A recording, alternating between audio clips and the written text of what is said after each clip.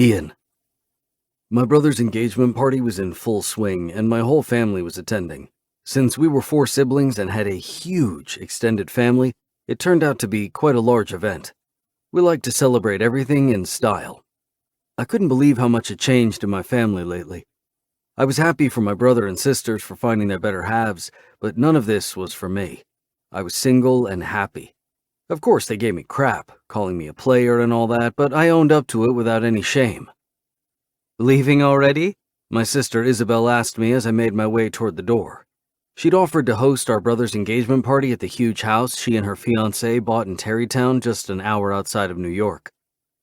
Yeah, I promised Henry that I'd pick up Ellie from the airport. The younger sister of my best friend was moving to the city. Of course, I'd help any of my friends, but I immediately offered to help Ellie settle in, a detail no one needed to know. "I still think he's hiding something," my other sister, Josie, noted. Damn, she was good. Being a lawyer, she naturally suspected things.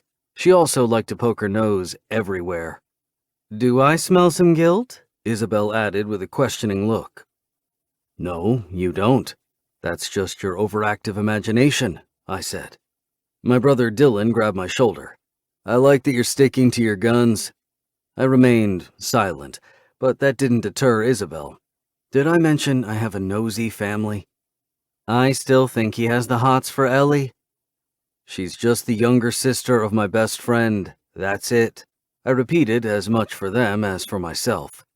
Yes, Ellie was hot, but she was Henry's sister, and that was that. "Yeah, keep saying that. Maybe you will believe it eventually," Josie said. "Who knows? Maybe by the time the next wedding rolls around, you'll show up with a date named Ellie." I shook my head. God, they were brutal. I already warned Isabel's wedding planner that I'm coming alone and that she shouldn't add anyone to my table, especially not any single ladies. So if you had any matchmaking plans in mind, forget it. Isabel pressed her lips together, holding up her palms. "I don't have any plans whatsoever, I promise." I laughed, leaving them to their machinations, and moved on to bid my parents goodbye. They'd flown to New York for the engagement party. They lived in Montana and only came to the Big Apple for special events. Although, since Josie had given them a granddaughter, they'd been visiting more often. And once Isabel announced she was pregnant too, I was sure they'd visit even more frequently. I kissed Mom's cheek and shook Dad's hand. "Ian, we still have to talk about you paying for the flights," he said sternly. My parents were proud and didn't like us kids pitching in where we could. But they'd taken care of us all our lives, and so my siblings and I all agreed we'd try to lighten the burden when they retired by helping out with the little things. Besides, they wouldn't even be in New York if it wasn't for us kids, so that was another reason why my brother, sisters, and I footed the bill. "We'll talk about it later," I replied, winking. My parents were stubborn, but so was I. I was set on this. "Don't think this conversation is over, young man," Mom said. Her stern tone took me right back to my childhood days, when I got myself and my siblings in trouble, and Mom knew exactly who was responsible. I hadn't been able to help myself. I was known as the troublemaker of the small town we grew up in. "Wouldn't dream of it." I winked at her, too, before heading out to the driveway. I got in my Tesla and drove directly to JFK. I had about an hour to get there, according to my GPS, and an hour to not think about Ellie. My sisters were not entirely wrong with their speculations. Henry and I had been best friends since our college days in D.C. Ellie was 6 years younger than us, and at 18, that seemed like a huge age difference. And the couple of times I saw her back then, she was a timid girl, and I wasn't even paying that kind of attention to her. She'd been just my best friend's younger sister. All that changed 2 years ago. Ellie was 21 and I was 27 when we spent 3 weeks in Lake Tahoe with Henry and a group of friends. She was so damn gorgeous that I couldn't look away from her. Henry made me promise not to flirt with his sister. He knew me well, since we played with the same deck of cards, so to speak. If I had a younger sister, she'd be off limits to Henry, too. I'd agreed without a second thought and had even given him shit for warning me off. The joke was on me, because I spent those 3 weeks fighting myself and my instincts. That was 2 years ago. Then, just a few weeks ago, he called to ask me to get his sister situated with her move and reminded me again that Ellie was totally off limits. I told him I had excellent self-restraint these days. It turned out I didn't. I saw her the first time 2 weeks ago when she came in for an interview. I kept myself in check. Barely. But I was determined to be on my best behavior. On the drive from Terrytown to JFK, I checked her flight on my phone. She was coming in from Miami, and it looked like it was on time. When I arrived at the airport, I parked in short-term parking and checked the flight app again. The plane had landed 2 minutes ago. Hopping out of my car, I dashed to the main entrance and patrolled the waiting area, glancing at the arrival doors every time they opened. About 40 minutes later, Ellie walked out. She was pushing a cart filled with 5 huge bags. I could barely see her behind them, but as soon as she saw me, she was smiling from ear to ear. Damn. Keep eye contact, Ian. Don't look at that long brown hair that reaches to her waist, or her huge round eyes almost as dark as her hair. Eyes up, Ian. Way to go, asshole. 10 seconds in, and I was checking her out. Ellie Kavanaugh was testing my self-control already. Only 5 bags, huh? I teased her. Hey, I love clothes, she said with a shrug. Most of the time I'm in my kitchen uniform, so when I'm not working, I like to dress up. She looked gorgeous in her jeans shorts that showed off her perfect ass and a simple yellow top that molded to her curves. She was no taller than 5'2", tiny compared to my 6 feet. I could scoop her up with one arm. She was just that petite. I shook my head. What was I thinking? I nudged her aside and began pushing the cart and reminded myself, no touching. No thoughts about touching or anything else either. She is off limits. So gallant. Thank you for pushing my baggage cart, she said. How was your flight? Uneventful. I just read a book. Thanks for picking me up. You know it's not necessary, right? Of course it is. How else are you going to carry all your 5 bags? She grinned, and I barely restrained from leaning in closer. I was in deep shit, for sure. That's true. Besides, I promised Henry I'd help you settle in. That's right. Talking about her brother should make me stop this nonsense. Oh, my brother. Always so overprotective, but he means well. I think he hopes you're just going to slip into his shoes and play the big brother role. Yes, he does, I agreed. And I promised him I'd do just that. The corners of Ellie's mouth twitched. She nudged my arm with her shoulder. A word of warning? He's going to ask for a report from time to time? I frowned. No, he won't. He's not like that. What? She was trying to press my buttons? He is when it comes to me. Well, yeah, but I know Henry. True, and he knows you. She burst out laughing, averting her gaze as we walked to the parking lot. What's that supposed to mean?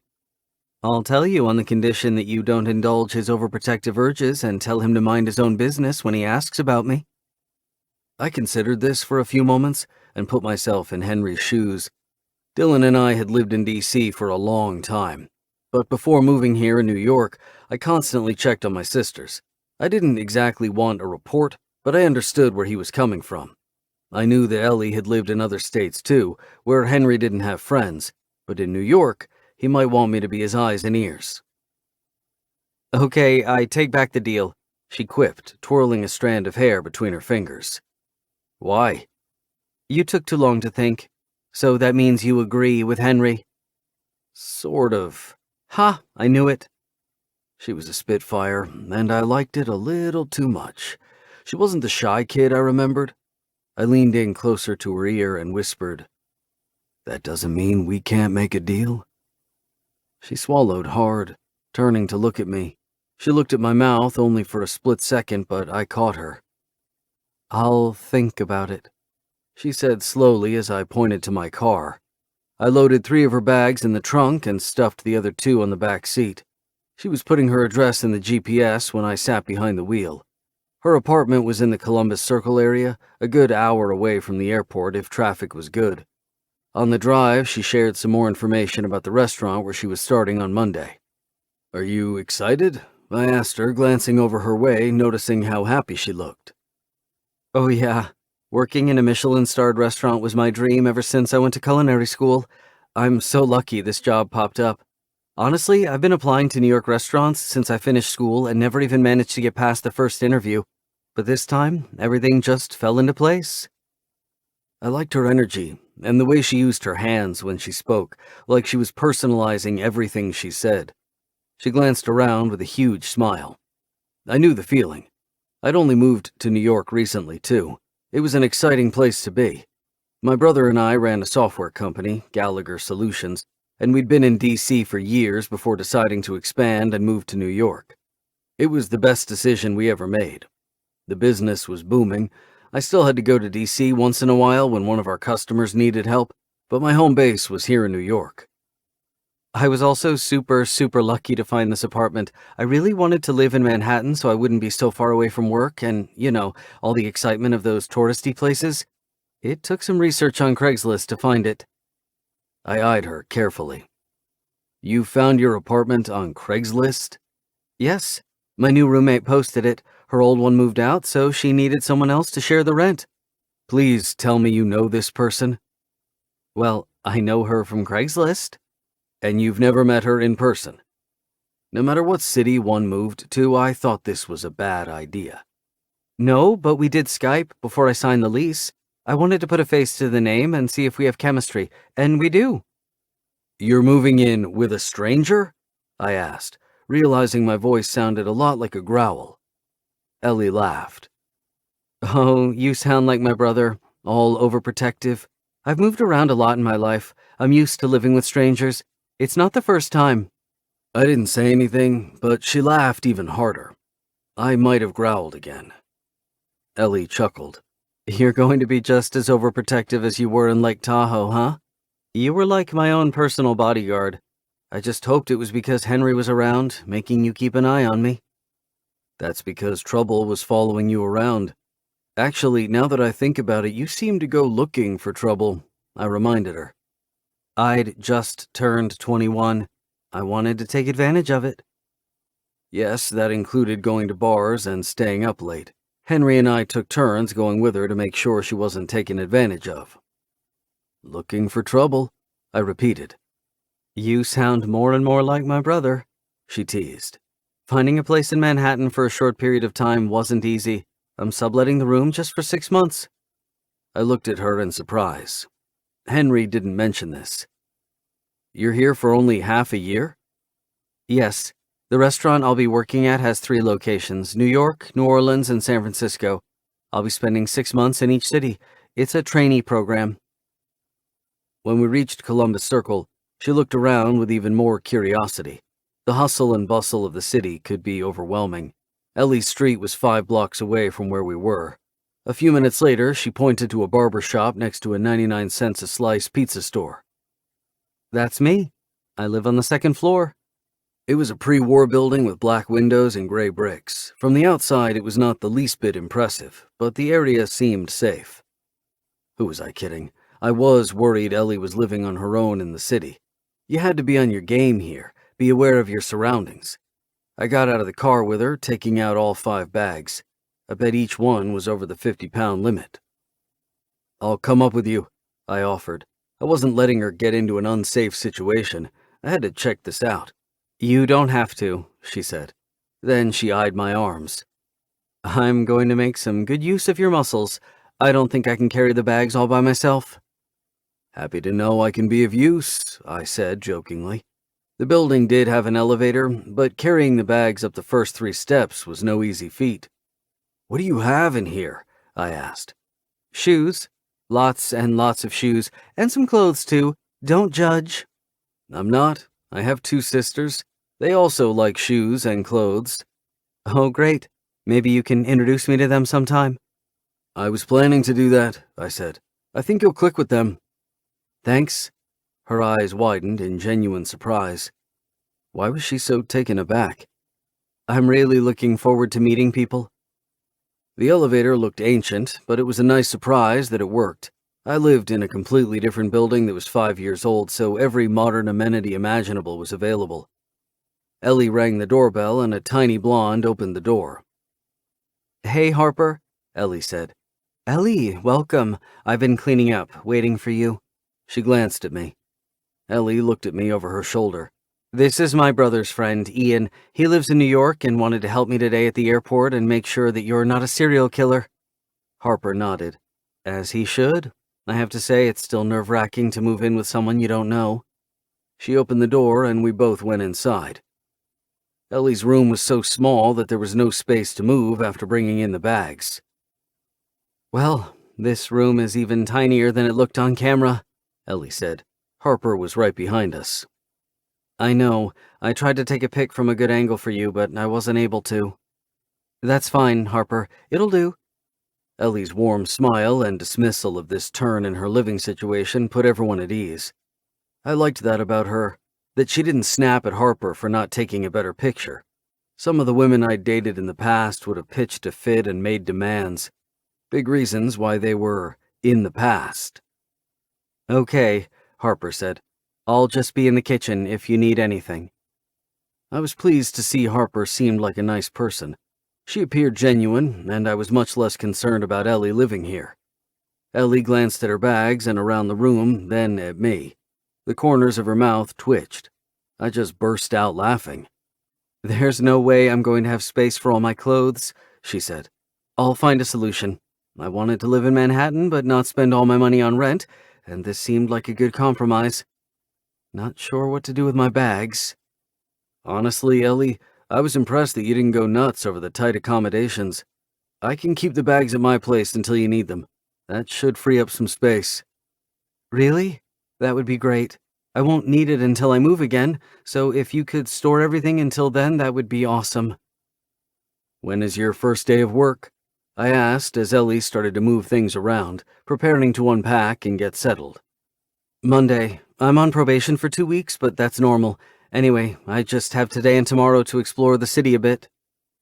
"I can explore it with you," I said.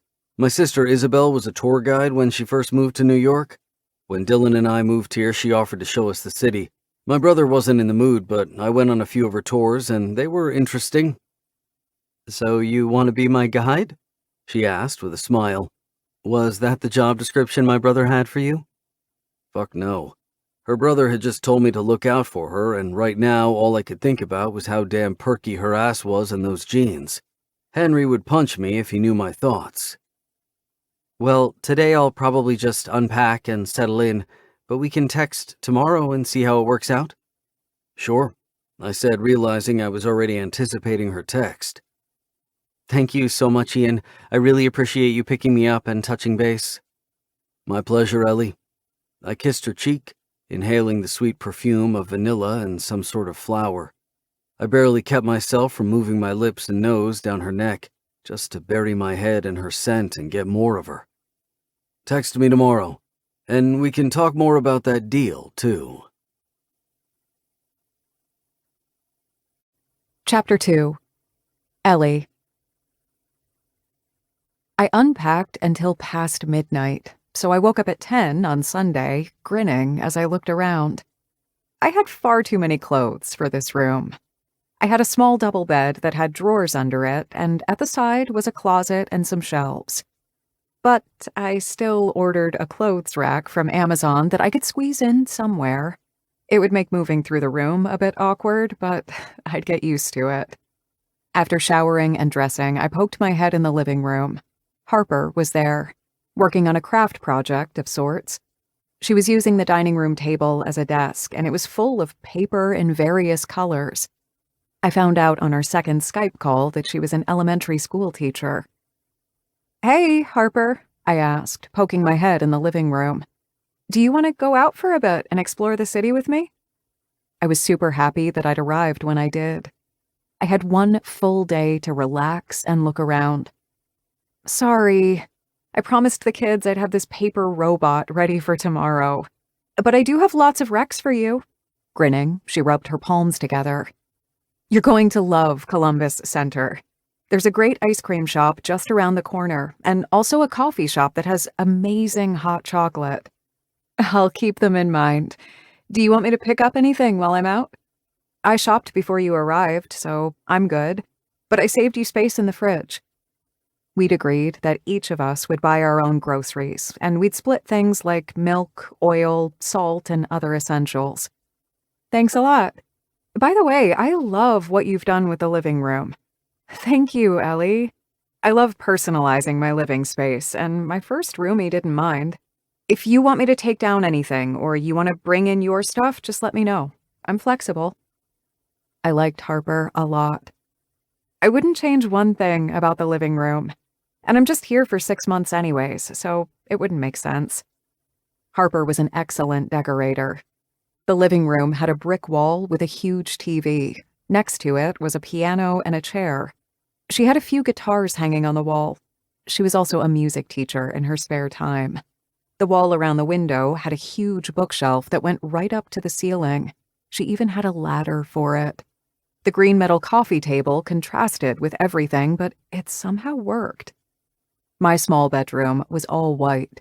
The last roomie left it in great condition, though it was repainted and the orange fluffy rug was professionally cleaned. The wood floors could use some polishing, but the rug was large enough to cover most of the area. I needed some decorations to make it feel homier, though. I went back to my room, checking my phone. On a whim, I texted Ian. Ellie, does your offer still stand? I want to explore the city a bit. He answered almost immediately.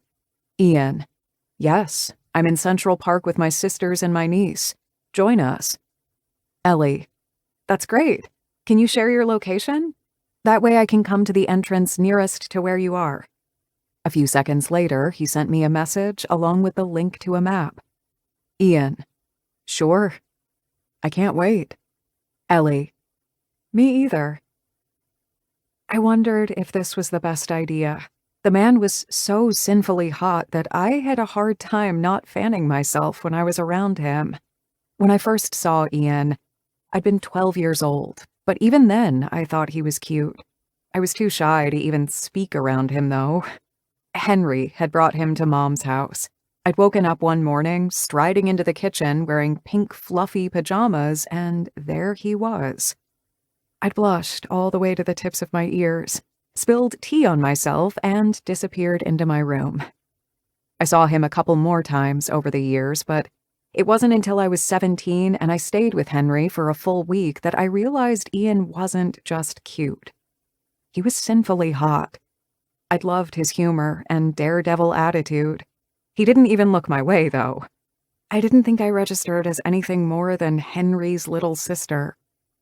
The summer I turned 21, Henry asked if I wanted to spend a few weeks with him, Ian, and a couple of friends in Lake Tahoe. I said yes before he even finished the sentence. It had been, hands down, the best vacation of my life. Lying around in the sun for hours, enjoying cocktails and a good book, and Ian... Well, I wasn't going to lie. I'd had a bit of a crush on him. But who could blame me? He was 6 feet of pure muscle. He was different than anyone I'd dated in college. They'd all been boys, but Ian was a man who'd seemed intent on keeping me from sneaking into shady clubs, but nothing else. I hadn't touched base in the 2 years since, but seeing him when I came to interview for this job was like a shock to my system. I'd hoped that I had grown immune to him by the time I met him again, but that hadn't happened. Maybe I'd get luckier next time. I was sure that my body wouldn't react the same way again. I called my brother before leaving. He'd left me a few messages already. Hey, I was waiting for your call yesterday, he said. Figured you had a lot to do to get situated. I was up to my elbows trying to unpack. So, how do you like the city? How did Ian treat you? Well, I didn't see anything of the city, and Ian was very friendly. He helped me carry all my suitcases, even offered to show me around the city. I'm meeting him right now. Okay. I'm glad he's available to give you a tour, but a word of caution. Ian is an excellent friend, very loyal and sticks around. He's always been there throughout the years, but that said, he wouldn't make a good boyfriend. Not at all. He's a player, just like me. Oh, Henry, could you be any more obvious? Thanks for the warning, brother. You've only mentioned that like a million times already. I mean it. He's my best friend, remember? I know him very well, and he's just not the right guy for you. I'll keep that in mind. I promise. If it makes you feel any better, I'm also meeting his sisters. I don't think you need a chaperone, Ellie. That's not what I meant. Really? Because I felt that I might need a chaperone. If he looked at me again with those sinful blue eyes, I was going to combust spontaneously. Oh, Ian. He had made an impression on me. He was so gallant, helping me with my bags and everything. I loved his humor, too. It gave him an edge that enticed me. You have nothing to worry about, Henry. I tried to reassure him. I'll check in with you later today, okay? I want to open the map he sent me on my phone so I know where I'm going. Have fun. I'm very proud of you. Henry and I have always had a good sibling relationship, supportive of one another, so him saying that to me made me happy. Thanks. After hanging up, I put on my sneakers and glanced in the mirror. I was wearing jeans and a thin white t-shirt with short sleeves. It was still warm outside, even though it was September. Henry and I were very close, despite the age gap. Our parents divorced when I was in middle school. They both remarried, each bringing more kids into their marriage. We had a stepbrother from my mom's side and a stepsister from my dad's side. Henry and I lived with our mom, but neither of us fit in either of the new families very well. We always joked as kids that we were lucky because we had twice as many presents on Christmas, birthdays, and every other occasion. But it was quite lonely. It was perhaps one reason Henry and I were so close, even though he moved away for college while Mom and I remained in Ohio. My brother was always looking out for me. Not that I made it easy for him. In culinary school, I lived in Los Angeles. After graduation, I worked at a seafood restaurant in Portland and then Miami until I got this opportunity. But Henry knew how happy I was and was always so supportive. Once I stepped out on the street, I put on sunglasses. It was a warm autumn day, and I looked around with a smile. The apartment building might be old, but it had a lot of character. I liked the high ceilings and absolutely loved the hand-finished plaster walls. I liked Columbus Circle. It was pretty, with a mix of modern and historical buildings up and down the street. The storefronts were quaint, restaurants offering outdoor seating kept warm by portable heat lamps. The area had a big city feel with a hometown vibe. The pizza shop displays looked pretty delicious, and I was certain that I'd become a regular.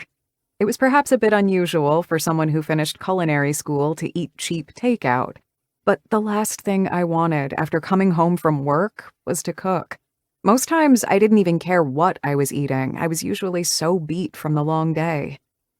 I followed the route to the location that Ian had shared with me.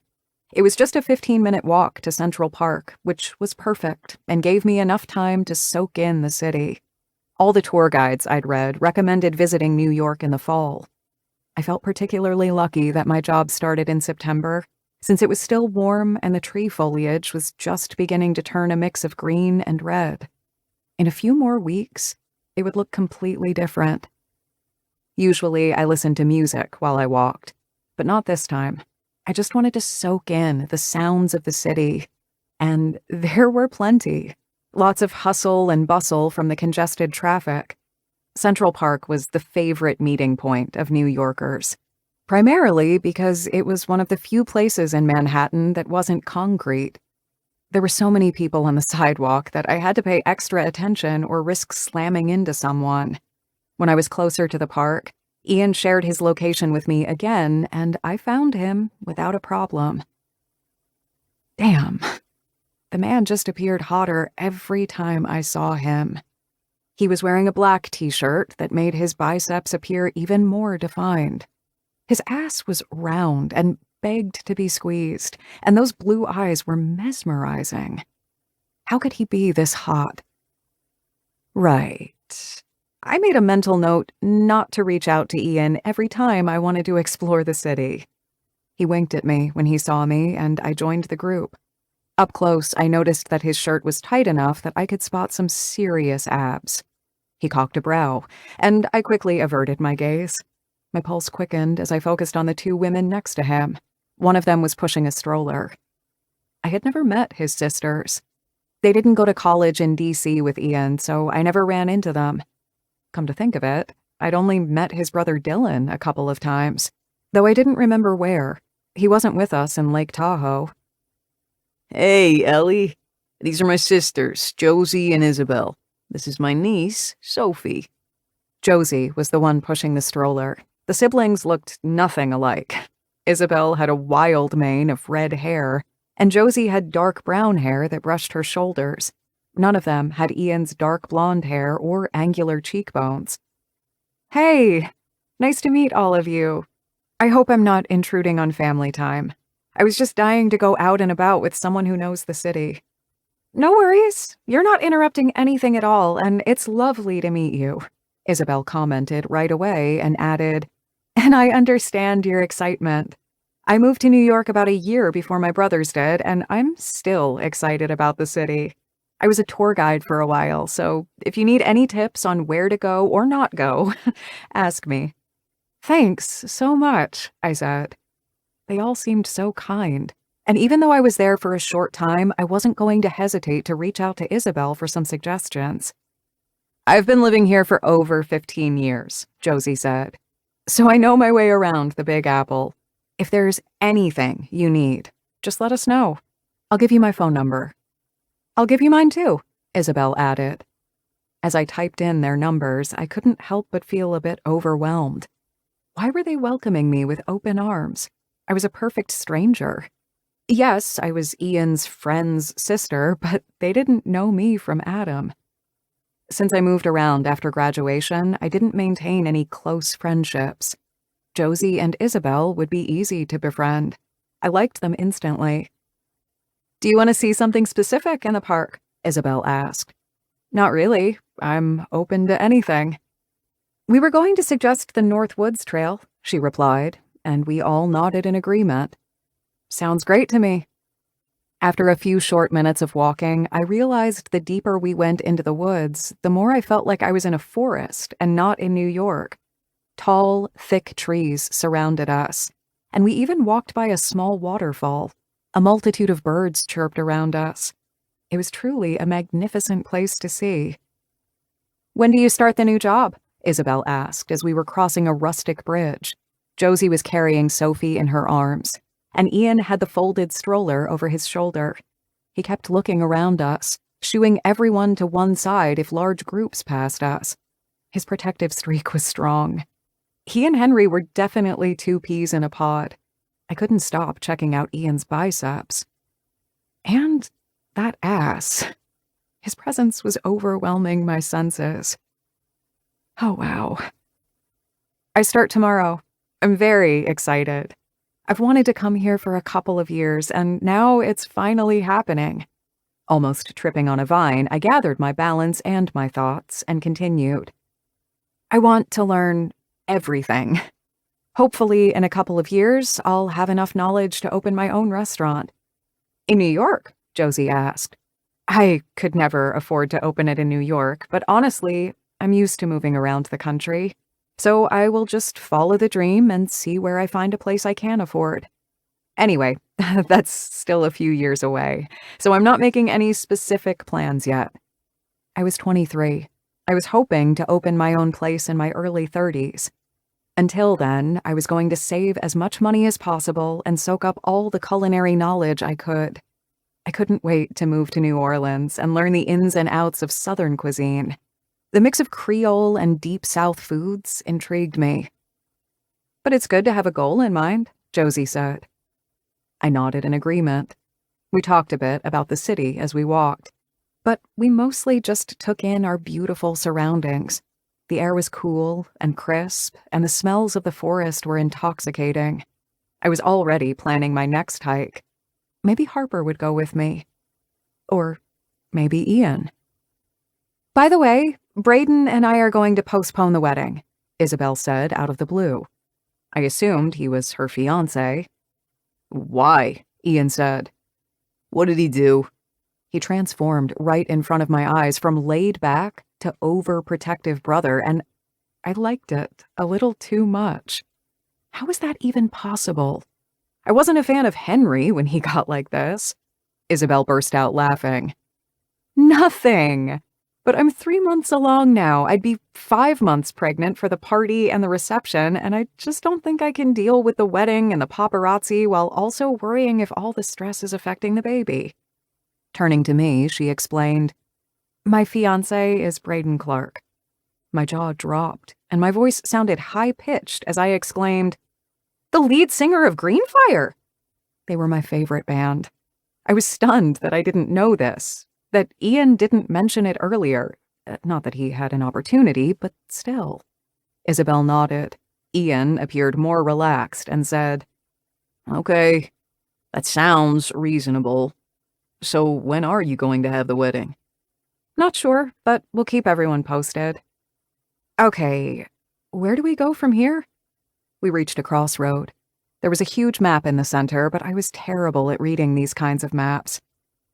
Right, looks like we hang a right, Josie said. The trail was 3.7 miles, and we finished it an hour and a half later. Sophie fussed for 20 minutes before she got downright upset, crying in her mom's arms. I think that's my cue to go, Josie said. To my astonishment, Ian leaned over, smiling at Sophie and tickling her under her chin. Sophie calmed down a little, and eventually smiled big at Ian. I had no clue that a grown man making faces at a baby could be considered hot, but damn. Wow, since when are you a baby whisperer? Josie asked. I liked the cute banter between the three of them and that they were a team, obviously supportive and caring of one another. Isabel clapped her hands. Excellent! Pretty please practice that skill more until my little one comes along? Sophie started wailing again, more uncontrollably, and Josie grimaced. I have to go. It was great meeting you, Ellie. Likewise. Isabel left with Josie and Sophie, leaving me alone with Ian.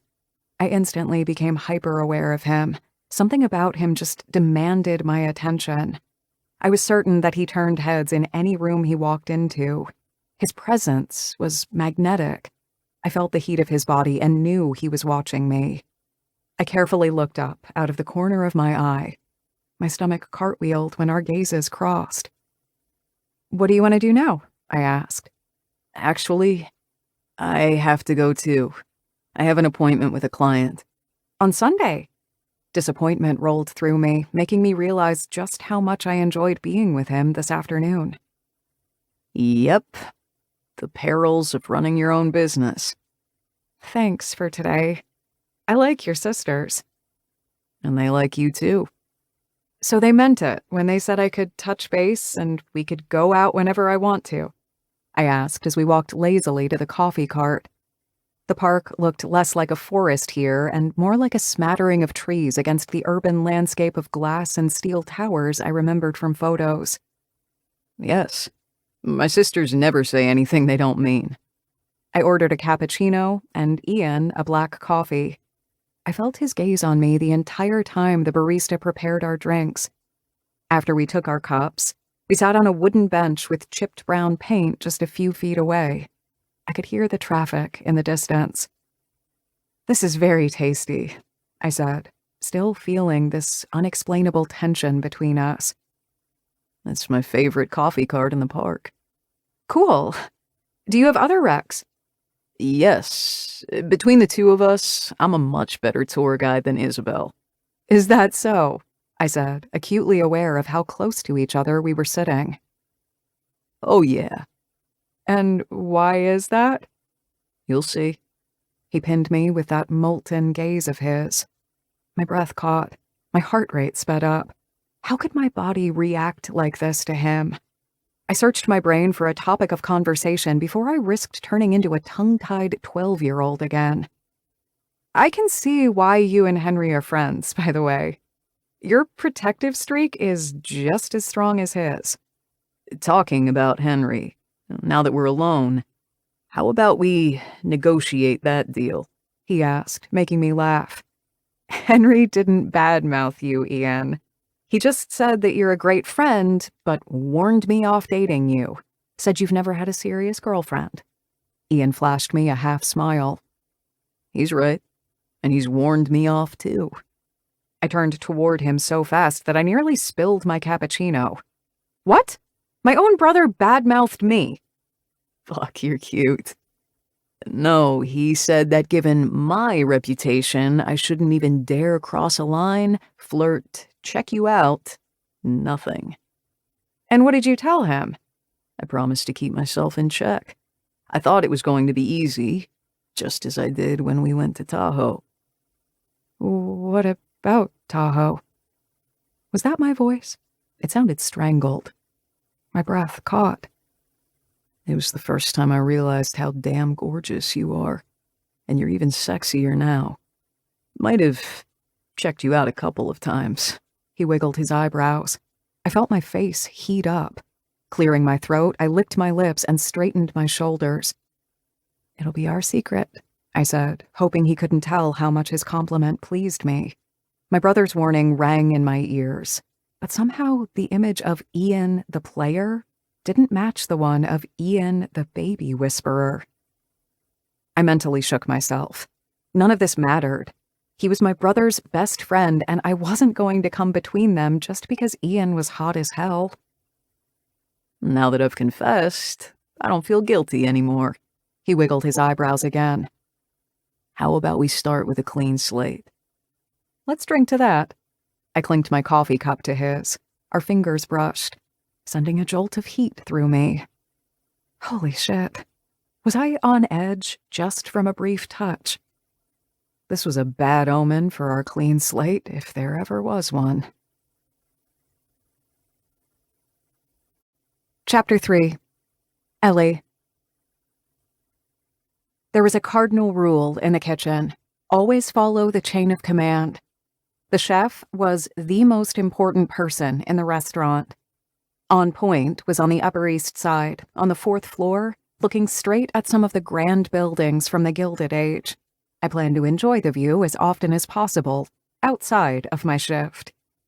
The kitchen had no windows, but even if it had, the pace we kept left no time for admiring the view. My job was pantry chef. I made cold dishes, like salads and starters. I'd been a pastry chef in my last job, which honestly was easier because there wasn't a ton of room for experimenting when it came to making pastries. The recipes had to be followed to the letter every single time. But starters were more creative. I already liked my new job. I started my day at 10 and finished at 6. Then the shift changed. The other pantry chef worked from 6 until 2 o'clock in the morning. I loved the general madness of the kitchen. Voices shouting orders, knives on chopping boards, the sound of oven doors opening and closing, and so on. For me, it was like a piece of exciting background music. It was invigorating, but as much as I loved my job, I couldn't deny that being on my feet all day was exhausting. I was even wearing ugly compression socks because they helped keep my feet from becoming too sore. At lunch, I practically inhaled a sandwich so I could get back to work. It wasn't until the afternoon that I had my first real break. I went to the staff break room, a plain, small room at the back of the kitchen with a few chairs. I put my feet up, glancing at my phone. My stomach somersaulted when I noticed the text from Ian. Ian, how was your first day of work? He was checking in on me. That was so thoughtful. I replied instantly. Ellie. Tiring, but super exciting. What are you doing after? I'm going to crash and watch Netflix. Do you want to grab dinner together? I bit my lip, considering this. I tapped my fingers on the phone, wondering what to reply. I was ridiculous. Ian was an attractive man, of course, but it wasn't like I didn't see handsome men regularly. I wanted to be friends with him and his sisters, not push him away just because he was hot. That was unfair to him. But I wasn't going to be fun at all tonight, feeling as tired as I was right now. Ellie. I think I'll be too exhausted. Let's meet later this week once I've had time to adjust a bit. Ian. Okay. If you need anything, let me know. I grinned, feeling giddy after I finished my break. As I'd predicted, I was bone tired when I arrived at the apartment in the evening. You've got a few packages, Harper informed me. I already took them to your room. Thanks.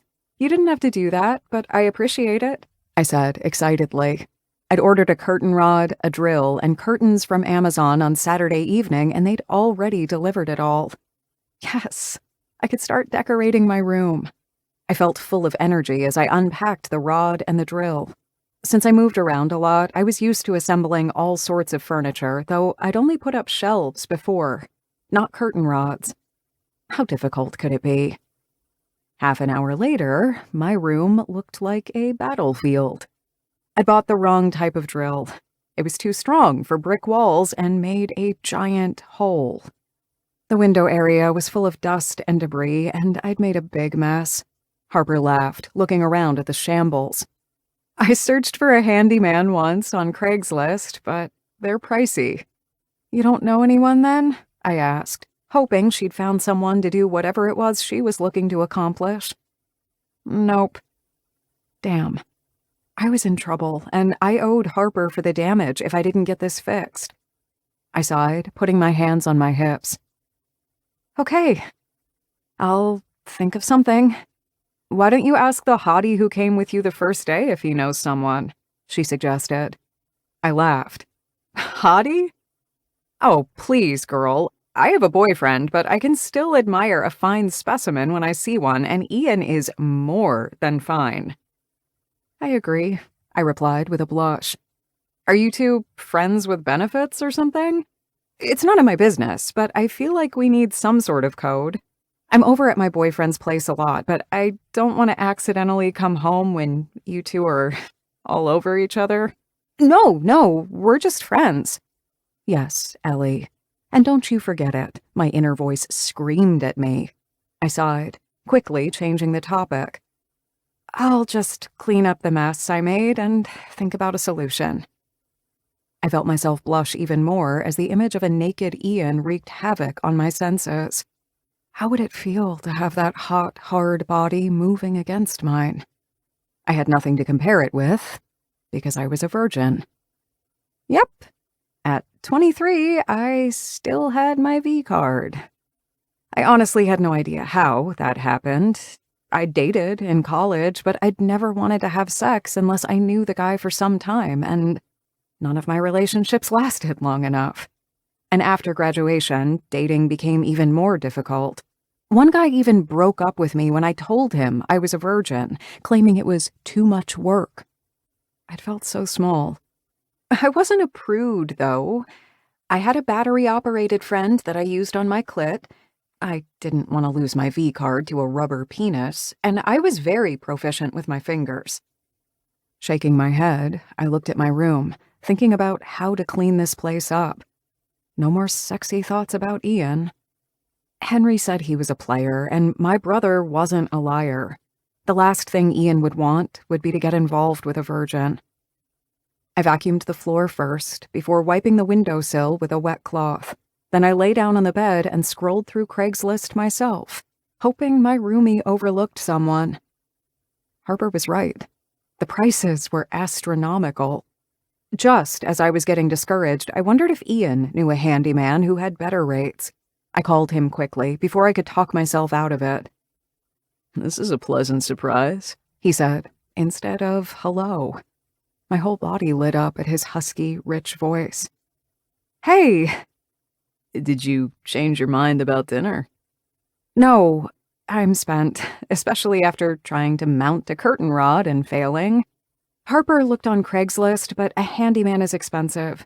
Do you know one that can maybe give me a friendship price? I asked, hopefully. Ian replied quickly. I'll do it. I blinked. Really? You want to spend an evening drilling? I want to spend the evening with you. I brought a hand to my belly, grinning. Was this flirty tone his idea of starting over with a clean slate? Thanks, Ian. When do you have time this week? I'm always free in the evening. I'm impressed. When you went to a meeting on Sunday, I thought you might be a workaholic. Nah, some meetings are unavoidable. I accommodate clients if they only have time in the evening or the weekends, but it's the exception, not the rule. I don't want to let work take over my life, and I'm in a position where I can make my schedule. That's a very cool philosophy. I just like making the most of my free time.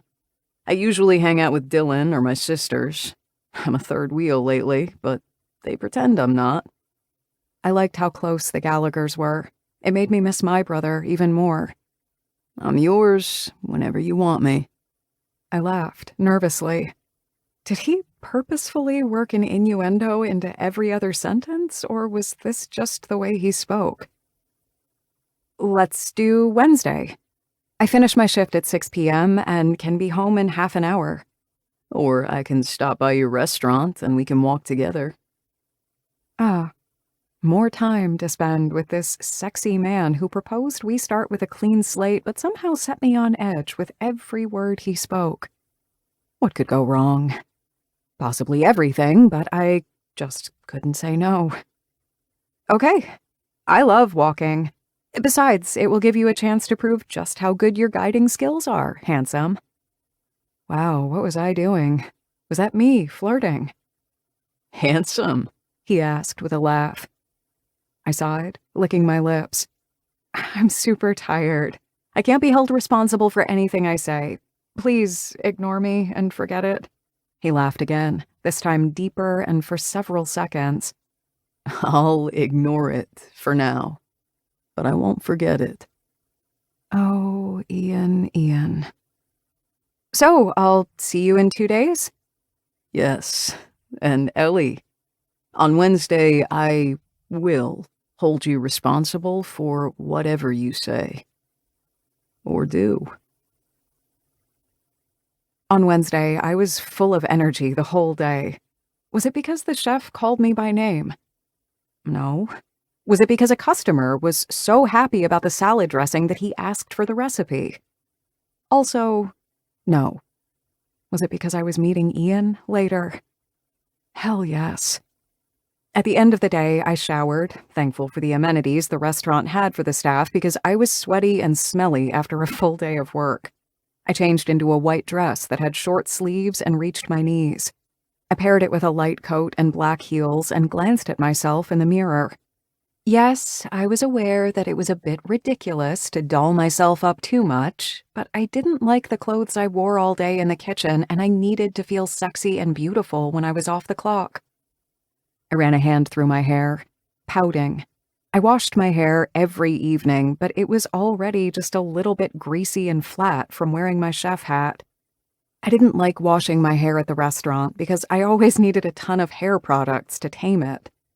I applied a bit of dry shampoo and then ran my hand through it for volume. Even though my feet were hurting, I liked that I was wearing high heels. Besides, I'd probably get to wear them for about 2 months before the cold weather set in, and then I'd only wear Ugg boots until March. When I walked outside the building, Ian was already pacing around, looking every inch as delicious as I remembered.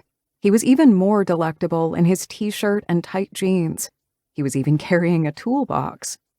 I smiled, walking up to him, fixing my gaze on his eyes. "You're sure you still want to be my handyman tonight?" I asked. Ian flashed me a half smile, pointing to his toolbox. Friend? Handyman? I'll be whatever you need me to be. I swallowed, licking my lips. Did he say that in a dirty way, or was I reading into everything? "Are you trying to get in my brother's good graces?" I asked. No, I'm trying to get into yours. Wow. I was already close to combusting, and we'd only been together for a few minutes. This evening was off to a good start. Chapter 4. Ian. I was an easygoing guy. I played things by ear and didn't take anything too seriously, but even I had a few rules. The most important one was, don't mess with your best friend's sister, and I wouldn't cross that line. especially after both Ellie and I agreed on starting over. I couldn't tell why the impulse to flirt with her won over logic. Maybe because she blushed deliciously when I talked dirty, or maybe because she seemed to light up each time we towed that line. "How are you liking work so far?" I asked as we strolled toward Columbus Circle. "It's honestly amazing. I'm learning so much, and the pace is insane. It's faster than any place I've ever worked. I'm half expecting to chop my fingers off every time I'm preparing a salad. I haven't even finished the one I'm working on when the next order pops up. It's crazy." We laughed, and she added, "But the vibe in the kitchen is just incredible, and there are so many amazing chefs." I loved the passion in her voice. My parents always tease me about my choice of career. I was sort of surprised to hear this, since Henry had the utmost respect for his little sister's occupation. "Why?" I asked. "Because neither of them likes to cook. We lived on takeout when we were kids." "You lived with your mom after the divorce, right?" Somehow I barely remembered hearing this story from Henry early on in our college years. She nodded, her shoulders slumped a bit. "Yes, I was spending summers with Dad, but lived with Mom the rest of the year. Henry went to college not too long after the divorce, but I had 6 years of living in both households." She looked so damn vulnerable. It made me want to cheer her up.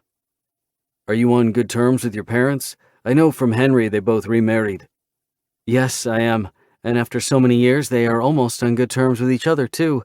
But it's not always easy to keep everyone happy. I also like my step-parents a lot." Making her family happy was important to her. It was something we had in common. The Gallaghers were always a tight group. It was how my parents raised us. No matter how mad my sisters would get at us or vice versa, we supported one another through thick or thin. The way I saw it, the unconditional support I got from family was one of the best things in my life. "We're not," she yelped as I pushed her sideways in the nick of time. "Watch where the fuck you're going," I yelled after the maniac biker who had nearly run her over. Focusing on Ellie, I looked her up and down just to make sure she was okay. Her eyes were wide, her cheeks flushed. "Are you hurt? Did he brush into you or something?" "I'm good, just shocked. It happened so fast, I didn't hear him." She was leaning with her back against a wall full of neon yellow graffiti, drawing in heavy breaths. I cupped her cheek, looking at her intently. "It's okay. It was just a scare," I said, trying to reassure her. My protective side kicked in like a reflex. She nodded, but her body was still stiff. "I'll shake it off. I just need a minute." I absent-mindedly stroked her cheek, touching the corner of her mouth involuntarily. Ellie exhaled sharply. Her pupils dilated. Fuck, what was I doing? On the other hand, it seemed to distract her from the incident. I took a step back, pointing for her to lead the way. I kept my hands to myself for the rest of the walk. Ellie chirped on about her neighborhood. She ended up being the tour guide. I didn't know anything about Columbus Circle, and I liked watching her so animated about everything. I'd never met anyone so expressive. She gesticulated with her hands, even twirling a couple of times when she pointed to several buildings she'd read about. She got lost in her surroundings. No wonder she hadn't heard the bike coming up on us before. I kept a close eye out again, just in case we happened upon any other out-of-control objects. When we entered her apartment, Harper greeted us from the living room. "Hey guys, I'm going to just stay here in the living room to work on a craft project. I hope that's okay. I feel like I don't get enough air in my bedroom." "Sure," Ellie said. "Ian's fixing the rod and the wall in my bedroom, so we might bother you just a little drilling 2 holes. "That's fine. I have noise-canceling headphones on," Harper said, pointing to her ears. "Great," Ellie commented with a wave as we walked the short hallway to her room. When Ellie opened the door, the space felt even smaller than before, maybe because it looked as if she'd crammed the entire inventory of a department store inside it. I glanced up at the wall and barely held back a laugh. "What's that?" she teased, pointing at my mouth. "You look like you want to laugh." "I made a bet with myself that you'd demolished half the wall." "Hey, I didn't demolish it. A piece of it just fell, but that's fine. I figured we could just drill the new holes higher up, and then the curtain will cover it, and I won't even see it. And I'll fix it another time." "I have everything I need to fill that up." "Wow, really?" "Yes." God, she was too cute. You're thorough. I looked straight at her. Always. She blushed, brushing a strand of her hair behind her ear and licking her lip. I wanted to capture her mouth and explore it until her legs shook. Okay, so do you need my help? She asked. Otherwise I can just go buy us some dinner. I don't need any help. I'll probably need about 20 minutes though. Great. I'll buy something from downstairs. It was cute, the way she tried so hard to keep her eyes on my face when I could tell she was dying to check me out. I went to the window, setting the toolbox on the windowsill. I smiled, feeling her watch me, and glanced over my shoulder. Ellie? Do you need anything, or are you just looking your fill? She blushed. I'm not going to answer that. I grinned. That's an answer all in itself. She laughed nervously, turning on her heels. It took me 15 minutes to finish everything. By the time she came back, I'd even packed my toolbox. I'm back. Oh, wow. Are you already done? It always takes me forever. I'm handy like that, I said, winking. Honestly, it's all about the tools. This drill piece is special for brick walls. Feeling a bit hungry after smelling the aroma from whatever she was holding, I asked, What did you buy? Some empanadas at the shop in the next building. The lady running it, Maria, is from Buenos Aires, and I am trying to convince her that she has to charge more for them because they are delicious. I hope she takes my advice. Until then, I'm just going to tip her generously. I was fascinated by how quickly she befriended someone she'd just met. I grew up in a small town in Montana, and I'd always missed the deep bonds of a small community. Connections were different in D.C. and New York. Somehow they only tapped the surface. I knew none of the neighbors in my building. New Yorkers in general were a cautious bunch, as they should be, but it made it difficult to make their acquaintance. I'll bring a plate with empanadas and we can eat in here. I don't want to disturb Harper in the living room. That's fine by me. I sat on the windowsill looking outside. There was no view to speak of. It looked directly into another building. Everyone had curtains so that you couldn't see inside the other apartments because they were just that close. I assumed it was the same reason Ellie wanted some, to ensure her privacy as well. She came back, sitting on the other end of the windowsill, the plate between us. Thanks for helping me out, she said. No problem. Next time you need something done, just call me. She grinned. I definitely will before I do more damage. I want to personalize the room a bit without investing too much time and money, since I'll be moving to New Orleans in 6 months. Why do you have to go again? She'd briefly alluded to this, but I never really understood it all. The job takes me to 3 restaurants, same brand, different cities, with cuisine tailored depending on the location. And at the end of it, they'll give you a permanent job? It's a possibility, but nothing is for sure. It will look great on my resume anyway, to have worked at these diverse locations, so I'm sure I'll be able to find a good job after that, or even another rotation, and then, hopefully, in a few years, I'll have enough knowledge and capital to open my own restaurant. I like that you know exactly what you want. I really did. Lately, I'd felt like I'd been missing something. I read once that it's good to keep your end goal in mind, especially when things get tough. True. Dylan and I wanted to create software for an insurance model for people with businesses in weather-dependent industries. Our parents operated a ski resort, and we had a few years without enough snow. So little we couldn't even make enough of it with our snow machines. It nearly ruined them financially, because insurance doesn't cover that. Anyway, the plan was to submit the software in a competition. The winner would have access to a wide network of partnerships to roll it out nationally. We messed up the submission, so we were disqualified. We were discouraged initially, but then I realized we could do it on our own. The goal wasn't to win the competition, but to create a product that would make people's livelihoods like my parents less of a roller coaster. We have the product, so that's a win. Now we're working on finding partners. It's moving more slowly than if we'd won the competition, but we're making progress. Are your parents still operating the resort? Did you go skiing a lot as kids? She asked. I got the impression that she wanted to hear everyone's life story from the moment she met them, and I liked that about her. So many women I dated were only into themselves. We did. As kids, we were on the slopes a lot after school, and my parents are retired now. How are they taking retirement? My mom's is coming up, and she's a bit grumpy. Honestly, they're enjoying it. They're happy that they have a granddaughter to spoil and over the moon that Isabel's pregnant too. That will be their second grandchild and they're ecstatic, which makes me happy as I'm now off their radar. I took a second empanada. The first one had been with shrimp. This was with chicken. You were right about the empanadas. They're great, I said. I wolfed the second one down, and when I reached for the third one, my hand brushed Ellie's. She drew in a sharp breath. I looked up quickly, just in time to see her glance away. The air between us instantly filled with tension, and we were just talking. This was insane.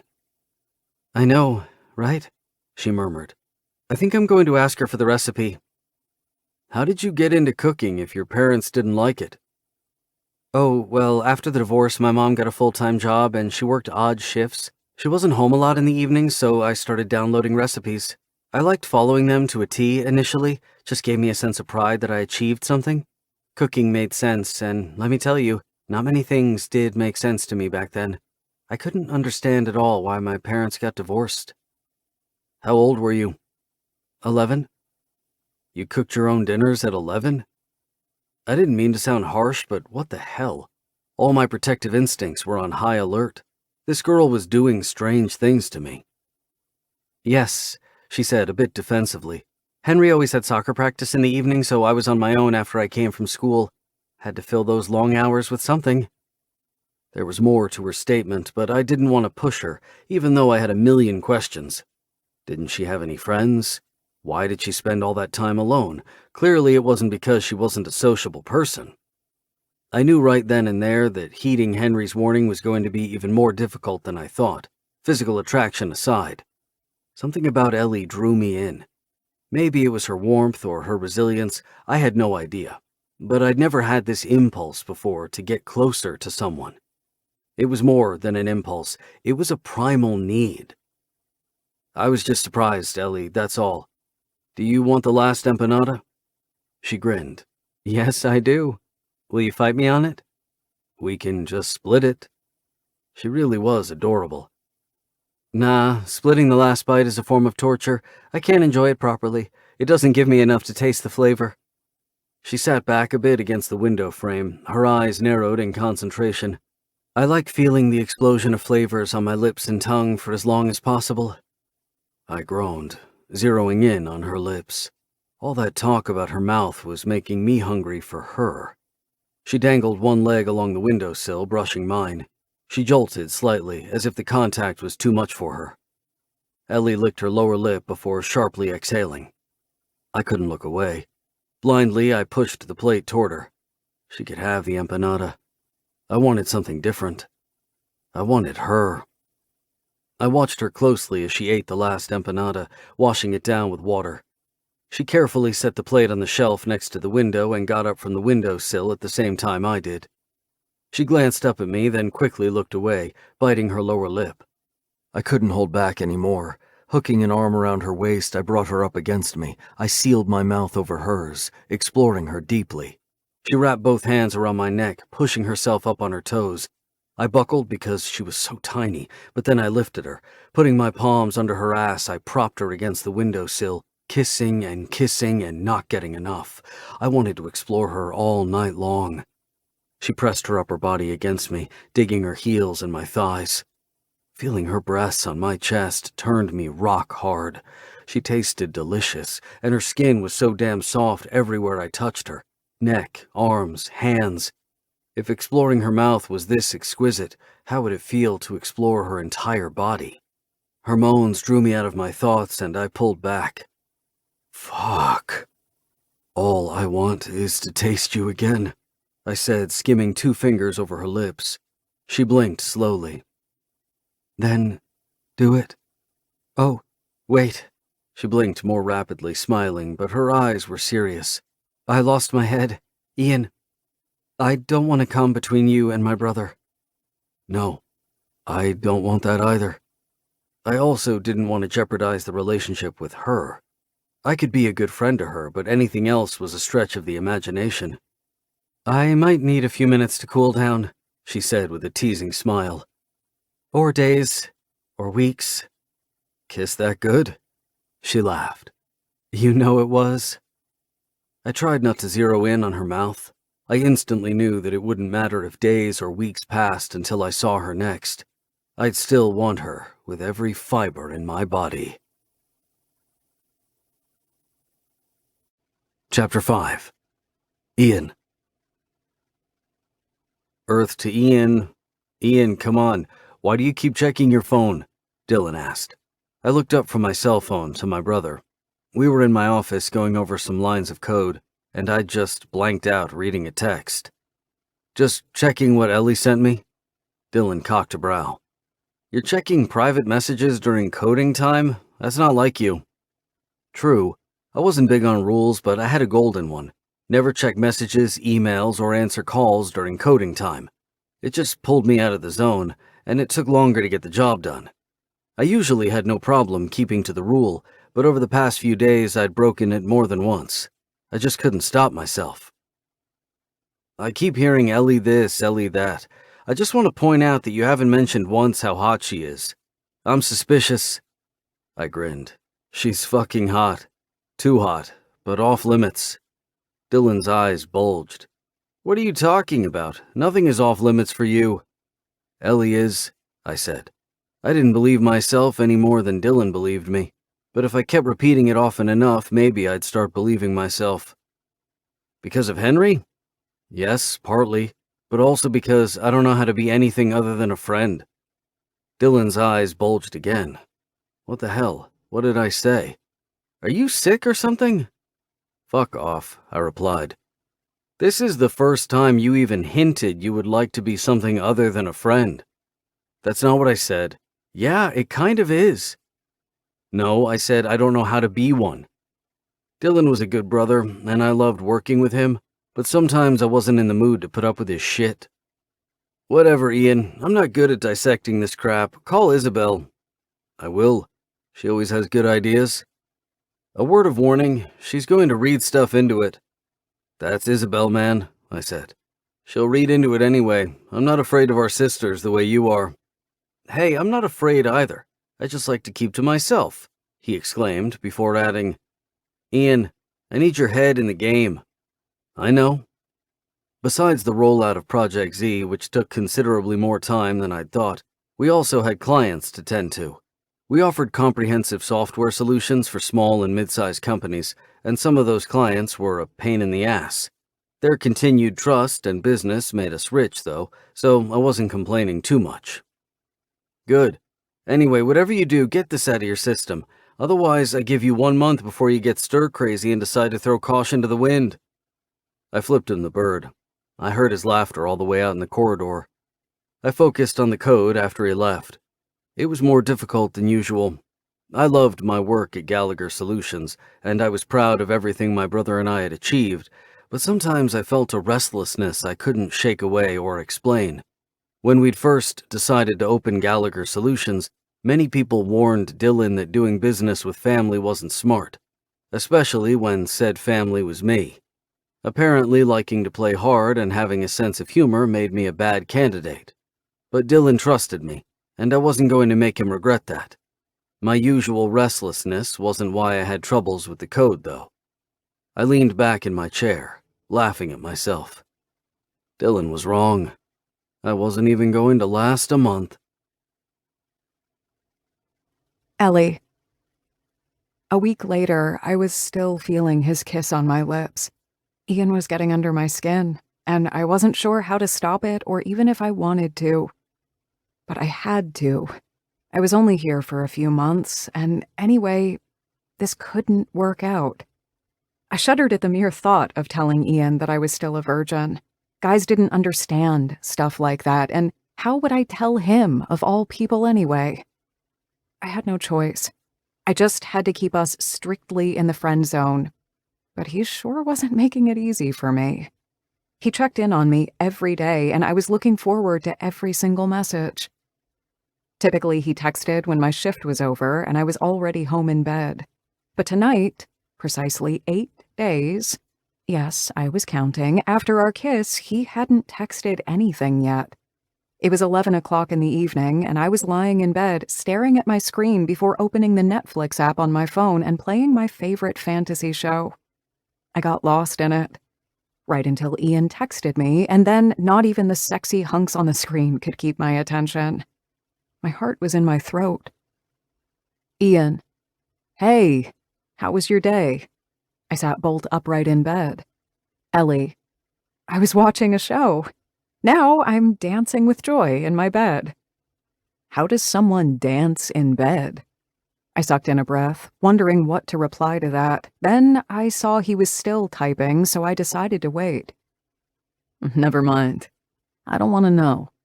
I grinned, but instead of leaving it at that, I started to type back. The angel on my shoulder told me to behave, but the devil on my other shoulder was full of sass. Why? Afraid you can't handle it? Pot, kettle. You're the one who said you need time to cool off. True. By the way, how is the cooling off situation? It's been 8 days. Was he counting too? Grinning, I face-planted in my pillow. Turning around on my back, I held the phone in front of my face. Still not entirely cooled off. Ellie. I could hear his voice in my mind. That delicious low baritone. Goosebumps formed on my skin. Wow. I was in deep trouble if just imagining how he'd sound saying my name elicited this reaction. I don't know how to do this. What do you mean? I bit my lip, wondering if I should tell him everything, but I couldn't exactly text my conundrum. Hey, I still have my V card. On a scale from 1 to 10, how much does that scare you? I couldn't do that. But I wanted to be as honest with him as possible. I'm not good with relationships. I'd blame it on my moving around all the time, but I think I'm the problem. I sent it and expected silence, but he replied almost instantly.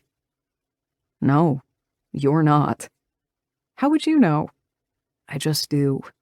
I laughed, shimmying against the mattress, yawning. I think I'm going to fall asleep. Am I boring you? Smiley face. Not at all.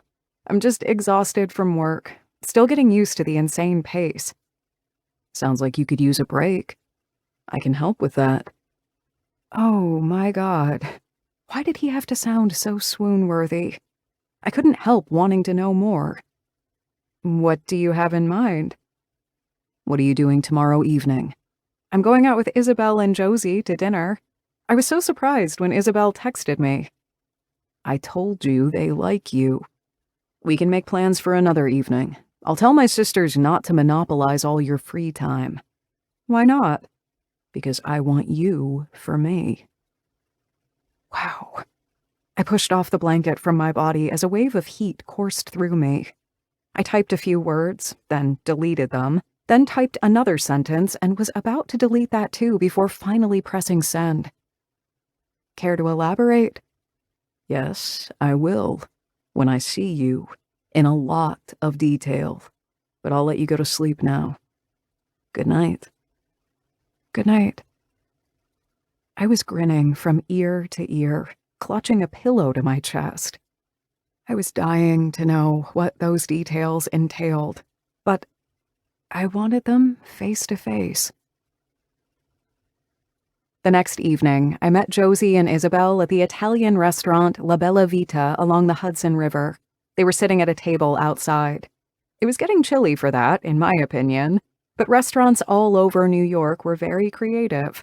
They had heaters everywhere, and also blankets to keep their patrons warm. It was a habit of mine to memorize the setup of restaurants and notice small details.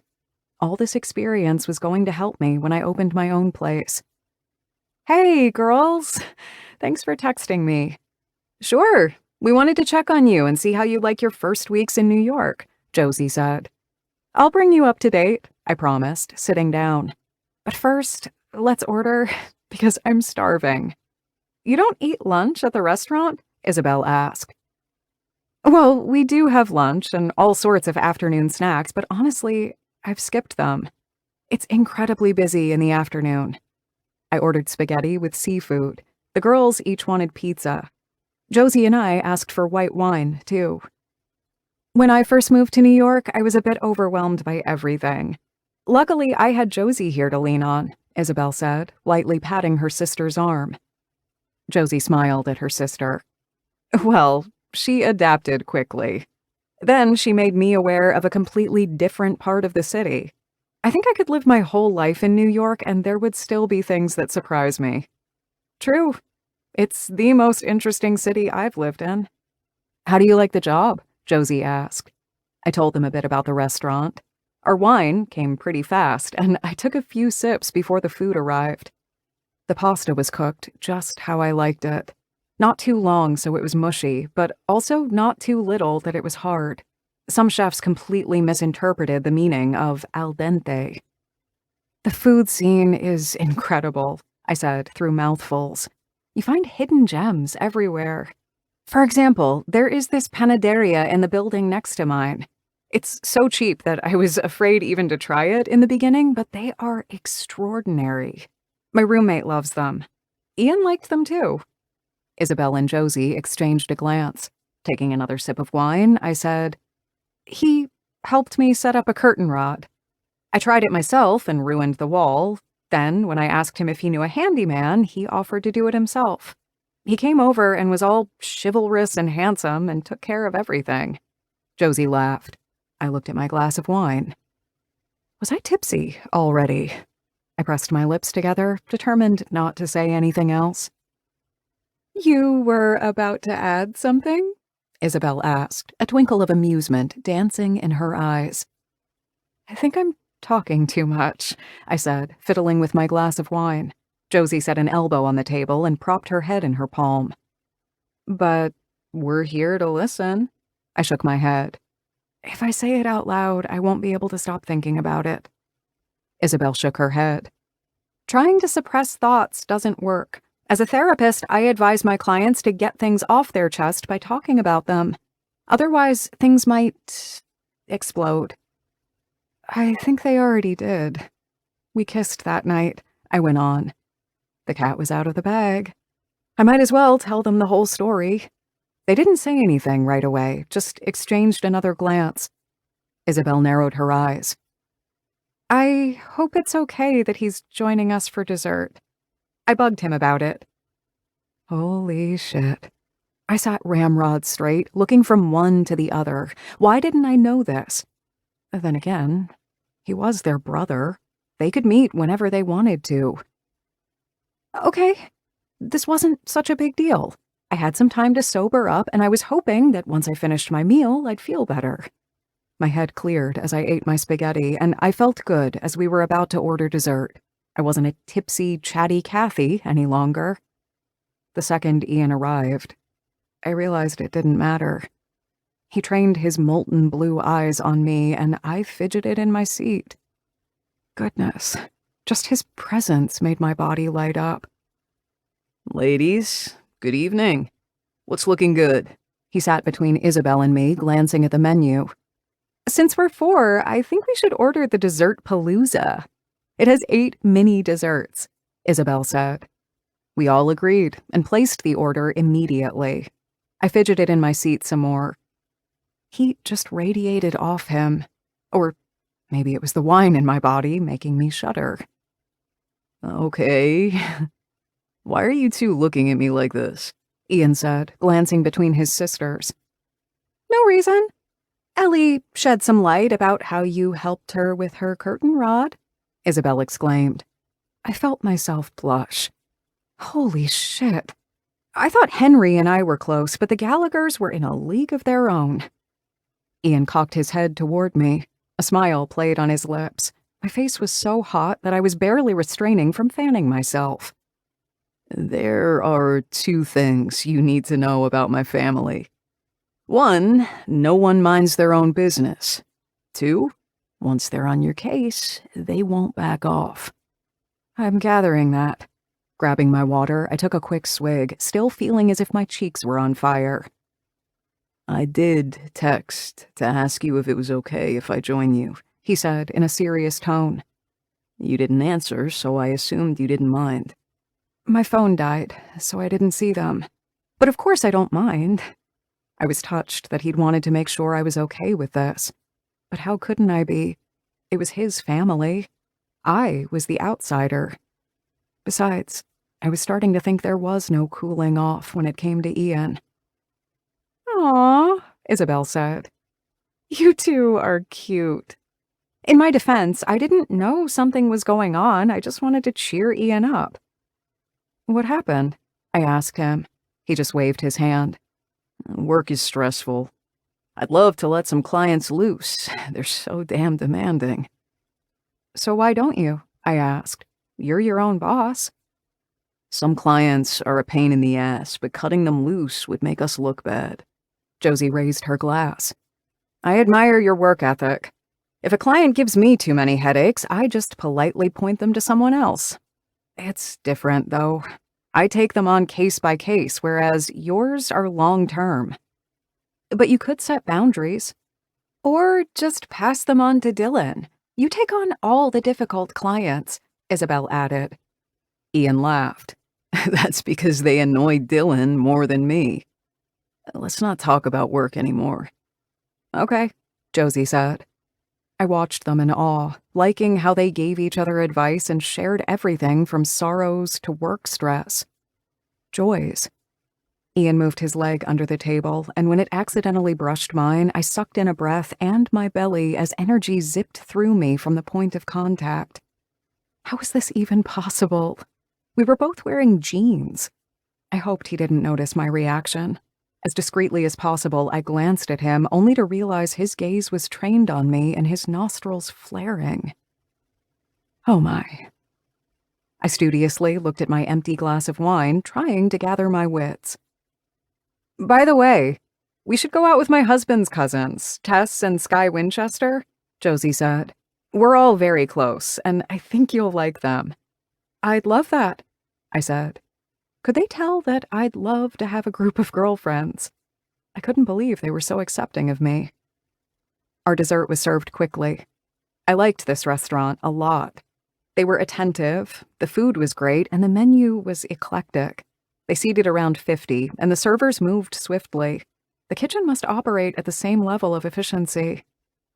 "Oh, I like these," I said, looking at the platter with the 8 desserts: strawberry cheesecake, tiramisu, a giant burger-sized macaron, cronut, chocolate cake, and 3 types of cupcakes. We split each in 4, so everyone could taste everything. They were all delicious. My favorite was the chocolate cake. "We have to do this again," Josie said, placing her napkin on the table and gathering her things. "But I'm going to leave now. I promised Hunter I'd be home so we can both put Sophie to bed. I'll pick up the bill." "No, you won't," Ian said sternly. "Ian, I mean it. It's on me." "Thanks," Josie said. I started to protest too, but when he trained his gorgeous eyes on me, I closed my mouth right back.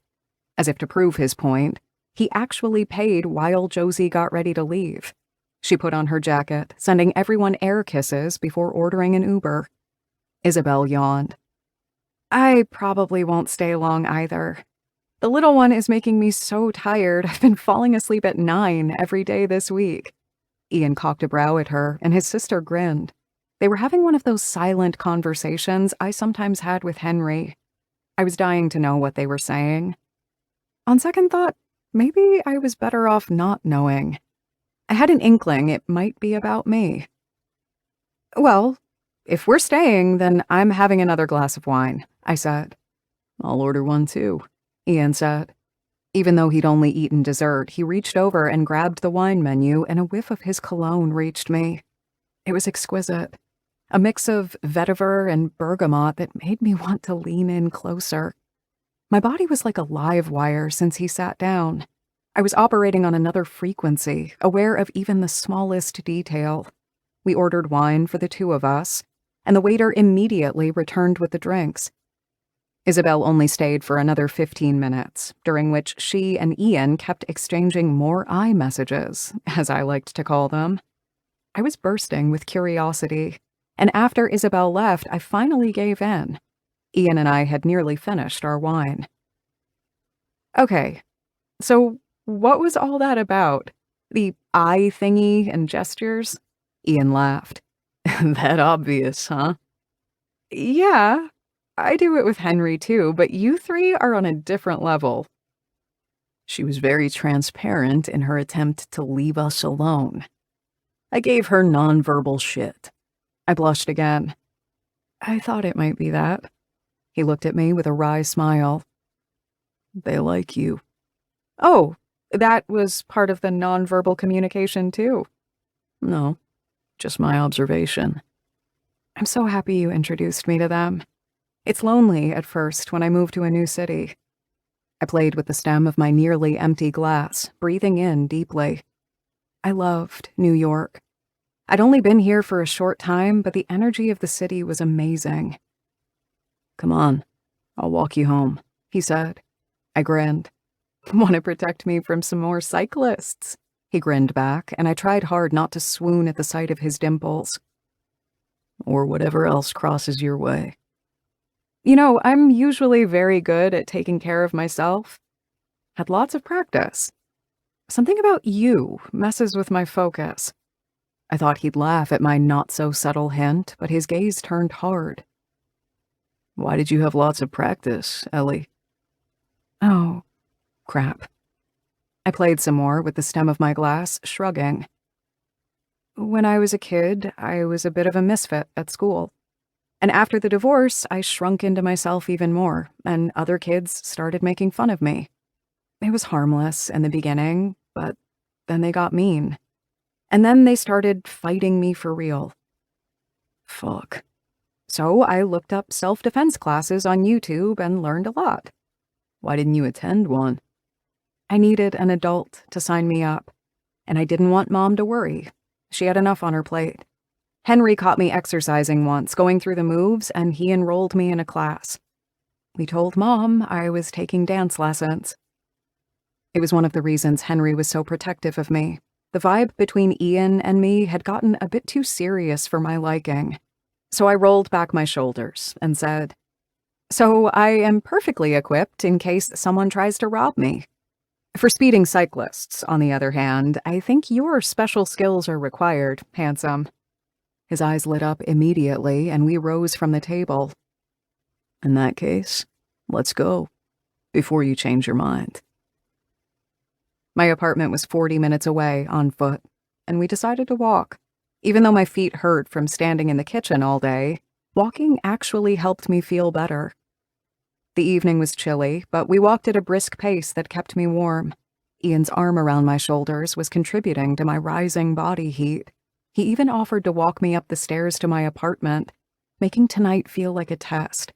Could we be just friends, who were a bit touchy-feely, and who sometimes flirted? So thoughtful, I teased him, but he just watched me intently as I went up the stairs. When we reached the door, I looked over my shoulder and my knees buckled at the intensity in his gaze. "Want to come in?" I asked. A deep growl reverberated from his throat. No way. I've been thinking about kissing you so often since the last time I was in there. I licked my lips. How often? You don't want to know. I do.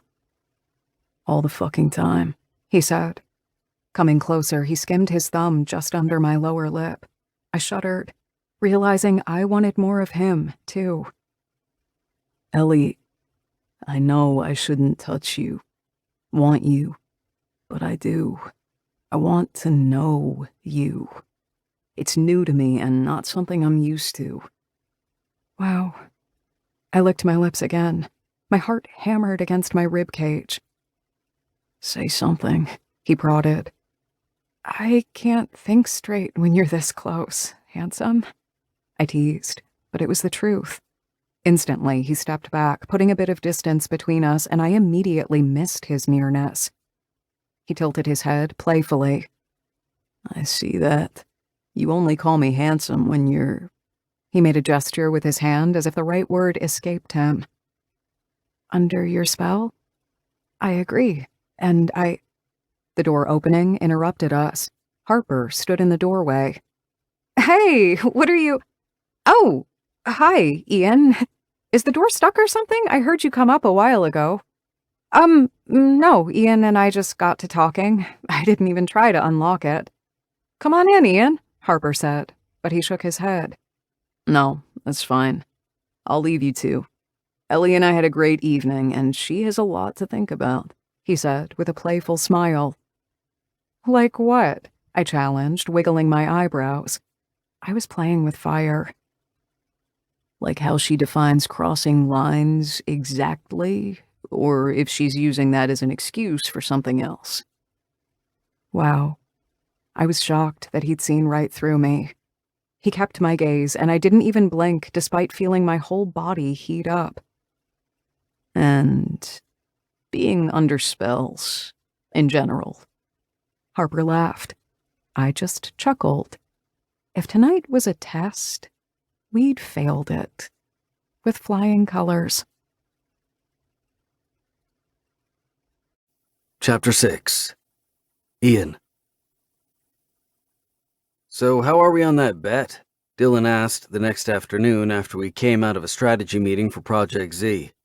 We just convinced a big partner to work with our software to develop an insurance product, so I was in a celebratory mood. What bet? I asked. The one where you won't last a month before deciding off limits wasn't in your vocabulary? I shrugged as I made myself a coffee at the machine we kept in the reception area.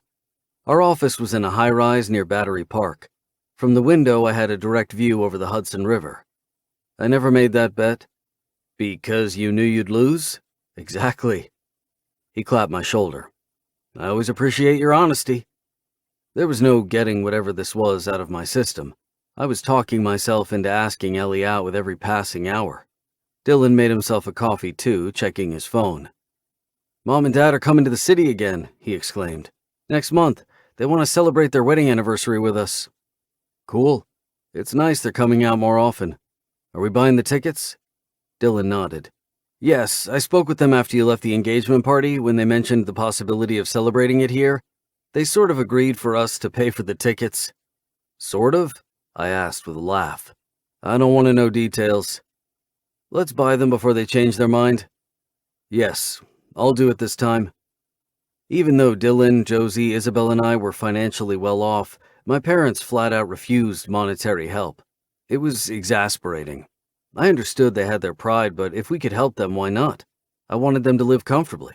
So we all took turns funding their flights. What are you doing this afternoon? He asked. I'm planning a coding session, but won't stay too long. I liked leaving early on Fridays. It was past lunchtime, so I didn't have much of the afternoon left, but I still could get in a few hours. Many business partners were surprised that Dylan and I still wrote our own code, but I enjoyed it. Sometimes it didn't even feel like work. I went straight to my office, sitting in my chair, lifting the armrests to a comfortable height for typing hours on end. It was a chair that gamers usually used, but it did the job. I'd barely opened my laptop when the screen on my phone lit up with an incoming call. It was from my sister. She rarely called during working hours because she knew I frequently turned the phone off, and reaching my voicemail exasperated her. I assumed she wanted to talk about our parents' upcoming visit. Hey, Isabel, I said. Ian, are you busy? Her frantic voice set me on edge. I sat up straighter in the chair. What's wrong? Ellie just texted me that she had an accident at work and she's at the hospital. The doctor advised her to call someone to take her home, but I have a client coming in and I can't just leave. Fuck. Tell me the address and I'll get her. I rose to my feet, jotting down the address on a post-it. Why hadn't she come to me first? I've got it. I'm going there now. Do you know what happened? No, I don't think it was anything too serious. She called herself and she seemed fine. Then why would Ellie need someone to take her home? As soon as I hung up, I left my office, ordering an Uber before I got in an elevator. When I stepped out of the building, I groaned. It was stuck in traffic, so the trip was canceled. I ordered a new one. Dylan had a driver during the day, and it always seemed pointless to me, but I was starting to change my mind. 10 minutes later, I was in my Uber heading to the hospital. Isabel was right. If Ellie had called her and not some hospital staff, it couldn't be too bad. But I wouldn't calm down until I saw her with my own eyes. When I arrived, I just followed the instructions Isabel texted me. It looked as if she'd forwarded me the message she got from Ellie. I found her in a small room by herself on the 11th floor. She was lying down on the bed, looking up at the ceiling. I scanned her body. She was in her chef uniform, long white pants and a white coat buttoned up in the middle. Nothing seemed wrong at first glance, but my nerves were still on edge. "Ellie, hey," I said, walking up next to the bed. She looked at me with a bright smile. "Hey, thanks for coming." "What happened to you?" I asked. "Kitchen accident. It happens all the time. I slipped and hit my head. They sent me here to get checked. The doctor says I have a minor concussion. I'm just a bit dizzy.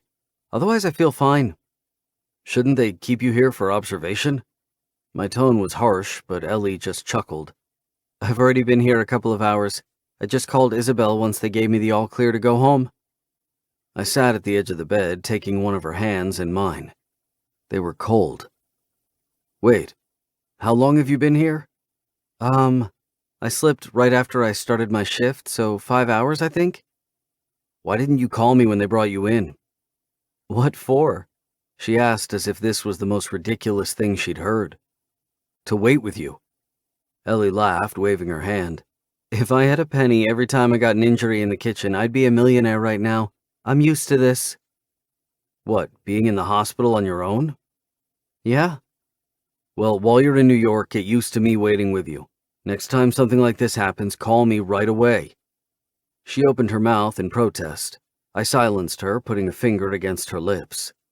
"Don't fight me on this, or I'll kiss you right here." Her breath caught. A doctor joined us just then. "Ah, Ms. Kavanaugh, how are you? I just signed your discharge, but I want to ask how you are before you leave." "I'm good." He looked at me. "I want a few moments alone with the patient." "Sure." I stepped outside, looking for something to cheer up Ellie. There were just a few vending machines with food and drinks. No, wait. There was also a small gift cart by the elevators.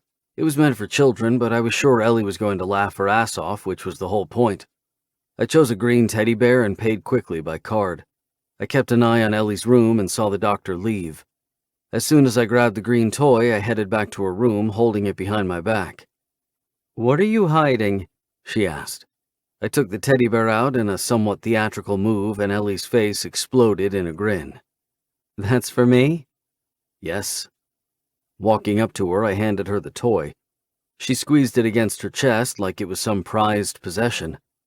"Thank you. I love it. I can't believe it." To my surprise, there was genuine emotion in her eyes. I mean, it was just a green kid's toy meant to cheer her up, but it seemed to mean more to her. She attempted to push herself up from the bed, and I immediately splayed my palm on her back, helping her into a seated position, then putting the jacket that lay at the foot of the bed on her shoulders. "Ian, what are you doing?" she asked. "Helping you." The corners of her mouth twitched. "I don't think I can injure myself by getting up, but thanks for having my back. Literally." "Is this amusing to you? You scared years off my life." Although I said this a little lightheartedly, the meaning was still the same. "Oh." Her smile faded as if only realizing what I was saying. Wasn't she used to anyone caring? I knew Henry did, but then again, they'd always lived in different cities, so maybe that made things different. "Do you need to fill any prescriptions?" I asked. "No, I'm just supposed to take Tylenol if I need it, and I have some at home." "Then let's go." When she rose to her feet, I put an arm around her waist, guiding her down the hall to the elevator. I ordered an Uber just before we went into the elevator, which was crammed, and I kept her tightly against me. The ride down to the main floor seemed like it took forever. By the time we stepped out of the hospital building, the car was already there. I helped Ellie in and then went to the other side, climbing in. "I'm fine. Don't fuss about me. I feel so silly," she whispered as the car lunged forward. "You're not silly. Ellie, tell me if you need anything, okay? It doesn't matter if it's during the day or in the middle of the night. I want to know." She exhaled sharply, nodding. We were silent for the rest of the drive, but I kept looking at her from time to time. She rested her forehead against the window, smiling whenever she caught me looking at her. She was carefully holding the teddy bear in her lap like it was something special. I touched the back of her hand with my fingers until I heard her breath quicken. I wasn't used to getting so uptight about anyone I wasn't related to. I could pretend I cared because Ellie was Henry's sister, But it went beyond that. Whenever I saw, texted, or spoke to her, my whole demeanor changed.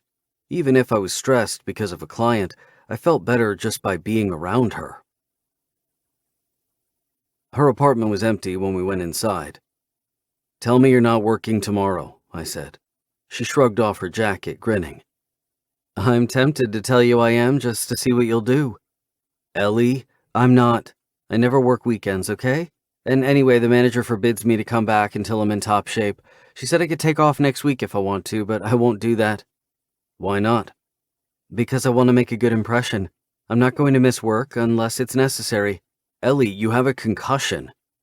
"A mild one. Barely even that, really."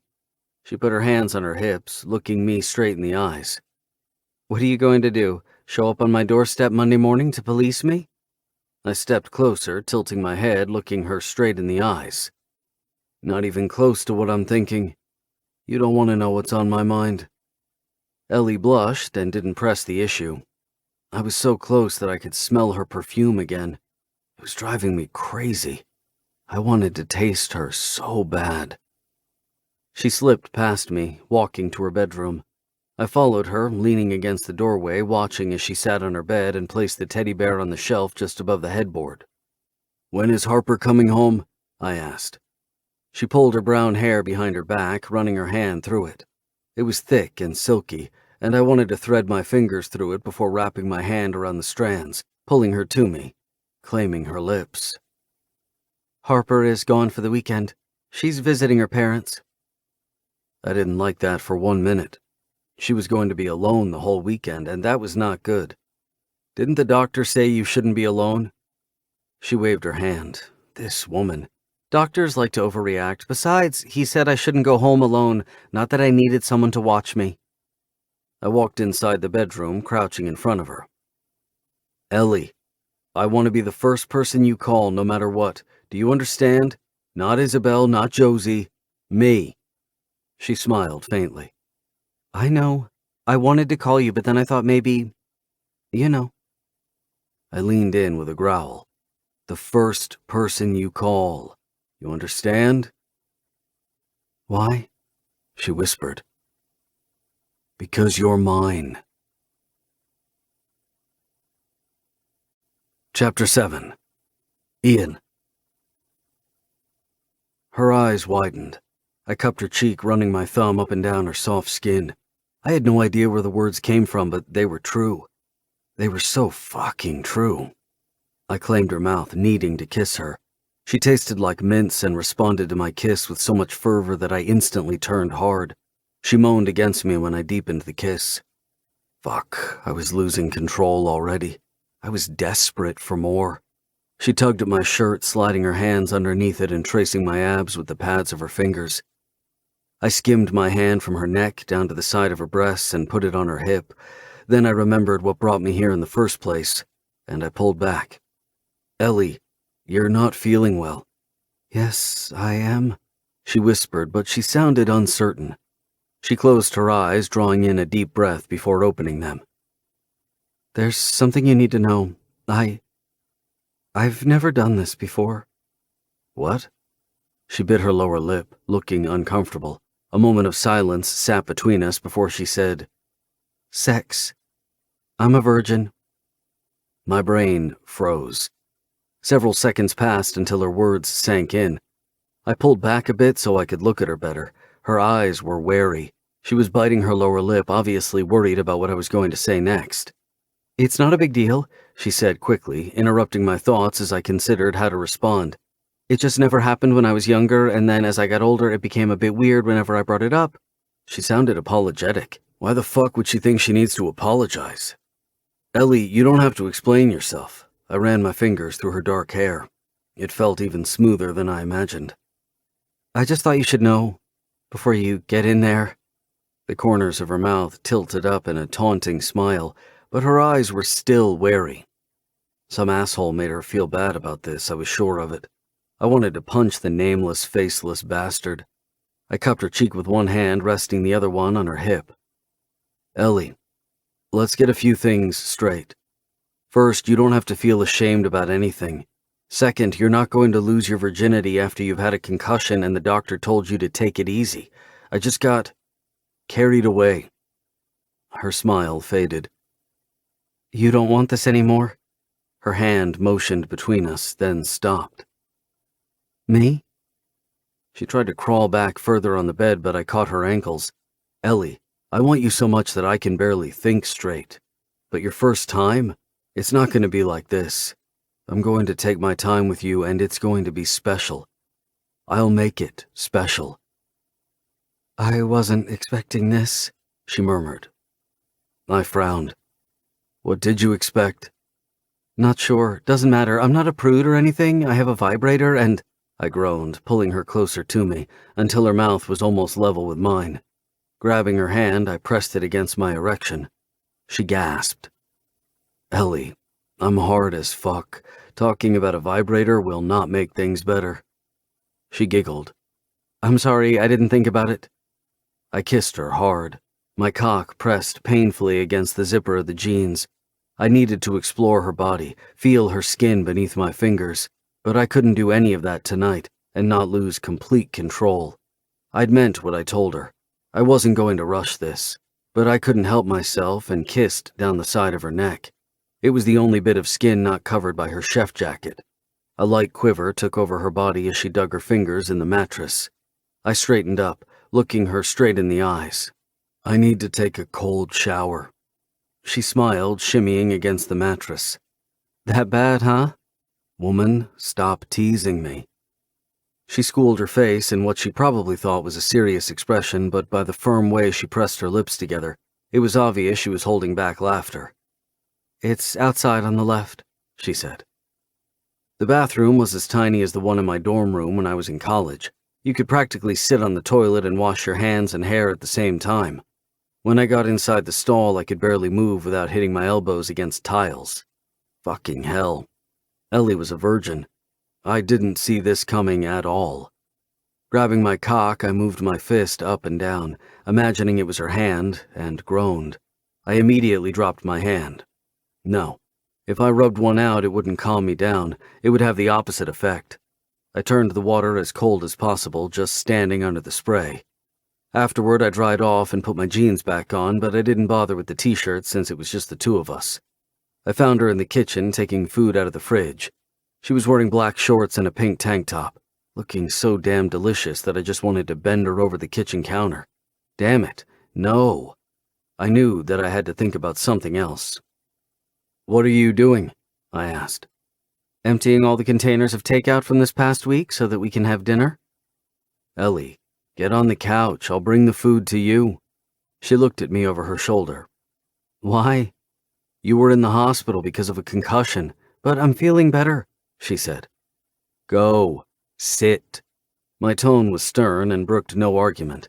She sighed, strolling to the couch, stretching out on it. She wasn't kidding when she said that she was emptying takeout containers. I put a sandwich and a slice of pizza on the platter and brought it to the couch. Fuck me. She was lying down on one side. Her breasts were squished together. Her upper thigh was slightly bent in front of the leg beneath. She looked like a goddess. Oh, you're distracted already? She said. I like where this is going. I shook my head, looking her straight in the eyes. I sat down at her feet, holding the plate between us. She sat up. I like this. Want to bring me breakfast tomorrow, too? Yes. I want to stay here the whole weekend and take care of you. She looked up at me in surprise. I was shocked, too, if I was honest. It wasn't my usual M.O., but the instinct to make sure she was all right was stronger than anything else. A smile inched on her face. Oh, please do. I'm enjoying this immensely. We ate the pizza and the sandwiches. They didn't taste like much, but it was enough to stave off the hunger. After she pushed the empty plate to the coffee table, she lay back down. I took her feet in my lap, massaging her soles and her calves. She hummed, stretching into full relaxation. Oh, I like this. My feet are always killing me. I laughed, but then looked her straight in the eyes. You scared me today, Ellie. Don't do it again. Yes, sir, I growled. She looked at me intently, opening her mouth, then closing it again. Did she want to talk about earlier? Ian, about earlier. Do you want to talk about it? Only if you do. A word of warning, no mentioning vibrators. She grinned. Good. I wanted her to feel at ease. I didn't mean to spring it on you. I just didn't know how to bring it up before. Being a virgin at 23 is not something I intended. But when I dated in college, it never got that far, though I did other things. My mind went blank. No fucking way. I couldn't picture Ellie doing anything with someone else or I'd go stir crazy. When did I become so damn possessive? It wasn't like me. And the older I got, the weirder it became when I brought it up on dates. It seemed to scare off guys, making them think that I was waiting for someone special. Maybe I was. I mean, I wasn't going to sleep with just any guy off the street. Good to know I rank above that, I said in a teasing tone. You definitely do. I mean, you bought me a teddy bear and want to stay the weekend even though you'll probably have blue balls. I growled again. Another rule? I don't want to hear the word balls from you. She smiled, mimicking a zipping gesture over her lips. Now, I want to talk to you about something else. Tell me when you're sick or have an accident. Don't just stay in the hospital by yourself. Okay. She bit her lip, wiggling her toes. Ian, about, crossing boundaries? I groaned, pulling her legs to me until her ass was nudging my thigh. It's no use pretending we can respect them. True, she said. Fuck boundaries, Ellie. I agree. She looked down, shaking her head. How did I end up inches away from your cock again? You want to drive me crazy? I was just asking a question, she said with sass. And I was answering it. That's another word I can't hear out of that pretty mouth tonight. What? Cock? She asked with fake innocence. Yes, Ellie, damn it, have some mercy. I fondled her ass, kissing her shoulder, then up the side of her neck. She shimmied in my lap. I loved her reaction and the way she responded to the slightest touch. But despite what she said, her doctor's order had been for her to rest. I wanted her to fully recover, and concussions were nothing to play with. She pouted when I set her back on the couch, but then she lay down, looking around on the floor. What are you searching for? I asked. For my phone. I just realized my stepdad's birthday is next week and I forgot to order his present. I always send them directly to their place. I hope I don't forget to do it later. I'll remind you, I said. So you get along with both sets of step-parents? I asked while I resumed massaging her legs. She seemed to like it and I wanted to please her. Yes, I try to. As a teenager, I resented them, but then I grew to appreciate them. My parents couldn't make each other happy, but they found happiness with others. I can't even imagine what that's like. My parents were always happy together. I rarely remember them fighting. You're lucky. I honestly think watching their relationship fall apart gave me some issues. Even though they did find happiness with the step-parents, Henry and I were caught in the middle for so many years. I played peacemaker every time one parent complained about the other. After the divorce, Mom was devastated in the beginning before meeting my stepdad. She was too proud to go to a therapist, so she mostly spoke to me. I couldn't give advice, but I listened, and that helped her. She looked vulnerable, and I wanted to erase those unhappy memories. She was so strong and fucking incredible. Even though she'd been a kid and suffering, she'd still wanted others to be happy. She yawned, holding her palm in front of her mouth and then rubbing her eyes. You should go to sleep, I told her. I'll take the couch. She jerked her head back. No, you won't. My bed is big. We can share it. I stared at her. Bad idea. Why? Am I so hard to resist? Yes, I said honestly. Well, I have full confidence in you. Besides, this couch is horrible. I fell asleep here one time after work and woke up with a sore neck and back 2 hours later. Can't imagine how bad it is after spending one night on it.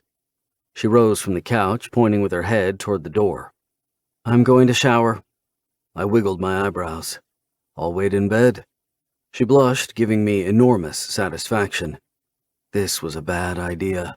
I knew it even before I got into her bed, but I did it anyway. When it came to Ellie, I clearly couldn't heed my own advice. I yanked off my jeans, getting in her bed in my boxers. When she came back from the bathroom with her hair piled up on top of her head, I nearly swallowed my tongue. She was a sinful sight with her pink top clinging to her skin. It was damp in places, like her navel and breasts. I instantly turned hard at the sight of her puckered nipples. She turned off the light, but I caught her shy smile just before the room went dark. My heart was pounding against my ribcage. I'd never slept next to a woman without having sex first. I'd also never taken anyone's virginity. There were many firsts with Ellie. "Are you comfortable?" she whispered, cramming in next to me. I grunted non-committally. The bed was all right, but my raging erection was painful. I turned on one side, reaching for her in the dark and pulling her close. She smelled amazing, like fresh flowers or fruit or a combination. I parted her lips with my thumb before claiming her mouth. Being so close to her and not making her mine was torture. I needed this, at least. She tasted delicious, and I couldn't get enough. Deepening the kiss, I moved one hand on the side of her body, cupping her ass. She lifted one leg on top of me. On instinct, I moved my hips forward. My cock nudged her clit. She moaned against my mouth, tugging at my hair. Goosebumps broke out on her arm. The leg she had around me shook. Fuck, no. I pulled back, trying to regain some semblance of control. Moving my fingers down her thigh, I felt the raised flesh there and on her calf, too. "Right. Kissing is off limits tonight, too," I said. "Ian," she whispered, "we can kiss." I touched her lips with my fingers, feeling how swollen they were. I couldn't stop imagining them around my cock. Mind out of the gutter, Gallagher. I smiled, bringing my mouth to her ear. "I know we can. It's just not a good idea. Not right now. Good night, Ellie." "Good night." She curled up inches away from me. Heat came off her in waves. Her smell was intoxicating. I wanted to know exactly what it was. Only a few minutes later, her breath slowed and I realized she was already asleep. I was awake for what felt like hours, thinking about everything she'd shared with me. Even though she downplayed everything, a sentence stuck in my mind. I wasn't just going to sleep with any guy off the street. Sex was important to her. Waiting wasn't my strong suit, but I was going to wait for her. Even though being so close and not making her mine was pure fucking torture. Chapter 8. Ellie. The next morning, the bed was empty when I woke up. My first thought was that Ian had left after all. My stomach bottomed out. I grabbed the teddy bear from the shelf above my head and stayed in bed, clutching my covers, remembering last evening until I heard a sound in the kitchen. I sprang to my feet so fast that I lost my balance. Holy shit. He was still here. Happiness took root in my body, filling me from the tips of my fingers to my toes. He's still here. He wants to stay the weekend and take care of me. I couldn't believe it. I went to the bathroom first, brushing my teeth with minty toothpaste and combing my hair before grabbing a Tylenol. Fortunately, my head wasn't aching and I didn't feel woozy like I did after the fall, but I took the medicine anyway to prevent anything from coming on. I also washed my face and applied face cream to look fresh. Fresh didn't equal attractive, though, since I was still half asleep and my eyes were slightly puffy. But it made no sense to apply makeup. I was wearing my fluffy pink pajama shorts and a tee, so I was feeling a little bit presentable. I tiptoed to the kitchen, smiling when I saw him at the counter. He was wearing jeans and no shirt. His back muscles were gorgeous and sexy. I had plenty of stuff for breakfast, like tomatoes, feta cheese, and hearty bread with herbs in it, and it looked like he'd found it all. "This is hands down the best breakfast ever," I said, announcing myself. He turned around to me. "Oh, and it's getting even better. I thought your back was gorgeous, but that chest, damn, it should come with a warning sign. Or 10. He grinned. "How are you feeling?" "Great." I tiptoed closer to him, running my finger between his pecs. I quickly found his six-pack and traced each of them. Someone pampered me like a princess. And this someone, do you like having him around? I tapped my finger against my chin, then stroked it theatrically, as if this required a lot of thought. Let me think. Oh yeah, especially when he wanders around without a shirt. I reached for a slice of cheese and noticed a bottle of champagne on the counter. Okay, I'm pretty sure I don't own a bottle this expensive. What's it doing here? I ordered it from Dumont Foods this morning. Thought we'd celebrate. What? That I went to the hospital? I asked. No, that you've made it past your 2-week probation period. I was stunned that he remembered. Okay, I've never thought about celebrating that, but yeah, I'm excited. I checked with the hospital and you're not allowed to drink alcohol, so I bought non-alcoholic champagne. My eyes bulged. Had he called the hospital? I couldn't believe he was so thoughtful. I was silent as we ate, munching on the feta cheese and tomatoes and bread. Ian kept surprising me. Henry made him sound like some kind of super player. Maybe even a jerk. Well, actually, no, he'd never made him sound like a jerk, just that he'd be a guy that wouldn't stick around. My brother always did say Ian was a loyal friend, but that he doubted his boyfriend qualities. As we ate next to each other, standing at the counter, I couldn't help but ask myself, could he be a loyal boyfriend? Was there any universe in which he'd even want that? I started mentally chastising myself. Why was I even thinking like that? It wasn't like I was moving to New York for good. In 6 months, I was going to New Orleans to learn all about Creole cuisine. The thought didn't excite me as much as it did when I first got this job, but I was sure it was just a phase. Everything I'd learn in this rotation program would be invaluable when I opened my own restaurant. What are you thinking about? He asked. That I'm only here for a few months? I pressed my lips together, unsure what else to say. I didn't want to make it sound like I was asking where this was going. We just slept together. The platonic kind of sleeping together, for God's sake. His gaze turned hard. Let's not talk about that. In fact, I've already pushed it to the back of my mind. I looked straight at him, catching my breath. I wasn't sure what that meant. Did he mean what he'd said about wanting to be my first? I knew I wanted him to be, but I wasn't going to focus on that right now. I had a crazy, sexy man in my kitchen. He was mine for the weekend, and I was going to take full advantage of this. He popped the bottle of champagne open after we finished breakfast. While he poured it in clean coffee cups, since I had no idea where the wine or champagne glasses were, I massaged his shoulders. What are you doing? He asked with a laugh. I want you to relax. These shoulders have been working hard. Doing what? Pouring champagne? You're just looking for an excuse to touch me. True. These muscles are so irresistible. They beg to be stroked. He turned around, handing me a cup. We clinked them, and then I took a sip. It was exquisite.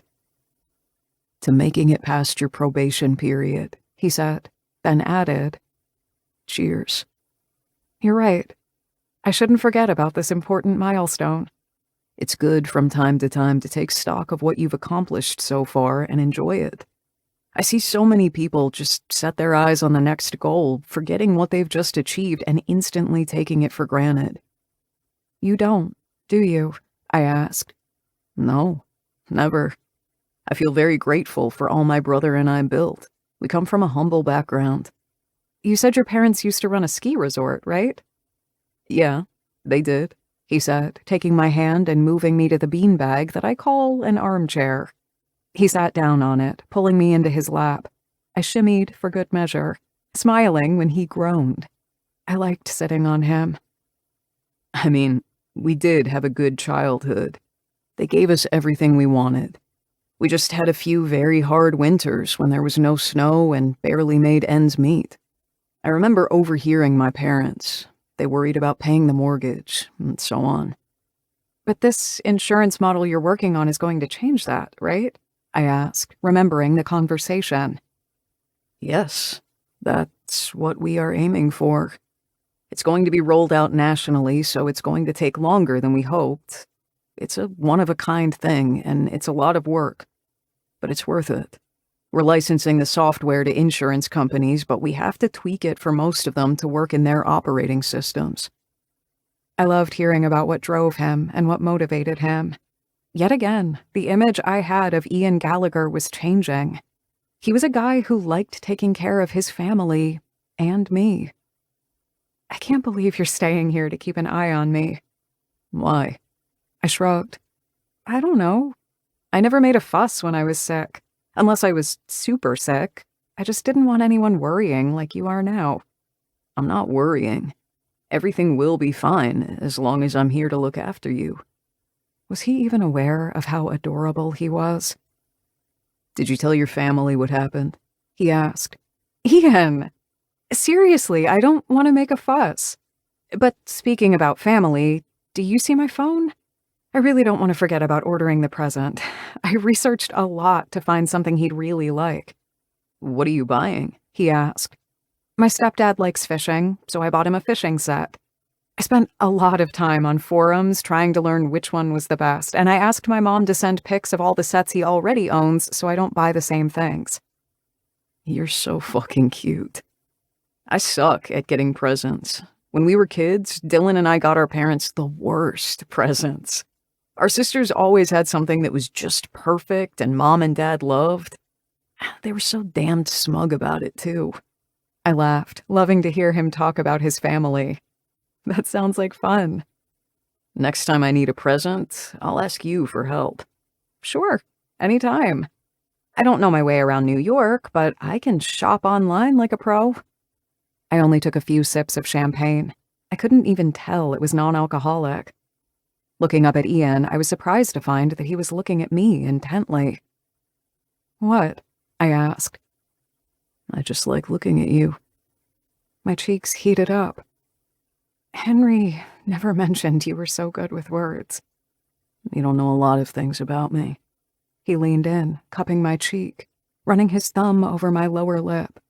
The touch electrified me. And the reverse is true as well. I'll enjoy exploring you. He pressed his thumb on the bow of my upper lip, setting me on edge completely, but then he took a step back. So, what are we doing today? I asked. I wanted to explore Broadway and Soho this weekend. Josie said her husband's cousins have lingerie shops there. Ellie, the doctor's instructions were to rest. But strolling is resting. He tilted his head, determination flashing in his eyes. It sent a wave of heat through me. It's not. I checked that this morning also. It's relaxing indoors. I melted at his concern and that deep baritone of his voice. Okay then, I guess I'll visit the lingerie shop another time. What are we going to do, watch movies? Whatever relaxes you. Leaning in, he wiggled his eyebrows. I'm even offering up my body. I burst out laughing. What a sacrifice, right?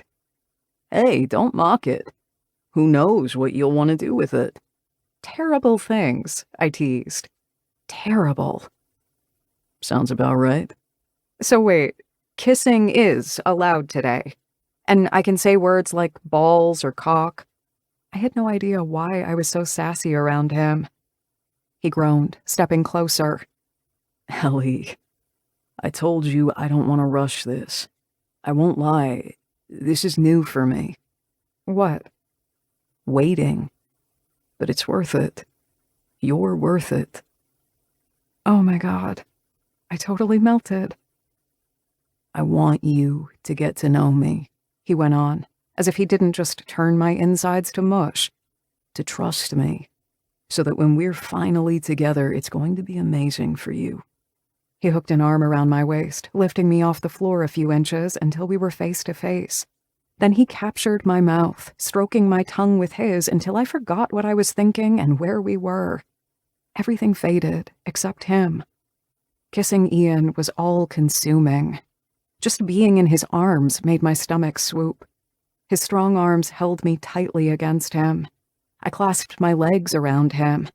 I was still swooning, remembering the exact moment he said he wanted to stay over last evening. Oh, Ellie, you're already way too deep in this. A doubt wiggled in my mind. He wasn't used to waiting. He'd told me as much himself. What if he was going to tire of waiting? I pushed the thoughts to the back of my mind. I was just happy that he was here, and I didn't want to dampen that happiness. Chapter 9. Ian. The next week was insane. The Project Z rollout was going so well that we needed to schedule strategic meetings daily, and I still had my usual client meetings on top of that. I'd stayed at Ellie's until Sunday evening but hadn't seen her since. I felt restless, so when Dylan suggested we go to the gym on Wednesday before lunch, I didn't even hesitate. It was a great way to blow off steam. Isabel was coming too, so it also doubled as a sibling get-together. Since she'd moved to Terrytown with Braden, she only came into the city 2 or 3 times a week. I spent about an hour and a half doing my cardio and weight training routine and then headed with Dylan to the break room. Pouring myself a glass of orange juice, I realized how tense I still felt despite the workout. The empty break room with their buffet and feng shui, or whatever Isabel called it, wasn't working either. "What did you do last weekend?" Dylan asked, pouring himself sparkling water. His fiancée, Mel, was also with us. She was a trainer at the gym. This was how they met. I just grunted non-committally. He cocked a brow. "Hey, don't pester Ian," Mel said. "Thank you, Mel. Finally someone who understands." "I'm going to try and talk some sense into him at home, but I have to go now. I have a client waiting." She sent an air kiss to me and Dylan as she headed out of the break room. "You're seriously not going to tell me why you were AWOL all weekend?" Dylan asked, just as Isabel joined us. "Why do you look so perplexed, Dylan?" she asked. My brother shrugged. "I'm just trying to figure out what Ian was up to on Friday." Isabel batted her eyelashes. "Oh, I know that." Dylan jerked his head back, nearly spilling sparkling water out of his glass. "Without doing any detective work? How? You can read minds now?" Isabel wiggled her eyebrows, looking at me. "Let me guess. You went to the hospital, went all knight in shining armor, and took Ellie home." I nodded. "That still doesn't explain what he did the whole weekend. He ignored my 7 calls. I rolled my eyes. "That's because it's the weekend. Some of us don't work all the time." My sister perked up. "Wait a second. All weekend?" Dylan confirmed with a nod. "Holy shit, you spent the whole weekend with Ellie?" she asked. "Yeah," I said. "She had a concussion and her roommate was out of town. I didn't want her to be on her own." Isabel stared at me for a couple of seconds, and I knew without a doubt that my explanation wouldn't cut it. When she tilted her head, smiling coyly, I had my confirmation. "Right. So that means you somehow fell into her bed and didn't get back up?" "Nothing happened," I insisted. Isabel cocked a brow. I flashed a grin to Dylan. "See? That's how you can question someone and actually get answers." "Hey, she had insider info. That's not fair." "True," I admitted. "So what does this mean?" Isabel asked. I ran a hand through my hair, shrugging. "That Henry is going to kick my ass when he finds out?" Isabel and Dylan exchanged a glance. "Am I imagining things, or does our brother here seriously have the hots for Ellie?" Isabel asked. "I'm withholding my opinion until I have more info," Dylan replied. I looked from one to the other. Were they pulling my leg? "Do any of you have actionable advice?" I asked. My brother clapped a hand on my shoulder. "You have the hots for your best friend's sister who's in town for half a year. Do I have this right?" "Yeah." "Then you're screwed." "Thanks, man, that's really helpful." "I'm going to the showers," Dylan said. "I'll leave you two to gossip." After he left, I looked at Isabel.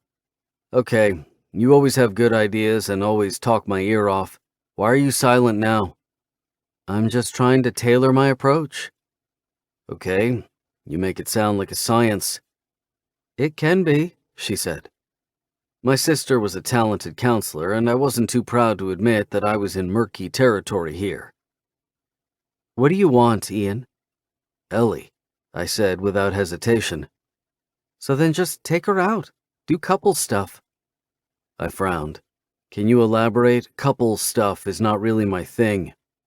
Yes, but first, let me point out that you didn't flinch at the word couple. That's progress. I shrugged, scratching my chin. I never understood what my siblings and friends liked about couplehood before, but I'd experienced a side of life I hadn't had before spending the weekend with Ellie.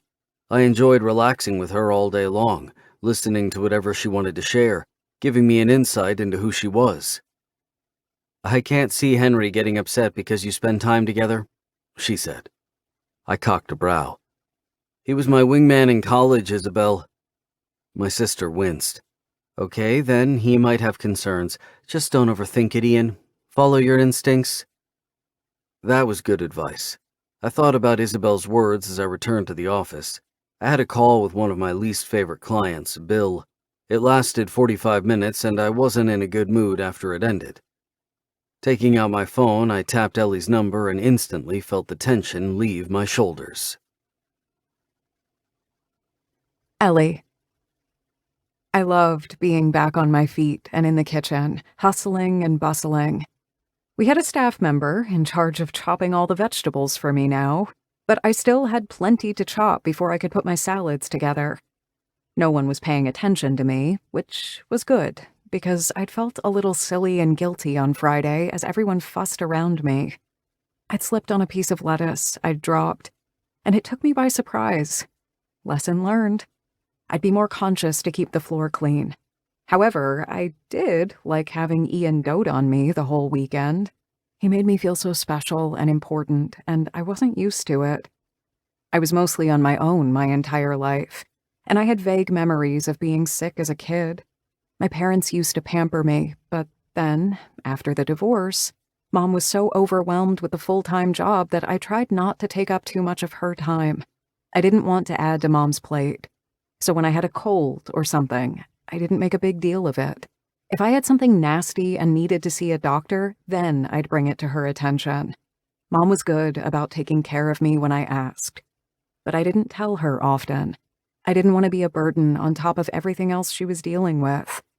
But the weekend with Ian had been like a slice out of someone else's life. My phone beeped as I finished plating 3 salads, and I took a cursory glance at it. My stepdad sent me a thank you message. I'd shipped his gift with speedy delivery on Sunday, and it arrived early. I smiled, sending back a heart emoji. I grinned, remembering Ian's surprise when we spoke about gifts. Oh man, I had to stop fantasizing about the weekend.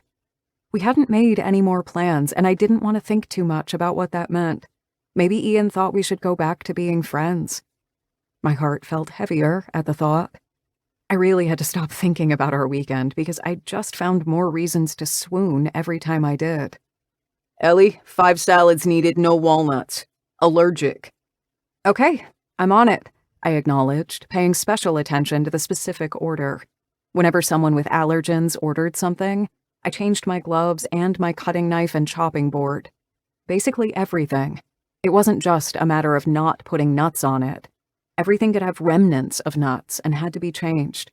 My phone pinged again while I was focusing on the salads. It pinged twice in a row, so I assumed that my stepdad wanted to chat some more. After I finished the salads and Raoul took them to the lunch crowd, I checked my phone. Holy shit. It wasn't a message from my stepdad. It was from Ian. Ian, when do you get a break? I want to talk to you. Okay. Breathe in, breathe out, Ellie. Breathe in, breathe out. Yeah, that wasn't helping. Just like that, I was thinking about the weekend, swooning again. I glanced at the clock and typed back. Ellie, I have a break in 20 minutes. Ian replied immediately. Call me when you're alone. What kind of call is this going to be that needs me to be alone? The kind that makes you blush. Oh my God. I was blushing already. I could feel my cheeks heat up. Luckily, since I was in the kitchen, most people were flushed because of the insane pace at which we moved and the heat of the ovens. Duly noted. I'll make sure I'm alone, but you'd better keep to your word. I don't want to go to all that trouble of finding a private space for nothing. Game on. Guess what was all I could think about for the next 20 minutes? That's right, my call with Ian. I tried to imagine how it would go. Maybe he wanted to talk about us being friends again, but he'd said he would make me blush, so that seemed off the table. 19 minutes later, I ran to the pantry. That's right, I ran, didn't walk. I only had a 5-minute break, and I didn't want to lose even 1 second. I could go to the staff break room, but I'd more than likely bump into a coworker, and the man did say he was going to make me blush. I didn't want to risk anyone overhearing us. It was pleasantly cool in the pantry because it was air-conditioned, and I knew that my colleagues rarely came in here. Typically, we took what we needed out in the morning to have it on hand. I called him right away, leaning against the wall. "Ellie," he answered in a deep baritone that made my toes curl. "Hey," I said. My voice was ridiculously high-pitched. I put a hand to my stomach, trying to draw in a deep breath so that I wouldn't make a complete fool of myself. "How are you feeling?" he asked. That was his first question. He wanted to make me swoon already. This wasn't fair. How was I supposed to compartmentalize? "I'm fine. I feel good as new." "How long are you working today?" "Until 6 o'clock, like usual." "On your first week back?" I swear I could hear a growl. The protective streak in his voice was not helping with the swooning. "Yep. As I said, I feel perfect. I even went for a checkup, and all is well. I didn't see any reason not to come back full-time." "I'd like to see you this evening. Go out somewhere." "Oh." I wasn't sure what to say. "Okay." "You don't sound too convinced." There was an edge to his voice that wasn't there before. "No, I am. I mean, I do want to go out. I'm just wondering if you want to go out as friends or—" "Ellie, I told you I'm going to make you blush. In what world do you think we're going to be just friends?" I laughed nervously, shrugging even though he couldn't see me. "I don't know what your definition of friendship is. Or blushing." "First thing I'll do when I see you is kiss you until you're wet for me." Holy shit. I clenched my thighs together, already hyperventilating. "That's a promise right there," I whispered. "And I'll make good on it." Instead of thinking about the weekend for the rest of the day, I thought about our upcoming evening. Was this progress? I couldn't even tell. Chapter 10. Ellie. I practically jogged home after work, eager to get as much primp time as possible. Harper was in the living room, as usual. For once, she was watching Netflix and not grading papers or doing a craft project. "Hey, roommate," I said. "Hey, do you want to grab dinner?" "No, I'm going out with Ian, and I'm not sure, but I think it's a date." She straightened up. "Finally.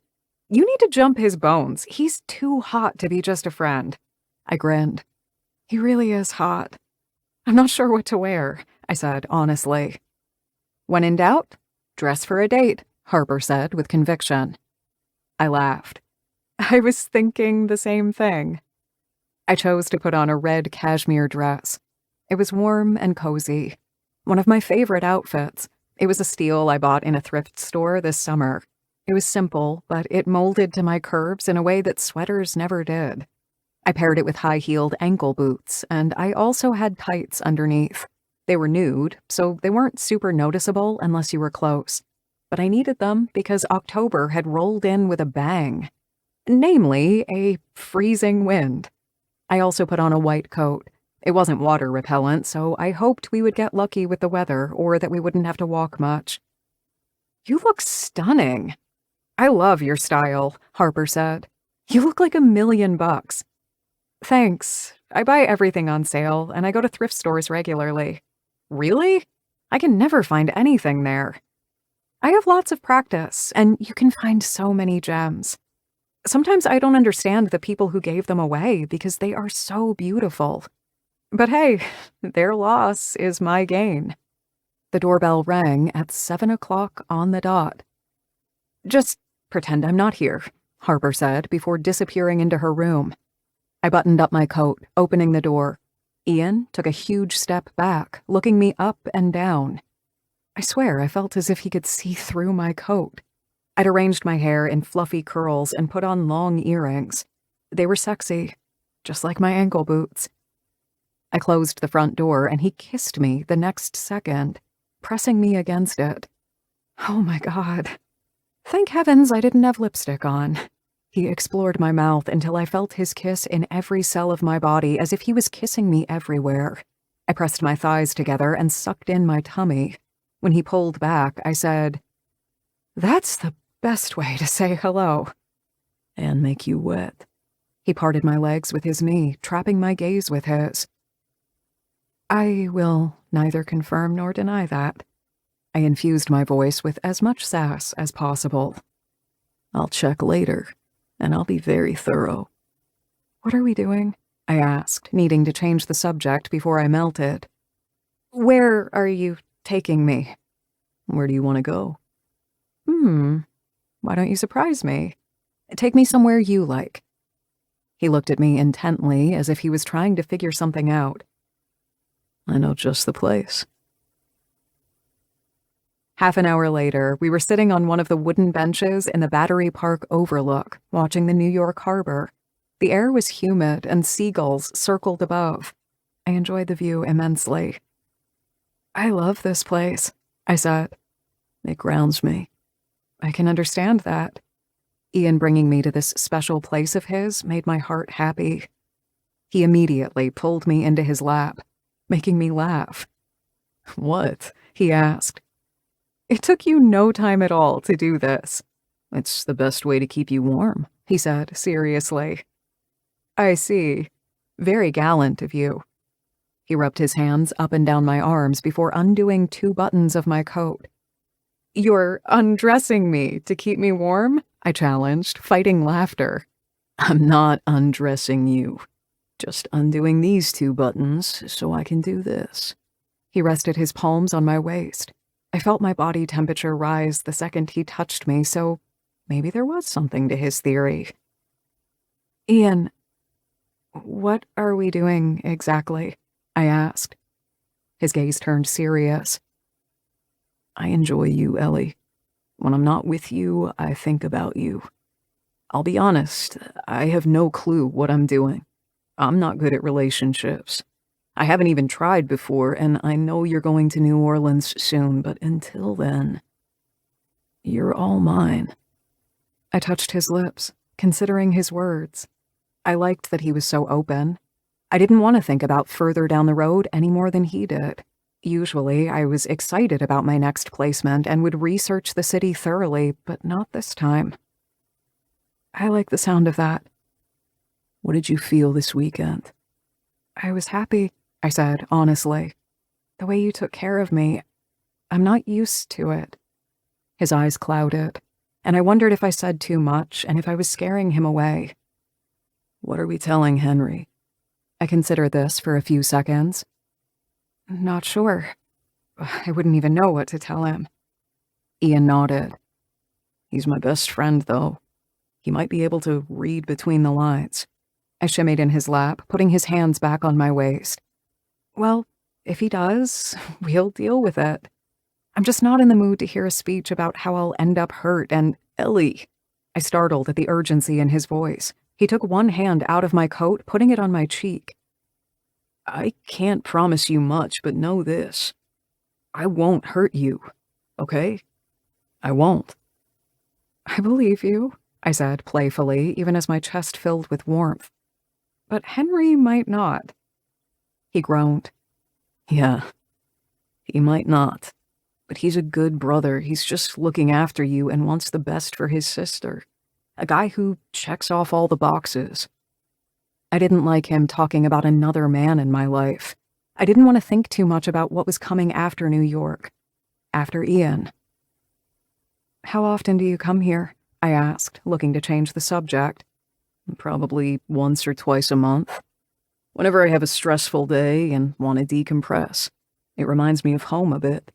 Montana? Yes, How come? It's not green or anything. it's not too crowded. I love New York, but I like quiet and space, too. And those aren't easy to come by in the city. You could move to Terrytown, like Isabel. I Googled it after you told me about it. The pictures look amazing. I might, one day, He said vaguely. but right now I like being in Manhattan. I love it too. It's an exciting place to be. And the gastronomy scene is hands down the best in the country. Then why enroll in a program with a rotation? Why not just apply for a permanent job here? Several reasons. It's incredibly hard to get a job in New York, even though it has a ton of Michelin-starred restaurants. And the other reason? He asked. Oh, yeah. Well, a rotation helps me get more experience. Typically, if you work with one chef for many years, you sort of learn their style. I want to develop my own, so that's why I looked for a rotational program. Ian looked at me intently, but didn't say anything else for a few seconds. So, after you finish the rotation, you're going to search for another one? I haven't thought that far yet. I'll see. I have seen a few programs that are on different continents. One even had a 1-year placement in Tokyo. Tokyo? He frowned as if he wasn't sure he understood me. Yes. Did you know that it has the highest density of Michelin restaurants in the world? No, I didn't know. It's everyone's dream, but I'm not sure if I want to travel that far. I'll see. The downside to all these rotational programs is the pay, to be honest. It's a fraction of a normal salary, and I'm not sure how long I'll want to have roommates and be super frugal. He was silent for a few beats.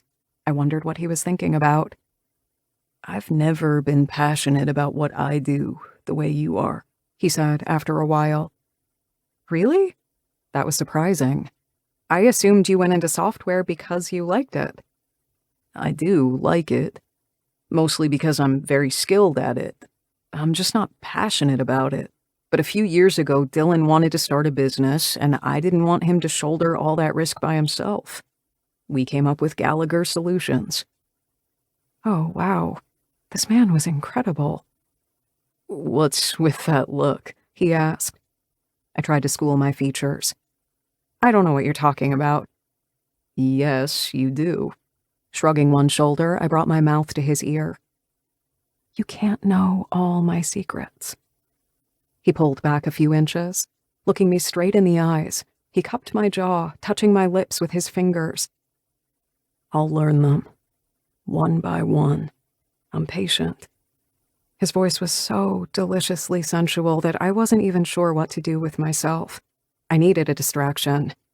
I curled up in a position that made it easier to look around us. It's so peaceful here, I murmured. I've always liked being outdoors. Back home, I spent hours in the backyard, reading. When Dad was still at home, that's where I went when they started fighting. Henry was lucky. Being older, he spent a lot of time at his friends' houses, but I didn't. I'd felt lonely without my brother, especially once he left for college. Did it get better once they divorced? Sort of. There wasn't much fighting anymore, but Mom was very sad. I'm not sure if it was actual depression or not, but she wasn't herself. Sometimes we'd even drive where the other woman lived so that we could check if Dad's car was there. My stomach clenched at the memories. I remembered clutching the seat and my heart beating so fast that I could hear it in my ears. Ian frowned. And you never told her it bothered you? No. I didn't want to hurt her feelings, and she had no one else to talk to. I think she felt ashamed, like other people might judge her or something. I'm not sure. And your dad? I didn't see him much. Mostly weekends or vacations. I used to wait in the front of the house for him to pick me up so Mom didn't see him. She got in a frenzy every time. I think she was also a bit mad that I still wanted to spend time with him, despite the stuff she told me. Part of her was hoping I'd be too angry to want to see him again. Thinking back on those rough years always made me sad, but sharing it with Ian somehow made me feel lighter. That's harsh. It was a very difficult time for her. I don't blame her. She did the best she could, and she's changed a lot since then. Did your dad marry the woman he was with after the divorce? No, they broke up. He met his current wife shortly after that. Everyone found their balance eventually, but let's not talk about them anymore. We're here in this amazing place. Let's enjoy it. A buzzing sound caught my attention. Ian took the phone out of his pocket. I didn't mean to look, but the screen was right there next to me. Up for some drinks and fun in bed. I froze. Ian groaned. He looked from the screen to me. I was trying to put on a poker face, but I felt a knot in my throat. You saw that? I nodded, unsure what to say. My heart was pounding in my rib cage. She's someone I hooked up with months ago a couple of times. Nothing more. Okay. My heart rate intensified yet again. It felt like it was about to jump out of my chest. So, what are you going to tell her? No, obviously. Relief rushed through me. My whole body felt lighter. Ian must have noticed the change in me because he turned to me, bringing both hands on my face. Ellie, you thought I'd sleep with someone else? No, I mean, I don't have experience with this, and we never talked about it. I spoke quickly. My voice was a bit uneven. Let me make this clear. I'm not even thinking about anyone else. Only you. Do you understand that? I nodded again. A smile popped up on my face of its own accord, and it just kept spreading until my face was literally hurting. I like the sound of that, I confessed, feeling a bit silly. Let's talk about something else. Does Dylan also like to come here? I always come here by myself, he said. Thank you for sharing this place with me. It's our secret. I made a zipping gesture over my lips. I'm not telling anyone. Butterflies roamed in my belly. I couldn't believe I was the first one he brought here. Still, unease gnawed at me because of that text. With the way he looked, I imagined he got lots of them. What if he tired of waiting for me? I bit my lip, snapping myself out of that train of thought. He'd shared this place and a part of himself with me. That meant something, and it filled me with immense joy. I was usually always on the lookout for the next phase of my life, but for once, I was happy, right where I was. Chapter 11. Ian. Did you ever think about doing something other than software? I asked Dylan 2 weeks later while we went through a frustrating report about repeated crashes in the software solution we provided for a big client. He looked up from his report, cocking a brow. No. You? Not seriously. I'm just wondering if there's anything out there I'd enjoy doing more. I sometimes get restless. Spending time with Ellie was rubbing off on me. I couldn't get enough of the passion in her voice when she spoke about the restaurant she wanted to open one day. I'd never had a passion to follow. I went into software programming only because I was very good at it, but I couldn't say it was my dream career. I didn't have one. Spending time with her was making me consider new things, ask myself questions I never did before. Watching her go after what she wanted at full speed was making me question things. "Where is this coming from?" he asked, pushing the report to one side. I did the same. We'd spent the whole morning on it, and we'd likely spend the rest of the day troubleshooting. We could afford a short break. Whenever Ellie talks about the restaurant she'll open one day, I realize I've never been passionate about anything. Not like that. Dylan shrugged. It's the same with Isabel. Her counseling practice is more than a job. I can't say I've ever wanted to do anything else, but if you do, I'm sure we can work something out. I knew my brother would always have my back, and I wasn't going to let him down. It's all talk, I said. Want to go back to the report? Dylan flashed me a shit-eating grin. I pointed at it, saying, judging by that, the answer is no. He laced his fingers on top of his head. So what other life-changing questions is your best friend's off-limits younger sister making you ask yourself? I burst out laughing, tapping my fingers against the desk. Okay, I deserved it. I made so much fun of Dylan when he first started dating Mel that this was more than warranted. Wouldn't you like to know? I do. It's fascinating to watch you going through this change. What change? I asked blankly. Dylan started counting on the fingers of his right hand. Let's see. 1, you are going out with the same woman for more than a week. That's a record right there. 2, you're spending time with her, not just sleeping with her. I wondered what he'd say if I told him I took her to the Overlook but decided not to tell him. He didn't have to know everything. Some things were private, even in my family. And now you're questioning your life choices, and it's only been a few weeks. I'm trying to figure out what's going to happen months down the road. Nothing, I assured him. She'll be in another city, completing the next stage of her placement. The words were bitter in my mouth. Dylan narrowed his eyes. Why are you looking at me like this? I challenged. I'm trying to figure something out, but I'm in over my head. I'll just let Isabel do all the heavy lifting. I was utterly confused. What are you talking about? I don't know how to explain it, but speaking of Isabel, she and Josie are already looking for a present. Fuck me, we're still competing? There was never any competition. Our sisters win by default. Not this time. Why not? Because Ellie's gonna help us. Dylan's eyes bulged. He opened his mouth, but closed it again without saying anything. That was a first. After he left the office, I messaged Ellie. Ian, Dylan and I have no clue what to buy my parents for their anniversary. We need help. Are you in? Ellie, yes. I grinned, just imagining her huge smile right now. Ian, want to stay in my condo? Ellie, Mr. Gallagher, you like to live dangerously. We can barely keep our hands off each other with Harper as a buffer. How are we going to fare alone? Ian, I have faith in us. Ellie, I don't. I laughed, even though I kind of agreed with her. Being completely alone with Ellie was dangerous. Even though my condo only had 1 bedroom, it was more spacious than their apartment. I liked Harper, but I wanted time alone with Ellie.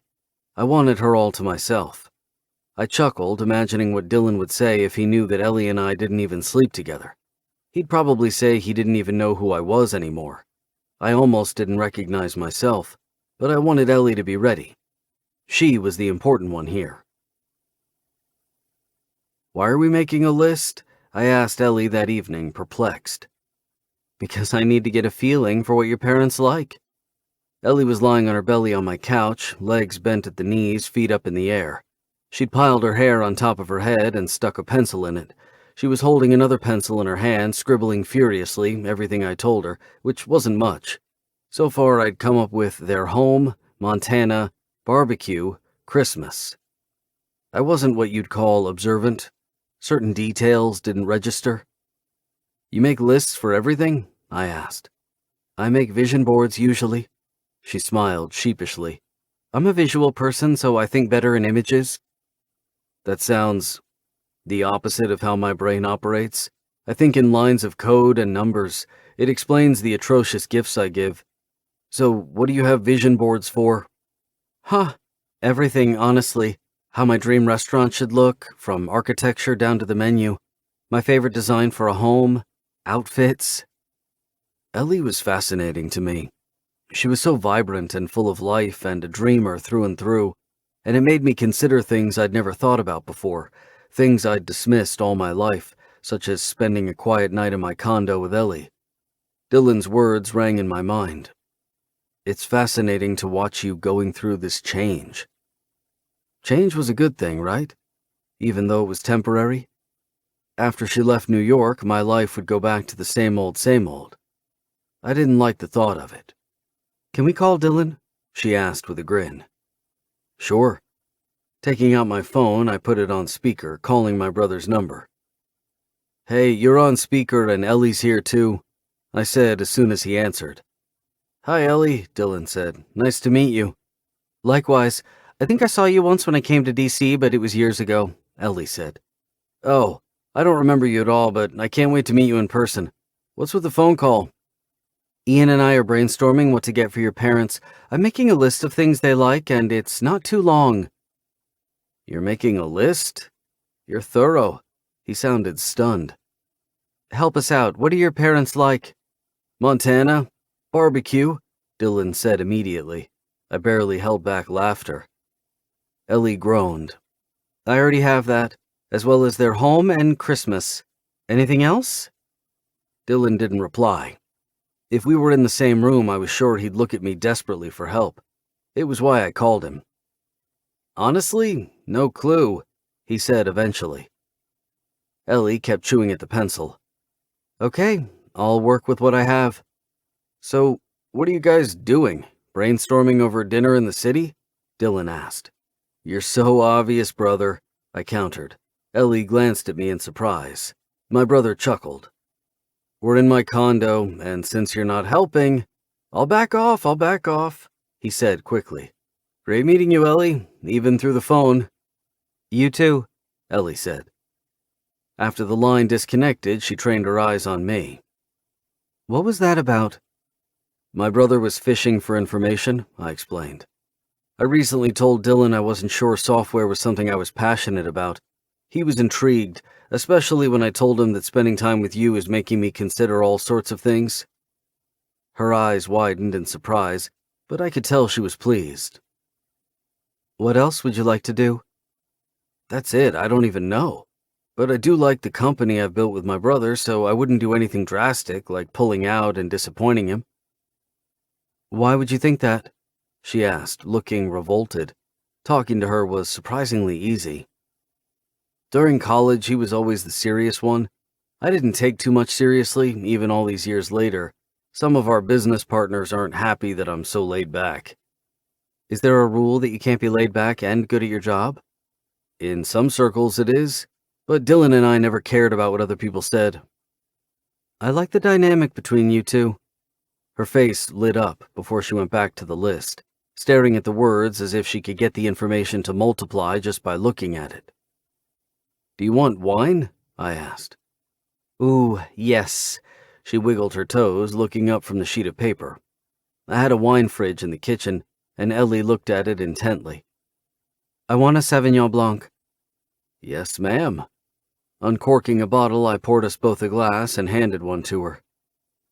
That's the sexiest thing you've done all evening, she said, wiggling her eyebrows. On instinct, I leaned into her, kissing the side of her neck.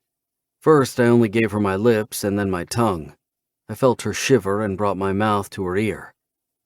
I'm going to do a lot more than this, Ellie. That's a promise. She drew in a sharp breath. Mission accomplished. Straightening up, I went back to the dining table where I was sitting before. I liked watching her from a distance. I liked that she was here in my condo, spread out on my white leather couch. Our conversations usually revolved around work or our families. If something special happened during the day, Ellie would text me about it and we'd talk about it on the phone or whenever we got together. I'd never had anything remotely resembling this before, and I liked it. I need more, she said thoughtfully, munching on the end of the pencil. Fuck, she was adorable, concentrating on this like she was writing a thesis. I'll think about it. Can we get Isabel and Josie on the phone? Isabel and Josie are the competition, remember? Ellie laughed, tapping the pencil against the sheet of paper. I love your competitive streak. Why didn't you ever just join forces and buy one huge gift? We thought about it, but it seemed lame to just get them one present from 4 kids. Besides, it became some sort of tradition. I don't even remember a time when Dylan and I weren't competing against our sisters. That's not very helpful, but it's funny. I'll give you that. We have enough time to buy them something, I said. They're coming in 2 weeks. Ellie turned on one side, propping her head in one hand. Not as much time as you think. Not all online shops have fast delivery, and I don't know my way around the city. Obviously, if it's something we can find in a department store, that's okay, but if it's anything more specific... I moved from the chair at the dining room table to the end of the couch, taking her feet in my lap. Okay, enough research for one evening, I said. But I've only begun. Then let's take a break. She grinned at me. I can do that. Can I get a foot massage? You can get whatever you want. Are you serious? Very. Is it because I'm helping with the gifts? Yes, but not just because of that. What else could it be? Oh, I know. Is it foreplay because you have dirty things in mind for later? I leaned closer to her, speaking directly against her lips. Ellie, foreplay makes you wet. This is just a foot massage. You're on your feet all day. She cleared her throat. Glad we clarified that. I moved further away, pressing my thumbs along her ankles. Her breath caught. I trained my eyes on her, feeling her body hum under my touch. Licking her lips, she glanced at the bar. Can I inspect that? It's so fancy. Sure. She rose from the couch, and I followed her closely. I went behind her as she looked at my bar, paying close attention to the selection. I skimmed my fingers on her arms. She shuddered as I pushed her hair to one side. I kissed down the back of her neck. The shudder in her body intensified. She smelled like apples and flowers, and it was an intoxicating combination. Her skin was so soft that I couldn't stop imagining how it would feel to touch the rest of her, to taste every inch of her skin. Her breath caught, shifting something inside me. I turned her around, stroking her cheek with the back of my fingers, tilting closer. I licked her lower lip with the tip of my tongue before kissing her. I moved my mouth over hers at a slow pace, savoring her, taking my time with her lips and her tongue. But I needed more. I wrapped my fingers in her hair, tilting her head to a perfect angle so I could explore her even deeper. She wrapped an arm around my neck and tugged at my hair. Her taste was intoxicating. I scooped her up in my arms, keeping my hands firmly under her ass. She wrapped her legs around me.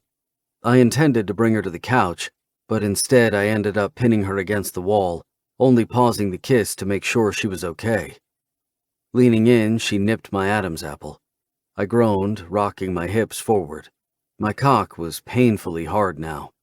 She gasped, rolling her hips. Ian. The urgency in her voice nearly snapped my control. I want you. All of you. I'm ready. She tugged at my shirt as if she couldn't wait one more second. Her words unleashed something inside me. I kissed her ferociously, for once not holding back anymore. I only needed enough self-restraint to bring us to a bed. I was going to have her against the wall, too, against every damn wall in this condo, but not tonight. Tonight I wanted her to be comfortable on a mattress. It was her first time and it needed to be special, the best experience of her lifetime. Lifting her up again, I brought her to the bedroom, putting her on the bed. She drew in a sharp breath, looking up at me from under her eyelashes. Her chest was rising and falling fast. I undid the buttons of her shirt, kissing her neck, then lower between the cups of her black lace bra. You're so beautiful, I whispered, feeling her relax under my touch. Are you sure, Ellie? I need to know that you're sure. I'm sure, she whispered. I took off her jeans slowly, feeling her smooth skin under my fingers. I took my time, touching her thighs and then her ankles until I yanked them away. Then I traced the same path back up with my mouth, alternating between just pressing my lips against her skin or also giving her my tongue. She gasped every time I did the latter. I looked up at her when I reached the apex of her thighs. Her pupils were dilated. I turned her over on her stomach, spreading her thighs wide. She looked over her shoulder, biting her lower lip with a devilish grin. I kissed the back of her right knee, moving upward on her thigh. I wanted her to be ready for me and all the pleasure I wanted to give her. I moved my lips up one ass cheek, inching my hand up her inner thigh, right until my thumb reached her pussy over the fabric. I took my time, skimming my finger up and down until the fabric was wet. She fisted the sheet, pressing her forehead against the mattress, moaning. I moved to the other ass cheek, continuing to touch her pussy, feeling her ass muscles contracting. Her legs went rigid. I had her exactly where I wanted her, ready for everything I wanted to give her. She turned around, facing me, and tugged at my shirt, sliding her hands underneath it and tracing my abs with the pads of her fingers. I couldn't focus on anything except how much I wanted her. I unclasped her bra, throwing it to one side. She was so damn beautiful. I pushed her further on the bed, kissing her nipple, worshipping her breasts. Ian, she whispered, shimmying her hips against the mattress. I moved from one breast to the other and then down to her navel in a trail of slow and lazy kisses. I knew they were driving her crazy. They were driving me crazy, too. I was so hard that the zipper of my jeans against my cock was painful. I wanted her desperately. I pressed 2 fingers between her legs, groaning at how drenched the fabric was. She shuddered. I couldn't wait to see how she'd react when I put my fingers directly on her skin, and then my tongue. I was so hard and I could barely think, but one thought stood out. I wanted everything to be perfect for her. I got down from the bed, taking off my shirt and pants. I took a condom from the box beside the bed, sliding it on. The touch of the rubber against my cock was already insane. I was on edge. Putting a knee on the bed, I lowered myself over her. I wanted her so desperately that I hadn't made up my mind where to touch her next. "Please don't stop." I looked straight at her. "Ellie, if you change your mind, tell me, okay?" "I won't. Please." She nodded vigorously, her brown hair spilling around her shoulders and her breasts. I skimmed both hands to her panties, taking them off. She was smoothly waxed and damn gorgeous. I put my mouth on her pubic bone, teasing a bit before descending to her clit. She opened her legs even wider. I was going to lose my mind. "I want to feel you come like this while I have my mouth on you. I want your orgasm on my tongue," I told her. I worked her clit with my mouth, drawing small circles with my tongue and sucking it between my lips. I stroked her curvy body with my hands, touching her breasts and her hips. When her breath started to hitch and her chest rose and fell faster, I clasped her ass with both hands, keeping her in place, giving her so much pleasure that her legs started to shake. She came apart spectacularly, crying out my name. I felt as if I was going to explode. I straightened up to my feet, pulling both her legs with me so she was at the edge of the mattress. The bed was high enough that her pussy was at the same level as my cock. She bent her legs at the knees, nestling her ankles above my hips. I pushed inside her very slowly, watching her face intently, reining in desire. I needed to go at her pace. She gasped, tugging at the sheets. Bending at the waist, I kissed up her shoulder, bringing my mouth to her ear. "Are you hurting?" "Just a little, but it also feels good. More? Please." I slid in another inch, feeling her inner muscles clamp down around me, and I stilled. She rolled her hips back and forth, taking me in at her own pace until I was inside her to the hilt. "It doesn't hurt at all anymore," she whispered. I liked seeing her like this, open and exposed. Her breasts were spilling out to her sides. The way she looked at me made my chest clench tight. This was an entirely new sensation for me. I pushed in and out slowly, watching us, feeling everything intensely. The pleasure magnified by the second, coiling through my whole body, radiating from where we were connected. My senses were heightened. I tilted slightly forward, touching her thighs and breasts, occasionally circling her clit, but not too often. I wanted to build up a second orgasm slowly. Every time I dragged my thumb around her clit, tremors coursed through her body and she tightened around me. I wanted to see her surrender to the pleasure, bit by bit, give herself to me completely in a way she never had before. I wanted to own every part of Ellie. I pushed in and out as the orgasm started to form deep inside me. I came so hard that my thighs shook. My knees weakened for a few seconds, but I pushed through it, still moving slowly, thrusting until she came a second time. She cried out even louder than before.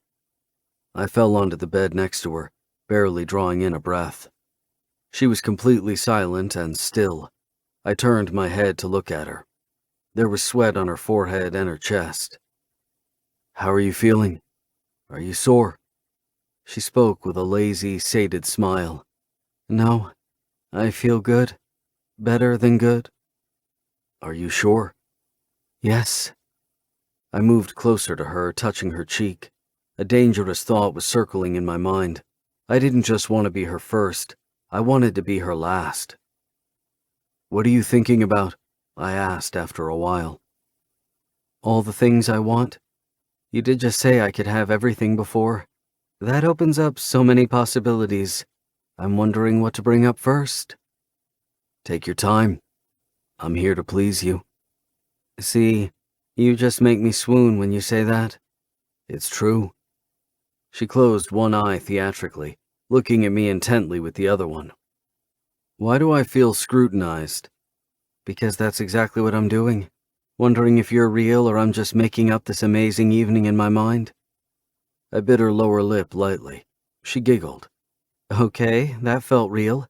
Maybe I should touch you too, just to make sure. Feel free to. She poked my right arm. I caught her wrist in one hand, pressing my thumb on her pulse point. The rhythmic thrum intensified. She licked her lower lip as her breath caught. Why are you so awesome? She murmured. It's so... She stopped abruptly, as if catching herself saying something she shouldn't. So what? I don't know, this is so new to me. I've never been this close to anyone. I haven't been either. Before it was always easy to move on wherever a job took me. This time, she pressed her lips together, shaking her head. Never mind, just ignore what I said. Ellie. Her expression softened, her eyes were vulnerable. I didn't want to ignore anything, but I also didn't want to put her on the spot. Want to go take a shower? I asked, deciding to switch topics. Yes, please. I took her hand, kissing the back of it before we rose from the bed. With my other hand, I smacked her ass lightly on the way to the bathroom. She chuckled, wiggling her eyebrows before looking at herself in the round mirror hanging above the sink. I threw away the condom quickly, kissing her shoulder. I'm so happy, she whispered. Music for my ears. I stood behind her, circling her waist with my arms, looking at her in the mirror. I'm happy you came here tonight. She giggled. You had a good excuse, too. Helping you not get a crappy gift. It was not an excuse. Dylan and I are just bad at it. We have a lot to make up for. I think it's so cool that they fly out to be with all of you for their anniversary. They're coming to the city more and more often. How often do you see your family? Not as much as I'd like to. It's one of the downsides of being all over the place all the time. How is it any different to just living in one place? Unless it's the same city they're in, one of you still has to fly out. True, but flights are expensive, and on a trainee salary I try to save wherever possible. And it's even more expensive for them to come to visit me because they have to pay for 2 tickets. Besides, they have lots to do, so they don't have much free time. Sadness flickered in her eyes, twisting my insides. I knew from Henry that their mom and dad weren't very close. They were on good terms and cared about each other, and it was enough for Henry. But Ellie was more sensitive. She had a lot of warmth and affection to give, and she needed the same in return. I had this incessant need to make all her wishes come true. Maybe that would keep her here. I shook my head, dispelling these thoughts. She wanted to chase her dreams, and I wouldn't get in the way. I knew what it meant to have a goal in mind and focus everything on achieving it. I'd done it for years to build Gallagher Solutions to be a successful business. It was one of the reasons why I hadn't paid attention to my personal life. The other reason was that I simply never wanted more than hookups and casual dating. But this ease and closeness with Ellie was something I never had and never even craved. Until now. Chapter 12. Ellie. I was loving New York more than any city I'd worked in. There was something about the Big Apple that just awed me. I went out exploring almost every morning before work, nose buried in a guidebook or just looking around. I'd already gone through the main museums, but honestly, I liked being outdoors more than inside, so I just wandered around Manhattan. I went to Nolita, shopping for Ian's parents. I liked the area a lot. It was a trendy and hip neighborhood with lots of shops, mostly focusing on fashion, jewelry, and furniture. After a lot of consideration, we decided on a pro set of grilling tools as a gift. Neither Ian nor Dylan was sure if their parents already owned something like this, but we were buying them a professional collection that restaurants used. Hopefully, the high-end, quality grill set would outshine anything they already had. I didn't find anything with quick delivery times online, So I checked out a shop in Nolita that catered to restaurants but also sold to the public. It was small, but well stocked, and the set of grill tools was just what I hoped it would be. And, as an added bonus, because I was a chef, I got a discount. I immediately texted Ian. Ellie, the set is great. I think they'll like it. Ian, if the chef approves, I'm game. Chef approves. I'm buying them. Thanks so much for doing this. I'm going to be extra rewarding tonight. Ooh, I want details. Not telling you anything. I'll show you everything. His parents were flying in, and we were to meet them that evening. So I wondered when exactly he planned to do it all, but I had faith in Ian. He was very creative. The past 2 weeks, ever since we'd had sex the first time, we'd met almost daily after work. I still couldn't believe how amazing that night had felt. Every detail was branded in my memory. He'd made me feel like I was a goddess. Before Ian, I'd been almost ashamed that I was a virgin at 23. But maybe I was meant to wait for him. Don't be ridiculously romantic, Ellie. But I couldn't help myself. I shimmied my hips, smiling from ear to ear. I was ridiculously giddy as I paid for the gift. Ian had given me his credit card, and I was extra careful when I put it back in my wallet. I'd lost more cards and wallets than anyone I knew. No clue how I managed that. I loved buying presents, and I also loved giving them to people, and lately I wasn't able to do the latter because I was always away. But this time, I'd be right there when Ian and Dylan gave their parents the present. After I left the store, another little shop caught my eye. It sold fabrics. Most of my mom's clothes were made by a seamstress. She loved to stroll through a fabric store, choosing her favorite patterns. As a kid, we'd always stop and shop in the most random stores until she found exactly what she wanted. My fashion sense didn't apply to fabrics 100%, especially since I wasn't sure what Mom would want to have it sewn into, but I couldn't resist the temptation of going inside. I perused the shelves and was a bit overwhelmed at the sheer number of choices. Floral patterns, solid colors, plaids, and more. Every type of fabric imaginable. I could text Mom pics and ask what she'd want, but I'd ruin the surprise. Ultimately, I chose a burgundy cotton because I knew Mom liked both the color and the fabric and bought enough to make a dress out of it if she wanted to. I walked out with a grin so huge that my face was hurting. Then, I realized I started my shift in 15 minutes and went into panic mode. I Ubered to the restaurant, and during my shift, I kept imagining how Mom would react when she received the fabric and how Ian's parents would respond to their present. I liked his loyalty to his siblings, especially to Dylan and the company they'd built together, and I couldn't believe how seriously he'd taken our conversation about being passionate about what you do. Dylan said I was a good influence on Ian. Me. I was bursting with pride. After my shift, I went straight home and changed into a bright red dress with a golden belt and black tights. My hair was all over the place, and I didn't have time to wash it, so I just combed it in a way that gave it lots of volume. It resembled a lion's mane, a bit too much for my taste, but I could make it work. Roar! You look like a rock star, Harper said, leaning against the doorway of the bathroom. I wasn't seeing as much of her lately because I was spending quite a few evenings a week at Ian's place, and Harper had practically moved in with her boyfriend. It was the only hairstyle I could pull off.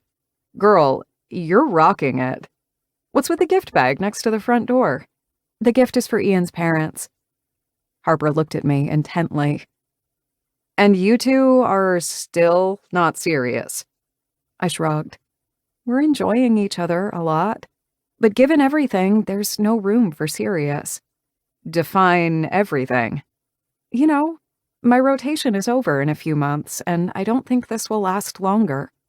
Are you sure? My stomach flipped. I didn't want to analyze this too closely because the truth was, lately, I wasn't sure about anything. Ian picked me up at 6:45. He was waiting for me in front of my building, leaning against a black car. "Hello, gorgeous," he said. He relieved me of the bag, putting it on the back seat before pulling me toward him. He feathered his lips against mine, and just the bare touch was enough to light me up. When he captured my mouth, kissing me hot and heavy, I just melted into his arms. I forgot everything, including the fact that we were out on the street. Heat coiled through me. I rose on my toes, lacing my arms around his neck, needing to be even closer. I only came to my senses when he groaned. I pulled back, looking to my right and left, giggling. "Oops, I forgot we were in public," I said. "You, sir, have a dangerous effect on me." "I'm counting on that." "Should we get in the car?" "Nah, I want to kiss you some more." The intensity in his gaze made it clear he wanted to do much more than that. "Bad idea," I whispered. "I don't think so." He looked at my mouth until I squirmed against him. With a dimpled smile, he stepped to one side, opening the door for me. We were to meet at a restaurant on the city's outskirts, which I'd thought was an odd choice until I researched the place and saw how beautiful it was. It was in a greenhouse of sorts. It was completely made of glass, and there were so many plants inside that you felt like you were outdoors, smack dab in the middle of nature. "Thanks for buying the gift," he said once the car was in motion. I gave him back his credit card before I forgot about it. "You're welcome. I love buying presents. Even found a store selling fabrics, and I bought some for Mom. I'm going to FedEx it tomorrow." He looked at me with warm eyes. My heart skipped a beat. "How come we're not meeting at Isabel's house? You said she offered," I asked. "Because my parents are stubborn. We paid for their trip, so they decided to invite us to a restaurant, which is more expensive than if they'd paid for the tickets themselves. I don't know why they're resisting us taking care of them so much." He sounded exasperated. I just wanted to lean over and give him a hot and wet smooch. But I kept myself in check. Did he know how swoon-worthy he sounded when he spoke about taking care of his family? "Tell me about your parents and everyone else who will be here tonight." "It's a small group. Us, Dylan and Mel, Josie and Hunter, and Isabel. Braden couldn't make it." He gave me insights into everyone, that Isabel was a foodie, that Josie loved to have lunch in the park when it was sunny outside. Dylan was addicted to workouts, though Ian wasn't sure if it wasn't just an excuse to spend time with his girlfriend, who was a trainer at the gym. And he thought he didn't notice details. My sexy guy was underselling himself. When we arrived at the restaurant, I was awed once again by its beauty.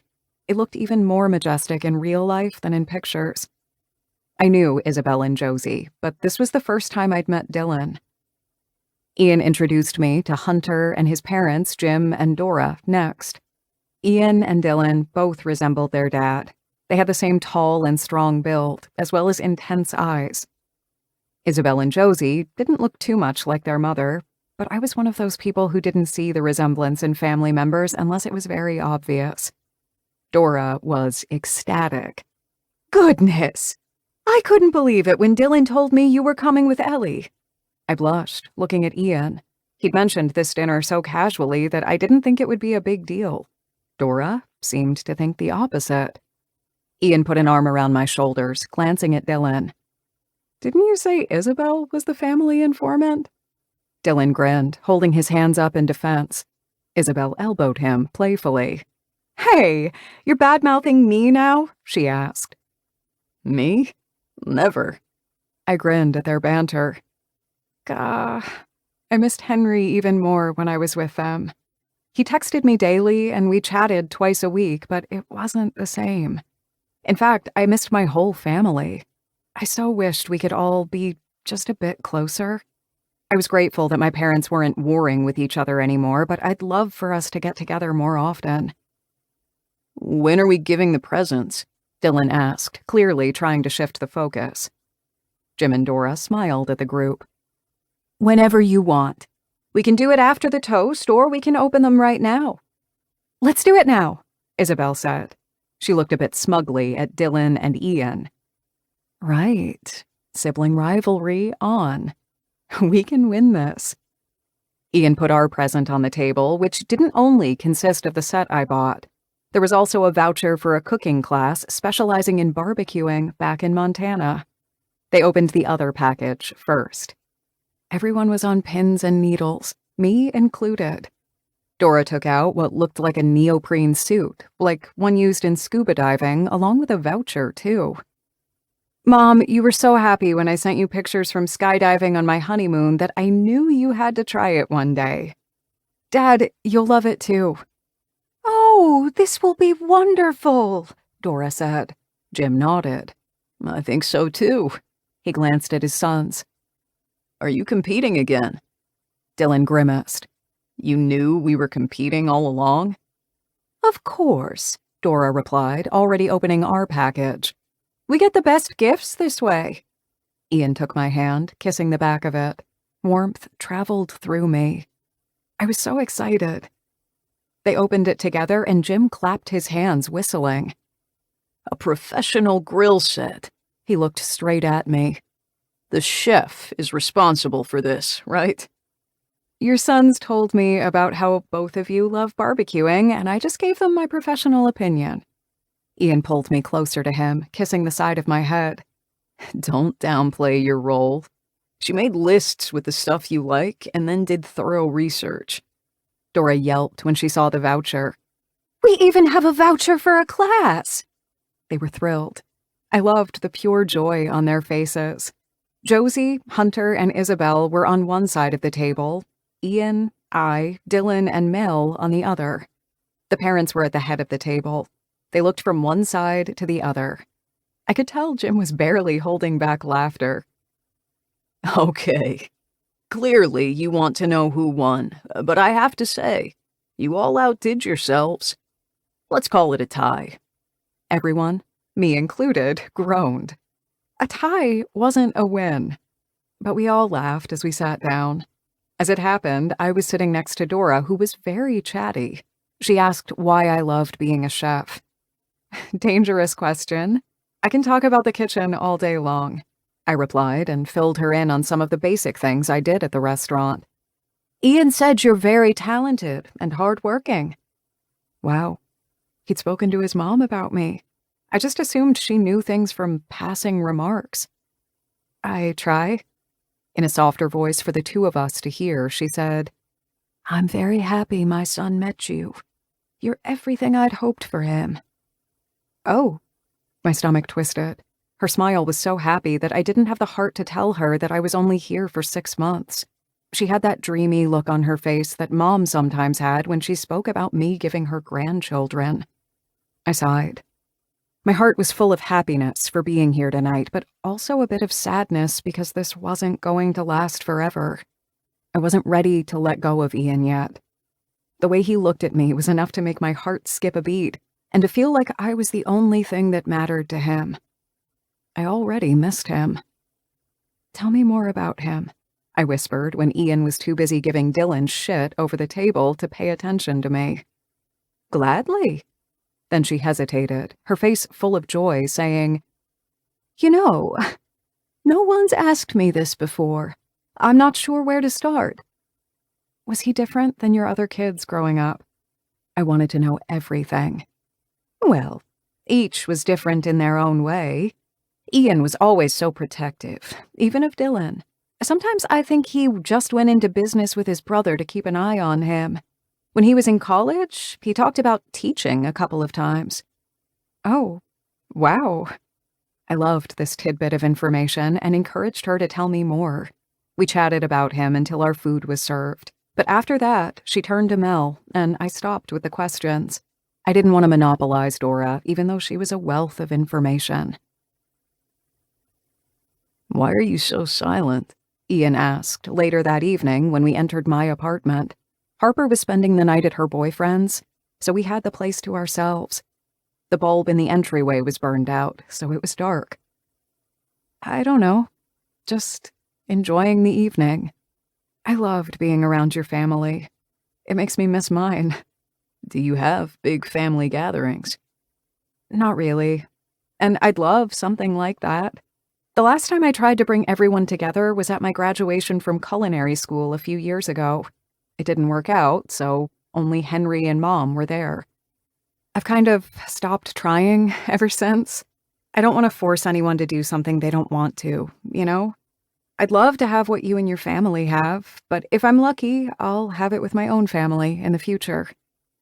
I sucked in a breath, realizing how talking about a family and a white picket fence must sound to him, and immediately changed the subject. Your mom is adorable, by the way. She also seemed to think we're a long-term thing.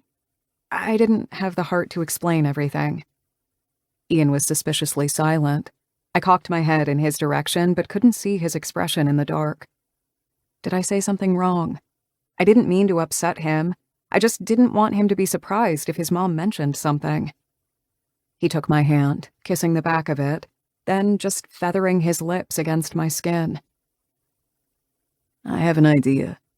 What are you doing next weekend? I blinked, a bit thrown by the change of subject. I don't have plans. Why? I looked at him expectantly, trailing my fingers up his sexy biceps. Do you want us to go somewhere together? A weekend getaway? Just the two of us? Oh my God, are you serious? I asked with a giggle. Very serious. He touched my chin with his fingers. I felt the tips and nails along my lower lip. I want you to be all mine for a whole weekend. And what exactly do you plan to do with me? I haven't made up my mind yet, but first, I'm going to make sure you relax. You've been tense these past 2 weeks. You noticed. Work had become more intense because a staff member quit, so I was also moonlighting as a pastry chef. I'd offered to help because I had experience, and then I had a lot on my plate. I felt a bit stretched thin, if I was honest. When I offered, I thought they'd find a pastry chef right away, and my sexy guy could tell. Why did that make me swoon? Hell yes. I notice everything about you. He kissed my upper lip, touching the bow briefly with the tip of his tongue. Heat pooled between my legs. Wow. I had no idea how he could turn me on so fast. Is this the reward you were talking about? Because you don't... He covered my mouth in a sinful kiss. I tugged at his shirt. When we paused to breathe, I realized I'd slipped a hand under his shirt. Wow. This man made me lose my head. No, I just got the idea for the getaway tonight. Now, for that reward, I had something much simpler in mind. He pushed my pelvis against his hips, and I moaned when I felt his hard-on. Unless my body is not rewarding enough, he teased. Oh, yes, it is, I laughed, giving him a quick peck on his chin. Let me find the switch in the living room so we have a bit of light. As he let me go, I walked along the wall until I reached the living room and turned on the light. Do you have light bulbs? Ian asked. I'll change it. Yeah, in the kitchen. I'll get you one. It was high up in a cabinet where we only stored stuff we didn't need daily. Ian had already pulled a chair from the dining table to the foyer when I came with the bulb. He climbed on the chair, removing, then replacing the old bulb with the new one. I couldn't believe how easily our lives had intertwined. Done, Ian exclaimed, climbing down from the chair. Thank you, Mr. Handyman, I said playfully. Whatever you need. Just tell me, and it's done. I need you to stay in my life. Ellie? He prompted, looking at me intently. What's on your mind? Oh gosh. Did I say that out loud, or was it the look on my face that made him question me? I took his hand, walking him into the living room, deciding to open up, to the best of my abilities. It wasn't something that came naturally to me. Would I scare him away? My heart lodged in my throat at that thought. It was possible, but I needed to know. I just thought that this all feels so easy. You being here, changing my light bulb. He put an arm around my waist and unexpectedly tackled me to the couch. We toppled over, Ian first. I landed on top of him without any grace whatsoever. What was that for? I asked, pinching his chest. I wanted you closer. You mean on top of you? Under me, on top of me. It doesn't matter. He cupped my ass, kissing the side of my neck. I like being here with you, Ellie. I've always kept my feelings close to my chest, even in high school, but something about you just makes me want to open up. So I'm special. I narrowed my eyes. If I agree, will it go to your head? Absolutely. But you're an excellent guy, so you deserve to know. Thanks for the vote of confidence. I grinned, shimmying on top of him. Are you staying over for breakfast tomorrow, too? If you want me to. Hell yes, but you usually have client calls in the morning. I do. But you can bet your sweet ass I'm gonna postpone them. My grin was even wider now. He was moving the calls for me. I had a feeling Ian would make me lose more than my head. He'd make me lose my heart, too. A vision flashed in my mind of Ian and me in a couple of years. Would we live in his apartment or rent another place? I could see him replacing bulbs while I cooked us something delicious. I swallowed hard. Usually, when I thought about the future, I'd think about my restaurant. This was the first time I saw myself with someone. It surprised me. What surprised me even more was the undeniable longing for that version of the future to come true. Chapter 13. Ian. 1 week later, on Friday, I picked up Ellie from Soho, where she was shopping with Isabel in Tess and Sky's store. We were going to Bear Mountain for our weekend getaway. My phone beeped with an incoming call on the way. I let it go to speaker. Hey, Ian. It was Henry. Henry, I haven't heard from you in a while. Sorry, man, life at a law firm is crazy. What are you up to? I'm just wrapping up the week. I almost told him I was picking up Ellie. Cool. How is Ellie doing? Damn, and I was so proud of you for only asking that question 10 times this week instead of 20 as usual. Dude, you can't blame me. Actually, I can. I always liked riling up Henry, teasing him for being the most overprotective person I know. Because I knew Ellie better now, of course I understood it. The bullying story at school still made me see red. I could sympathize with Henry. Dialing down the worry wasn't easy. It wasn't a switch you could just flip on and off. She's okay, man. I think she's got a lot more work than usual, but she's enjoying it. There. That wasn't a lie. But I didn't like keeping things from my best friend. I wanted to talk about this with Ellie.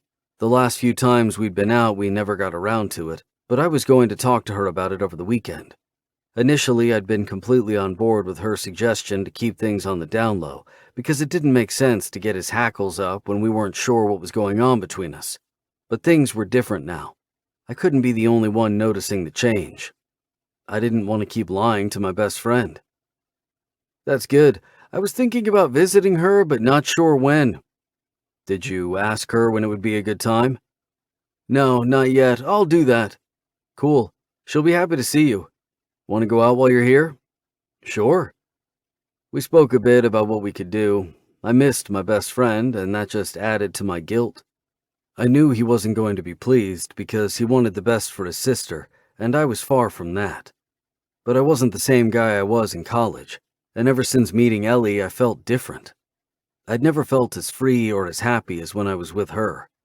Ellie unlocked a side of me I hadn't been aware of. When I arrived in Soho, I parked and sat in an ice cream shop opposite Soho Lingerie, watching them through the window display. I only saw Ellie's back. She was with Sky in front of a rack of merchandise. I was pleased with how well she fit in with my family and friends. I remembered how much she enjoyed herself at the dinner with my parents. She didn't just exchange pleasantries. I heard her ask Mom about herself and then details of my childhood. She wanted to know stuff about me that no one ever did. I'd never had that in my life. Well, to be honest, I never gave any other woman the chance because the interest on my part wasn't there, but with Ellie, it so was. I looked at her intently, and when she finally looked over her shoulder, she smiled instantly when she saw me. Then she took out her phone, and a few seconds later, I got a message.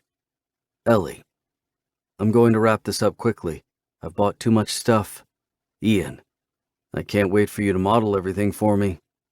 Ellie. You wish? Ian. Oh, I do. And I'll make it happen. Ellie. Bossy, huh? Ian. Bossy doesn't even begin to cover it. Ellie. It was love at first sight with Tess and Sky Winchester. There was just no other way to describe it.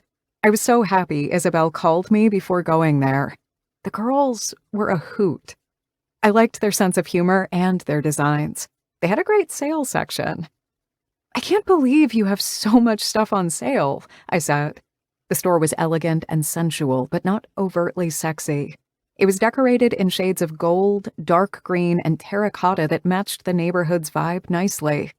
Between the cobblestone streets and the old buildings, Soho made me think of something out of the past. Well, we like to offer something for everyone, Tess explained. Our stuff is a bit pricey, so we know that not everyone can afford to buy it when it comes out. And as soon as it becomes last year's items, we put it on sale. All except for our best sellers.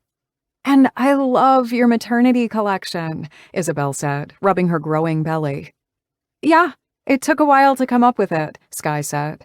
I have to be honest. Before I had my son, neither of us had experience with the way a body changes and what it needs, and, well, once you go through it, you know what you need and what you wish you found in lingerie stores. So, you and Ian are going to Bear Mountain, huh? Tess said. I always knew Ian would change the tune he was singing once he found the right one. Sky nodded, but Isabel shook her head. I wasn't so hopeful, honestly. He always seemed like an eternal bachelor. He's so different since he met you, she added, nudging me. My heart was a bit heavy. The way they spoke made me think of dangerous things, like if Ian and I could have a future together. I shoved the thoughts to the back of my head in the box titled Dreams. I was super happy, enjoying what we had now, even though he'd raised the bar so high that I wasn't sure how I'd feel without him. I mean, the man was whisking me away for a weekend, giving me foot rubs, and seemed determined to make me swoon nonstop. I brought everything I wanted to the table where the cash register was. I couldn't stop touching the set of lacy panties I was buying. I had also purchased a garter belt. I didn't know when I'd wear it, but the opportunity would present itself eventually. I was sure of it.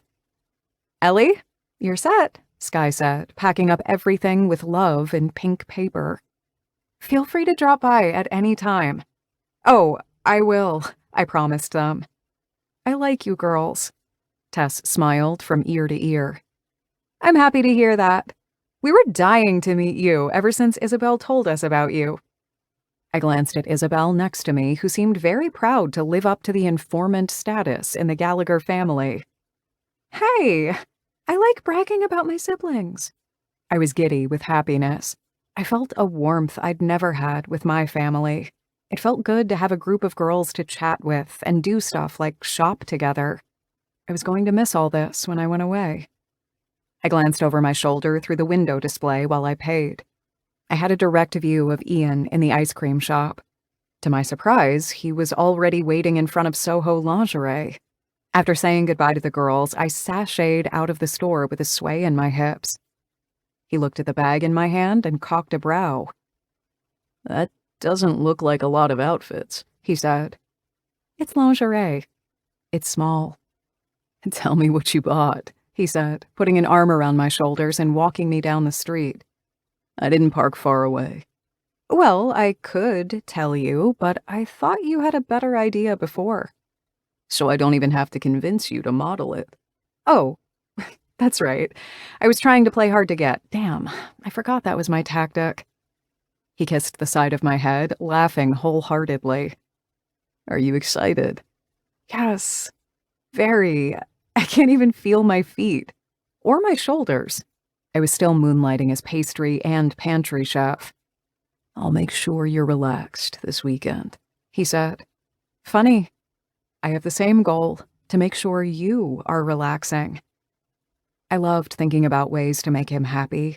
Once we were in the car, I began Operation Taking Care of Ian by giving him chaste kisses on the cheek and the neck. Ellie, what are you doing? He asked. I'm starting the weekend and the process of relaxing you.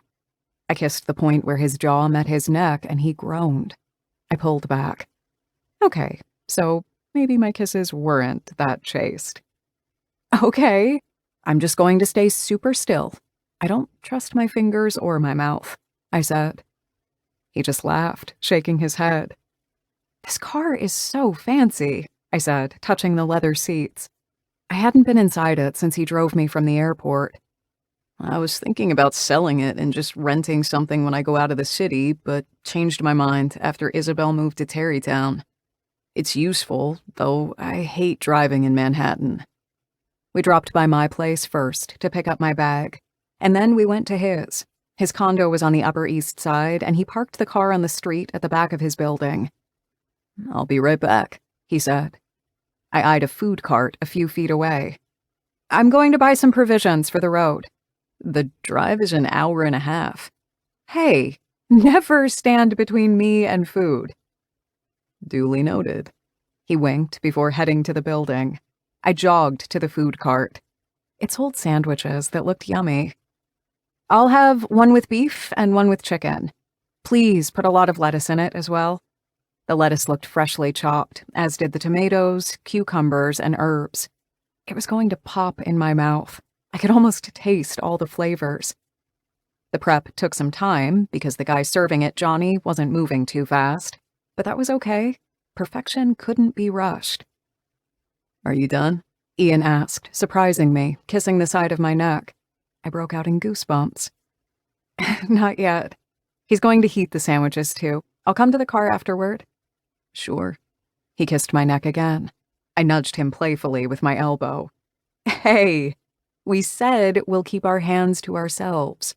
No, you said that you had to do that. Not me, he whispered against my neck.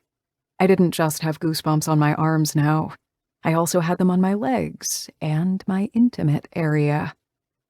Hey, go to the car, I said. He wiggled his eyebrows but let go of me, wheeling his small suitcase to the car. I turned to look at the food truck.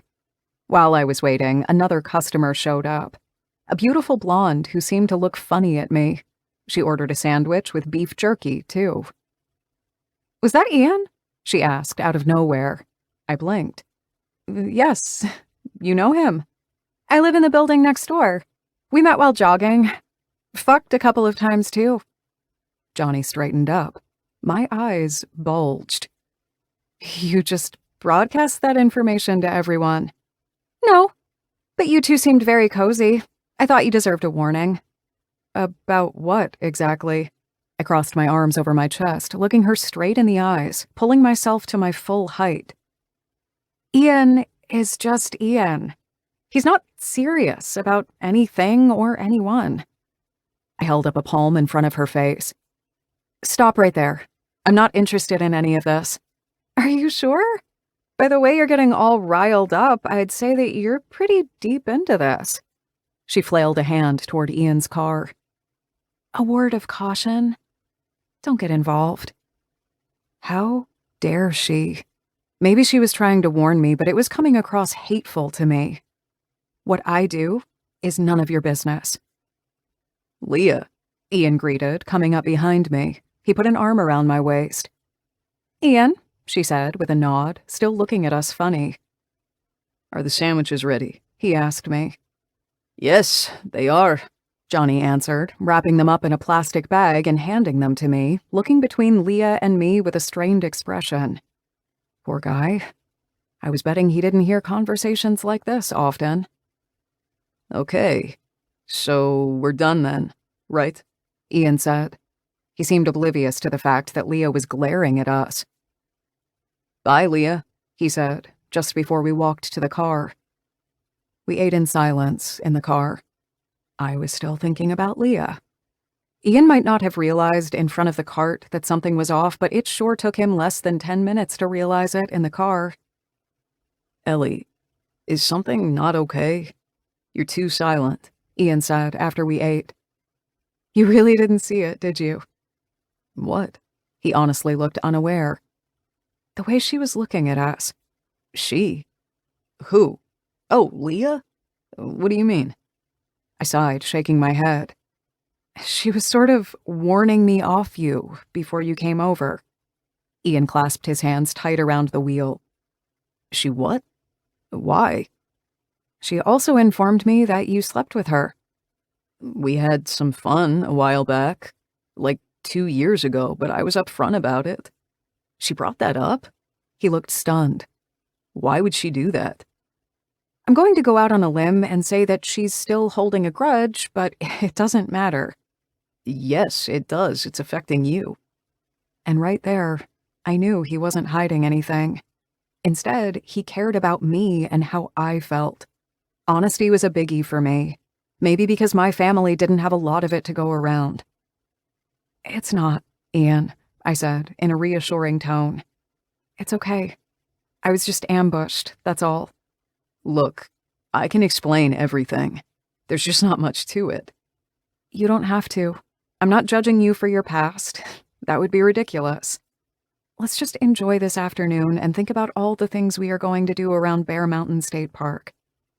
I want to tell you anyway. I don't want any secrets or barriers between us. Before you, I just dated casually. Very casually. I'd call it hookups more than dating, but I was always honest about what I was looking for. I don't make false promises, and I don't lie to anyone. Okay. Thanks for sharing that with me. Even after Ian explained to me his past dating habits, it would be untruthful to say the encounter didn't dampen my mood. Which was so ridiculous. The past didn't matter. It didn't belong to us, just as the future didn't either. What Ian and I had was for now. It was amazing, and I was going to enjoy every second of it. Be careful, Ellie. You're falling fast. Chapter 14. Ian. "This place is amazing," Ellie exclaimed when we entered the hotel suite. It was spacious, with a living room, a bedroom, and a balcony that overlooked the thick forest of Bear Mountain State Park. I kissed the back of her hand. "I'm glad you like it." She nodded, looking around. I wanted to make sure she was all right after the run-in with Leah. I hated that my past was thrown in her face like that. Even though I explained my dating MO, I still felt as though something was off. No matter what Ellie said, it affected her, and I wanted to rectify that. "Ellie, talk to me. You're still thinking about Leah?" She bit her lip, shaking her head. "No, look, I'm not paying attention to that. Let's just enjoy the weekend." "Are you sure we're good?" She nodded vigorously. "I'm not going to let anyone spoil our weekend. I mean, look at this beautiful room and the forest outside.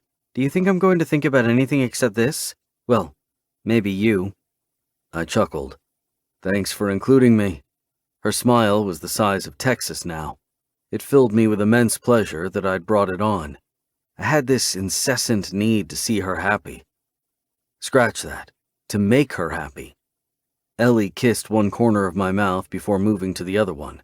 I pulled her hips flat against me, running my palms down her ass cheeks. I see someone doesn't even want to leave the hotel room," she said. "Yes, I do, but only after I have my fill of you."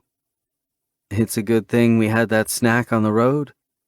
Thank fuck we were already inside the room, because I wanted her so much that I would have made a spectacle of us outside. I touched her cheek, skimming my fingers from her jaw up to her ear, then covering that same trail with my mouth. The kisses were meant to be reassuring, but soon enough I was craving her. I wanted more.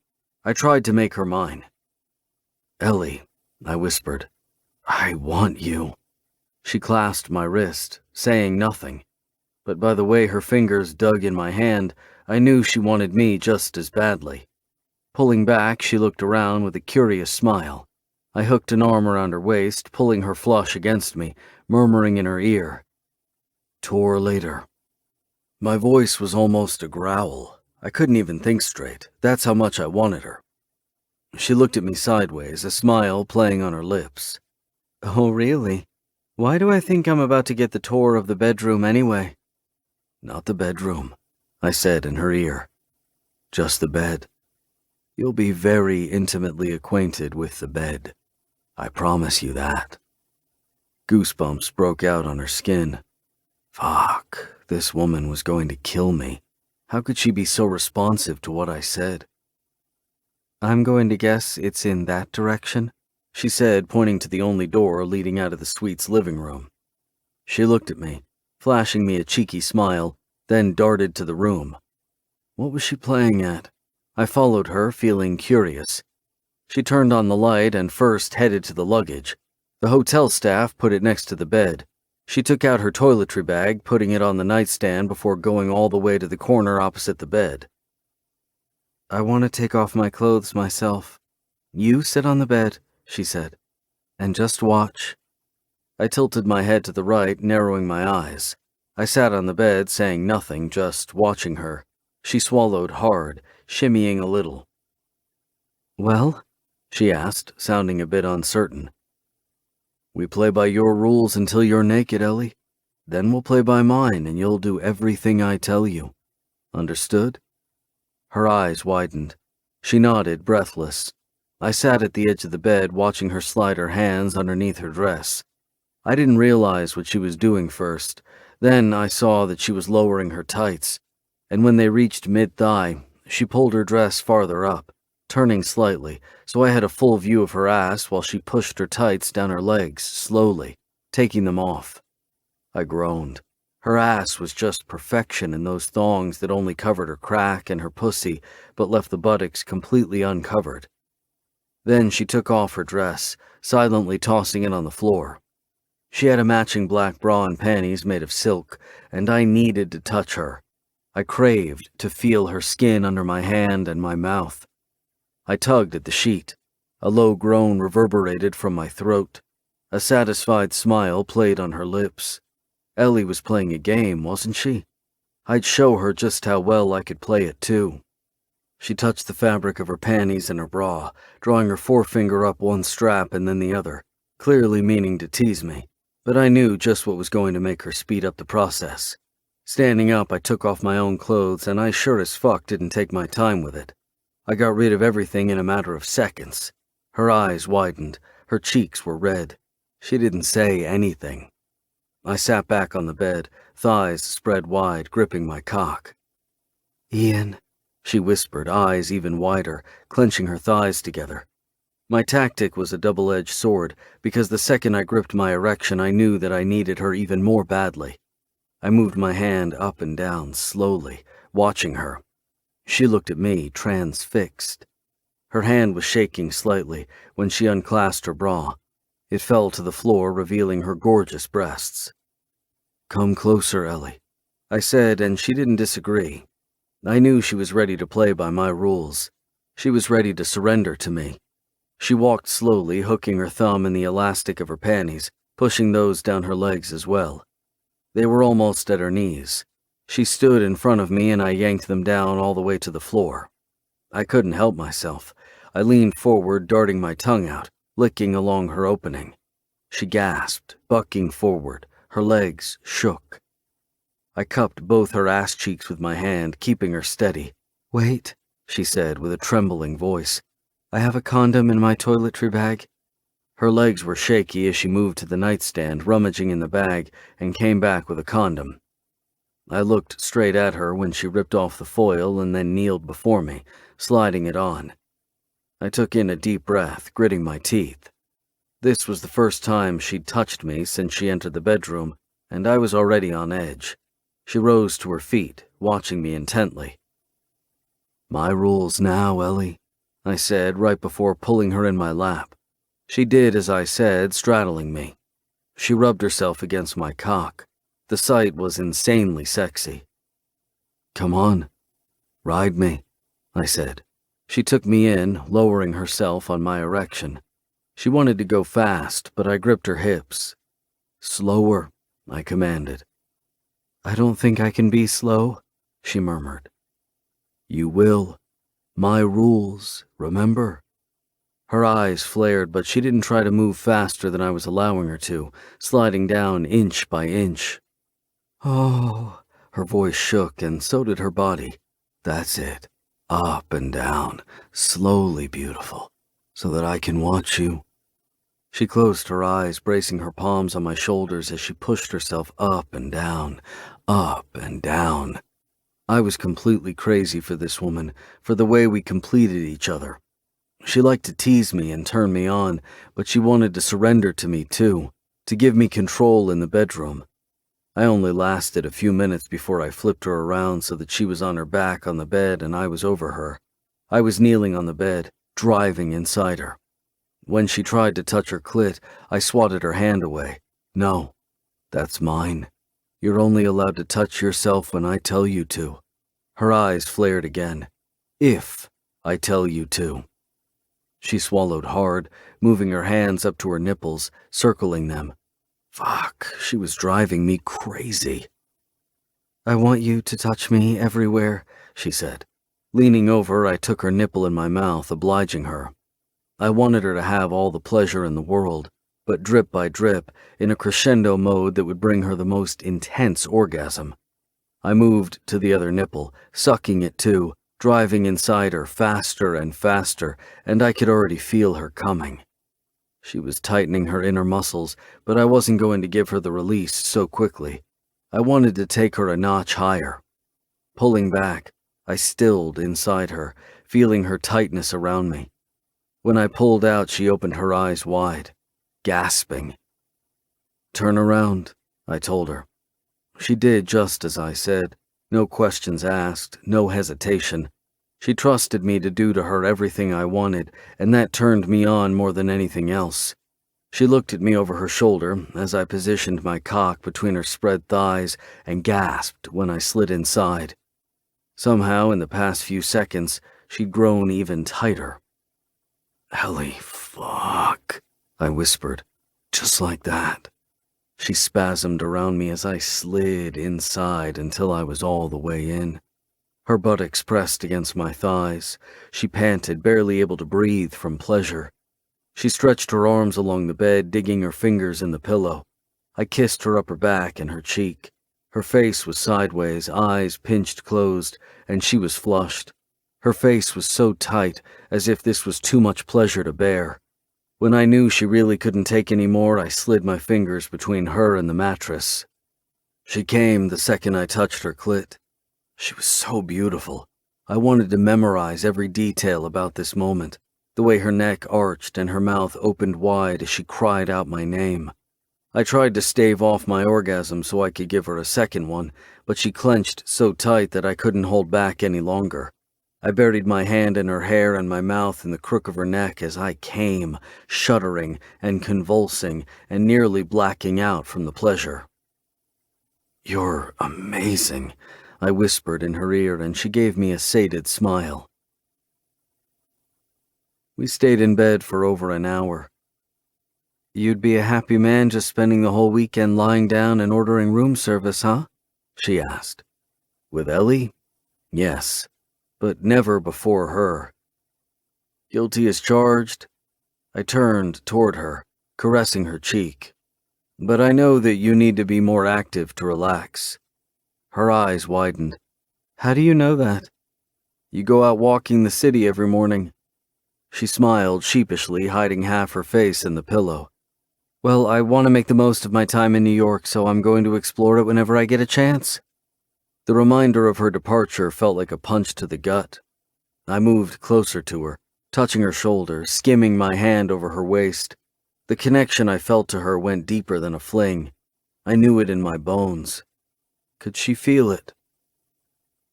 What do you want to do this weekend? I asked. Enjoy walks around the area, and there are some restaurants we could check out. What do you want to do? You know me. I'm flexible. She wiggled her eyebrows. Except when in bed, bossy man. I pinched her ass cheek. You have anything against it? Oh no, it wasn't a critique. Just an observation. By all means, keep doing it. I love it.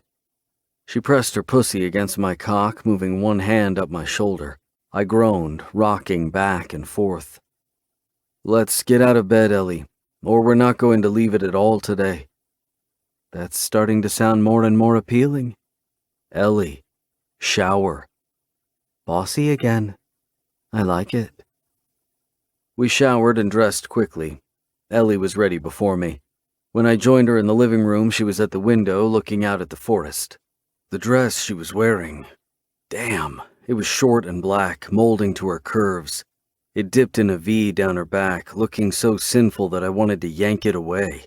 I stepped right behind her, trailing my fingers down the exposed skin. She gasped, arching forward. Ellie, fuck, what is this? Just a dress? She whispered. It's not just a dress. I pushed her hair to one side, touching her earlobe with my mouth. You're so fucking beautiful that I don't even want to share you with the world. Mission accomplished? Her voice was throaty. I put both arms around her waist, keeping her close, resting my chin on the soft skin between her shoulder and neck. You like teasing me? I demanded to know. Just a little bit. I like how you look at me when I'm wearing something pretty, like you can't wait to get me alone. Spoiler, I'm always looking forward to being with you. It was true on a deeper level than I knew how to put in words. It was funny how I could explain complex software algorithms to clients, but when it came to what I felt for Ellie, I was out of my depth. All I knew was that before she came to the city, I filled my weekends and evenings with stuff to pass the time. None of that had made me happy. But Ellie did. I was looking forward to seeing her during every free moment. She turned around, tilting her head playfully. What's going through your mind? You've got a few sexy frown lines. Sexy? A grin etched on her face. I can't explain it, but they add to your sex appeal. Not that you need help in that department. It was through the roof before, anyway. Is that so? She skimmed a hand up my arm, squeezing my bicep between her thumb and forefinger. I noticed these on the first day when you helped me with my luggage. Go on. She moved her other hand on the side of my torso. I thought she'd go for the abs, but instead she squeezed my butt. And that right there is the stuff of dreams. As is this. She wiggled against my cock, and it took all my control not to pin her against the window. But still, a frown is a frown. What gives? I have a lot on my mind. Care to elaborate? If I don't know, I can't take your mind off it. I talked to Henry today, and it got me thinking. I don't like keeping things from him. I looked at her intently, waiting for her reaction. She bit her lower lip. Did she want us to continue being a secret? I wasn't sure how I'd react if she did. I'd respect her choice, of course, because Henry was her brother, but I wouldn't be happy. I don't like it either. And I think that if we explain, well, maybe he won't, be Henry. In the beginning, I thought that this would... Her voice trailed. Would what? I pressed. Don't make me say it. The corners of her mouth inched upward. She was holding back laughter. The tension between my shoulder blades faded. Ellie, I'm going to get it out of you one way or the other. I have no doubt. I just thought that we'd have a fling or that you'd get spooked about me being a virgin. I cupped her face, looking her straight in the eyes. Ellie, nothing would scare me away, do you understand? Nothing. And you're not a fling. You're important to me. She didn't say anything, and I didn't push because I suspected I wasn't the only one who was treading on uncharted territory here. I'd love to tell him in person. I am so much better at toning down his brotherly instincts face to face. He said he wants to visit you. Her eyes lit up. Really?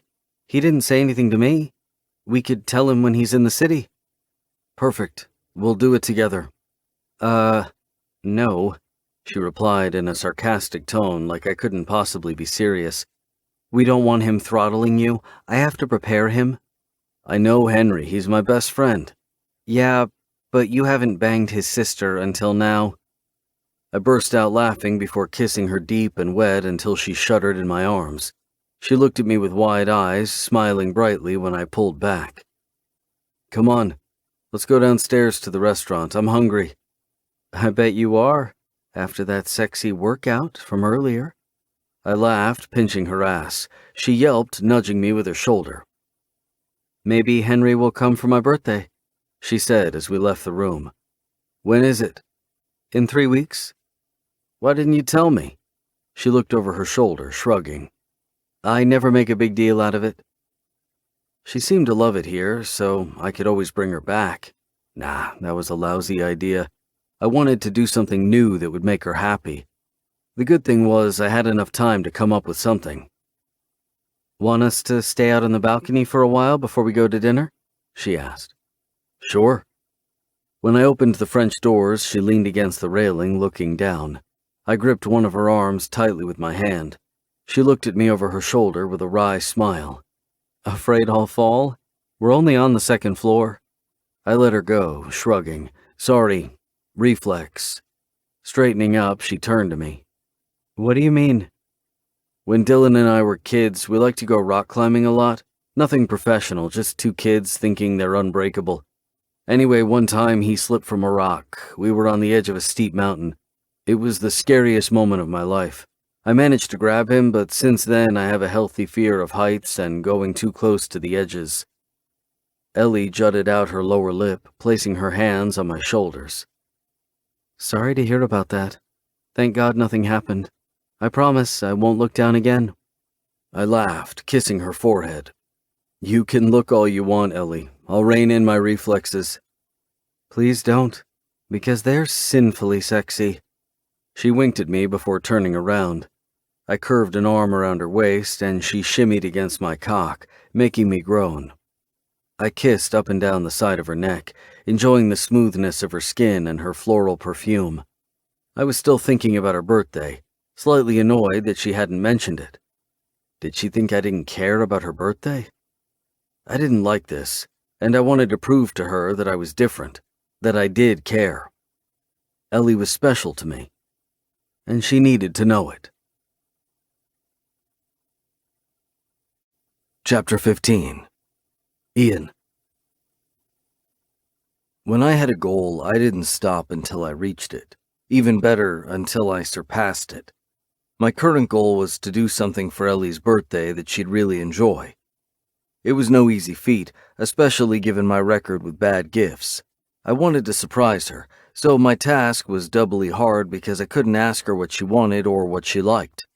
After we came back from Bear Mountain State Park, I thought intently about it for a week, but I wasn't making progress. I wasn't too proud to admit I needed help. I thought about asking Henry and almost pressed his number, but disconnected before it went through. He'd get suspicious if I asked him. Dude knew me too well. Tapping my finger against the armrest of the gaming chair in my office, I debated my next step. There was only one way to do this. I called Isabel. She knew me well too, but I could use that to my advantage. My sister answered right away. Hey, I need a favor, I said. Shoot. It's about Ellie. Ian, be careful with her, okay? You two are spending a lot of time together. Don't hurt her. I frowned, starting to get pissed. Why did she expect that? Did everyone expect that, including Ellie? I didn't like the thought that she might be waiting for the other shoe to drop. I'll pretend you didn't just say that. Her birthday is in a couple of weeks, and I want to do something for her that she'll like. Holy shit, I take back everything I said, my sister exclaimed. And apologize, I added. I wouldn't take it that far. Just find out what she'd like to do, please. Why don't you just ask her? Because I want to surprise her.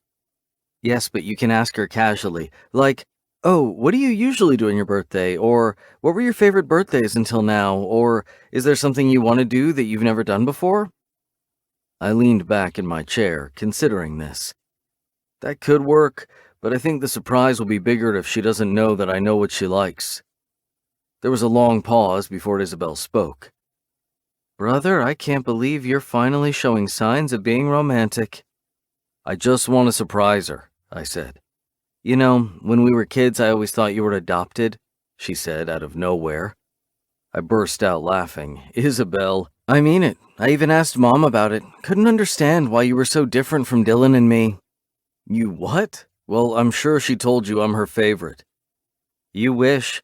And by the way, you didn't flinch when I called you romantic. How do you know? You can't even see me. No, but I can hear it in your voice. Isabel, are you going to help me or not? Yes, I'm on it, but first, I want to know some things. Sure. Where do you see yourself in 5 years? I straightened in my chair. I'm sorry, is this a job interview and I wasn't aware? I mean it. Just answer me. I don't know.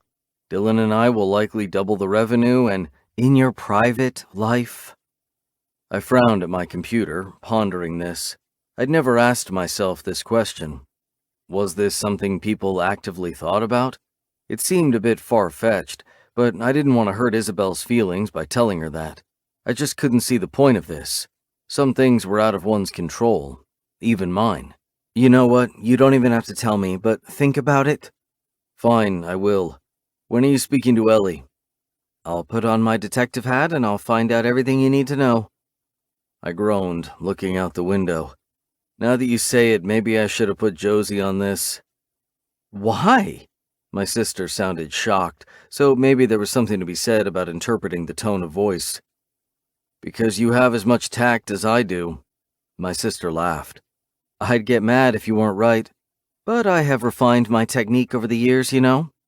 Maybe you can take Josie with you when you go on your detective mission.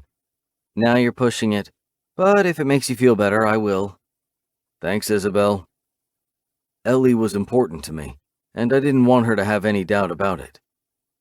I worked 2 hours purely on coding, and then I did something I hadn't in years.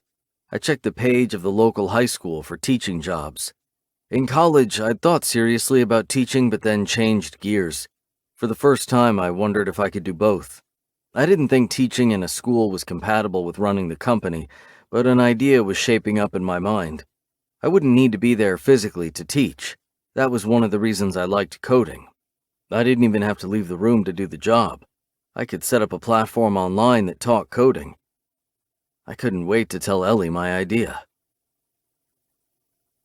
That evening, I got a pleasant surprise when Tess, Riker, and Skye asked me to have dinner with them at Dumont's, one of the restaurants owned by Skye's husband. The Winchesters were Hunter's cousins, so I saw them at common events, but it had been a while since we'd gone out in an impromptu get-together. All the Winchesters were married or engaged, and some even had kids. That made spontaneous meetings difficult, but the three of them were in Manhattan at one of the Dumont restaurants. Skye, can you bring Ellie too? Ian. She's working late today. When I got there, Tess, Riker, and Skye were sitting at a small table in the back, already eating fresh bread with something that looked like cheese spread. Hey, Ian, long time no see, Tess said. I was waiting for Ellie in front of your store last week, I said, calling her out on her claim. We saw, but didn't want to disturb you two, Tess explained. How come you guys are having dinner in the city? I asked. Rob asked us to taste some of the new menu items he's added, Skye said. So that's why you wanted me to bring Ellie? Tess winked at me. That and so we could spend time with her. So where's the rest of the gang? I asked. Rob is in the kitchen, Cole and Laney are in Rome, Liam is caught in a meeting, though he might join us later. And no other Gallagher had time for us. In their defense, it was a spur-of-the-moment thing. Rob wanted our opinion before he discussed the menu with his team tomorrow. I'm no expert in food, but I like to eat, so I'll give my honest opinion, Riker said. Well, none of us are experts, just foodies, Tess said. She and Skye owned 2 lingerie shops in the city and had a huge online business, and Riker worked on Wall Street. Why couldn't Ellie come? Tess asked. They're doing some personnel changes, so she's covering for others too. It started a few weeks ago. They're overworking her, and I don't like it. Tess's eyes bulged. Skye opened her mouth to say something, but closed it again. The 2 sisters eyed each other. Is it just me, or does he sound overprotective? Tess asked. I've only ever heard him speak like this about Josie and Isabel. It's not just overprotective. He sounds like he cares for her, Skye added thoughtfully. Riker cocked a brow. Why are you talking about him in the third person? I'd like to know too, I said. Skye and Tess flashed identical grins. Sorry, we're just surprised, Skye said. We heard she was just your best friend's younger sister. We're behind on the news, Tess said seriously. What are you talking about? You met her last week and asked me to bring her here, so you know I'm dating her. Tess held up a finger. Exactly, dating. But this is more than that. You almost sound in love. She was grinning again. I frowned, shaking my head. Ellie is on a rotational program. She's got everything mapped out. I can't ask her to change her plans for me. I didn't sound convincing even to my own ears because I wanted to do just that. Okay, enough psychoanalysis for one evening. We're here to eat, Riker said. Just as I was about to thank him for having my back, he added, but if Tess and Sky are even remotely right, do yourself a favor and do something about it. So much for having my back. Tess narrowed her eyes at Riker. When are we only remotely right? Riker held up his hands in defense. Just a figure of speech, but I'm serious. Let's focus on dinner. To my astonishment, they didn't bring up Ellie for the rest of the evening, but she was on my mind the whole time. When I was with her, I felt such deep happiness that I hadn't even been aware existed. I didn't know if I could go back to the way things were after Ellie left. We ate the whole menu in 45 minutes. I liked everything, which I knew wasn't too helpful for Rob. He needed detailed feedback. Well, I think that's the best we can do, Sky said, kissing Rob's cheek. He'd come to the table to interrogate us after we tasted the dessert.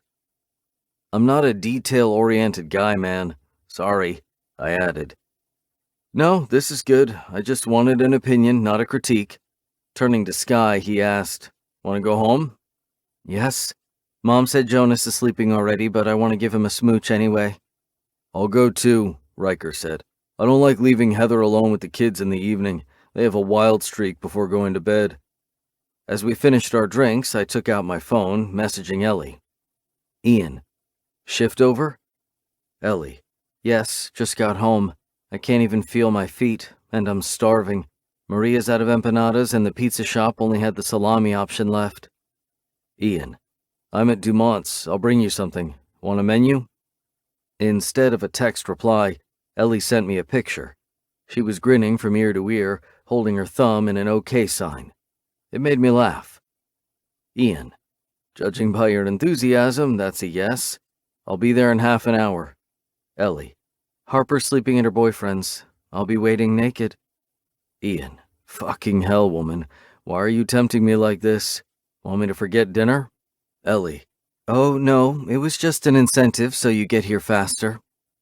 I grinned, pocketing my phone before I forgot my head. I ordered food to go as the party split up. I arrived at her place in 25 minutes and knocked at the door. Ellie opened the next moment, wide-eyed, flushed, and still dressed. I cocked a brow. What was that about waiting for me naked? She blew a strand of hair from her eyes. You're early. 5 minutes. I didn't even shower. Wiggling my eyebrows, I stepped inside. We can do it together. She was cute as hell, all worked up like this. I dangled the bag of food in front of her. She licked her lips and immediately grabbed it, heading to the kitchen. I laughed, following her. Already forgot about the shower and everything else, huh? She looked at me over her shoulder, smiling sheepishly. Food trumps everything. Thanks so much for bringing this. Tell me about your day while I eat. She stood at the kitchen counter, eating directly out of the takeout box while I went through my day. I also looked up teaching jobs on a whim. It was something I liked when I was in college. A few times I worked as a teacher's aide helping students after hours, and I enjoyed watching them understand the process. Ellie looked up in surprise. Your mom said that she always thought you'd go into teaching? I jerked my head back. She did? A smile spread on her face. Did you find anything interesting? Nah, no openings, but then I realized I wouldn't have time for physical teaching, like being in a classroom, but I have a few ideas about how to do it remotely. Tell me. Her curiosity lit me up. She was genuinely interested. I could design online courses that people with all skill levels could access. I don't have a detailed outline. I only thought about it today. It sounds cool. It felt good to share this with her. I looked forward to talking to Ellie in the evening every day. When we didn't meet, we spoke on the phone. I couldn't keep my hands off her, so while she washed her hands at the sink, I skimmed mine up the sides of her body, pressing my pelvis against her ass. Pushing her hair to one side, I kissed the back of her neck. She sighed softly. Goosebumps popped on her arms. I'd miss these quiet evenings when she left. I'd miss her. Before, I'd never understood why Dylan, Isabel, and the Winchesters were in a hurry to go home to their partner whenever we were out, but I had learned, and I wasn't ready to give this up. Chapter 16. Ellie. Going out to brunch on Saturday was practically a rule in New York. Josie and Isabel asked me if I was in the mood a few days ago, and I jumped at the opportunity to hang out with them. I was smiling from ear to ear as I stepped out of my building. It was a glorious day near the end of October. It was cold, but the sun felt warm on my face. New York looked magical with all the trees in shades of red and yellow and brown. I was meeting them at a restaurant in Riverside Park. On the way, I called my brother. I planned to walk the whole way, even though it would take 40 minutes. Maybe I'd Uber back, but for now, I wanted to stretch my legs. Hey, sister, he answered. Hey, hope I'm not waking you up? Just a bit. You know how I am on Saturdays. Oh, I did. I always woke up early, and when I was very young, I'd make a lot of noise on purpose. I was a little devil. As I got older, I prepared breakfast for him. My first attempts were inedible, but he encouraged me to keep experimenting like a good older brother. By the time my parents divorced, my cooking was already great, so I tried cheering Mom up every Saturday and Sunday with cakes, pies, and omelets. Sadly, I wasn't too successful. She seemed so lost in her grief for a few years, and nothing I did helped. Since I moved to New York, I'm quite enjoying the mornings. The city is quieter, and I get so much more done. What are you doing today? He asked. I'm meeting Josie and Isabel for brunch. Ian's sisters? Yes, we're getting quite close. I was about to say that you always do something with them. What did he do, pawn you off on his sisters? No, I said defensively. He checks in regularly. I blushed and was thankful that we weren't using FaceTime for this call, because my brother never missed a facial expression. That's good to know. I'll call him and thank him. I've heard you want to visit me. Yes. Wait, Ian told you that? I winced. If I wasn't careful, he'd put two and two together. I didn't want to keep things from him anymore, so I hoped he'd come soon. The only reason I wasn't telling him over the phone was because he'd worry. Face to face, I'd have an easier time convincing him that this was good and I was happy. Ian made me happy. Yes, we talked about you and he mentioned it. Why didn't you? It had been over a week since Ian and I went to Bear Mountain State Park. I kept waiting for Henry to bring it up, but he never did. Because I wanted to surprise you by coming the weekend after your birthday. I stopped walking, pressing a palm on my chest. I felt as if my heart was about to burst. My birthday was on a weekday, but it was perfect if he came over the weekend. We could stay up late and catch up on everything. Are you serious? Yes. Wow. Thank you. I miss you so much. I miss you too, Ellie. Listen, I've got to go. Work is calling. On a Saturday? Yeah, they don't really have boundaries. Talk later? Sure. I was so ecstatic that I couldn't stop smiling. I left my headphones on and flipped on a playlist. Sometimes I liked listening to the sounds of the city, but sometimes I just wanted to get lost in the music. I looked around as the city began to wake up. Saturday was the perfect day to sleep in. But years of working in restaurants taught me how valuable the morning hours were and how much one could do in them. By the time I arrived in front of the restaurant, I was a little sweaty. Okay, so maybe walking for 40 minutes wasn't my best idea. Even though it wasn't warm, my armpits were a bit damp, so I headed to the restroom and I dried them with some paper towels. When I came back to the restaurant, Josie and Isabel were already sitting at a table. They both looked at me in surprise, so I hurried to the table to sit down. "When did you arrive?" Josie asked. "A few minutes ago, but I went to the restroom first." The place was filling up quickly. It was quite different than the one where I worked. For one, it was much smaller, and it was on the ground floor. We were looking directly out onto the street. Also, the kitchen was open, so you could see the chefs cooking. I understood the appeal of the open kitchen concept. We learned in culinary school that it gave customers a sense of everything being fresh, just because they could see it being prepared. But when I opened my own restaurant, I'd keep the kitchen completely separate. Open kitchens put far too much pressure on staff. I'd worked once in an open setup, and everything was more difficult, from the communication to having to tidy up much more often. It wasn't worth the hassle. We ordered bagel sandwiches. Mine was with smoked salmon, Josie's with egg, and Isabel's with pepper spread and caramelized onions. That was an interesting combination, and I asked for a bite. Good, but not my style," I said. It was tasty, but I found the combination far too strong. I would have used hummus instead of the pepper spread. Josie and Isabel were sharing their food, making all sorts of comments about the ingredients and whose sandwich was better. These two were hilarious. I liked the dynamic they had between them. When Ian had told me about Dylan's near fall, it clicked in my mind what his mom said about him, how he was always protective of his older brother. "Oh, by the way, Ellie, I'm going to have a party in December. The venue we booked for the wedding wasn't too happy when we canceled, so I promised to throw a random huge party later this year. The wedding was supposed to be in November, but I didn't want to use the same date. Anyway, we're doing a vegan and gluten-free menu for some of the guests, and the chef said she might need help. Do you have any expertise with this kind of cuisine?" "Yes, a lot. She can reach out anytime. Give her my phone number, but tell her to message me first. I don't answer calls from unknown numbers.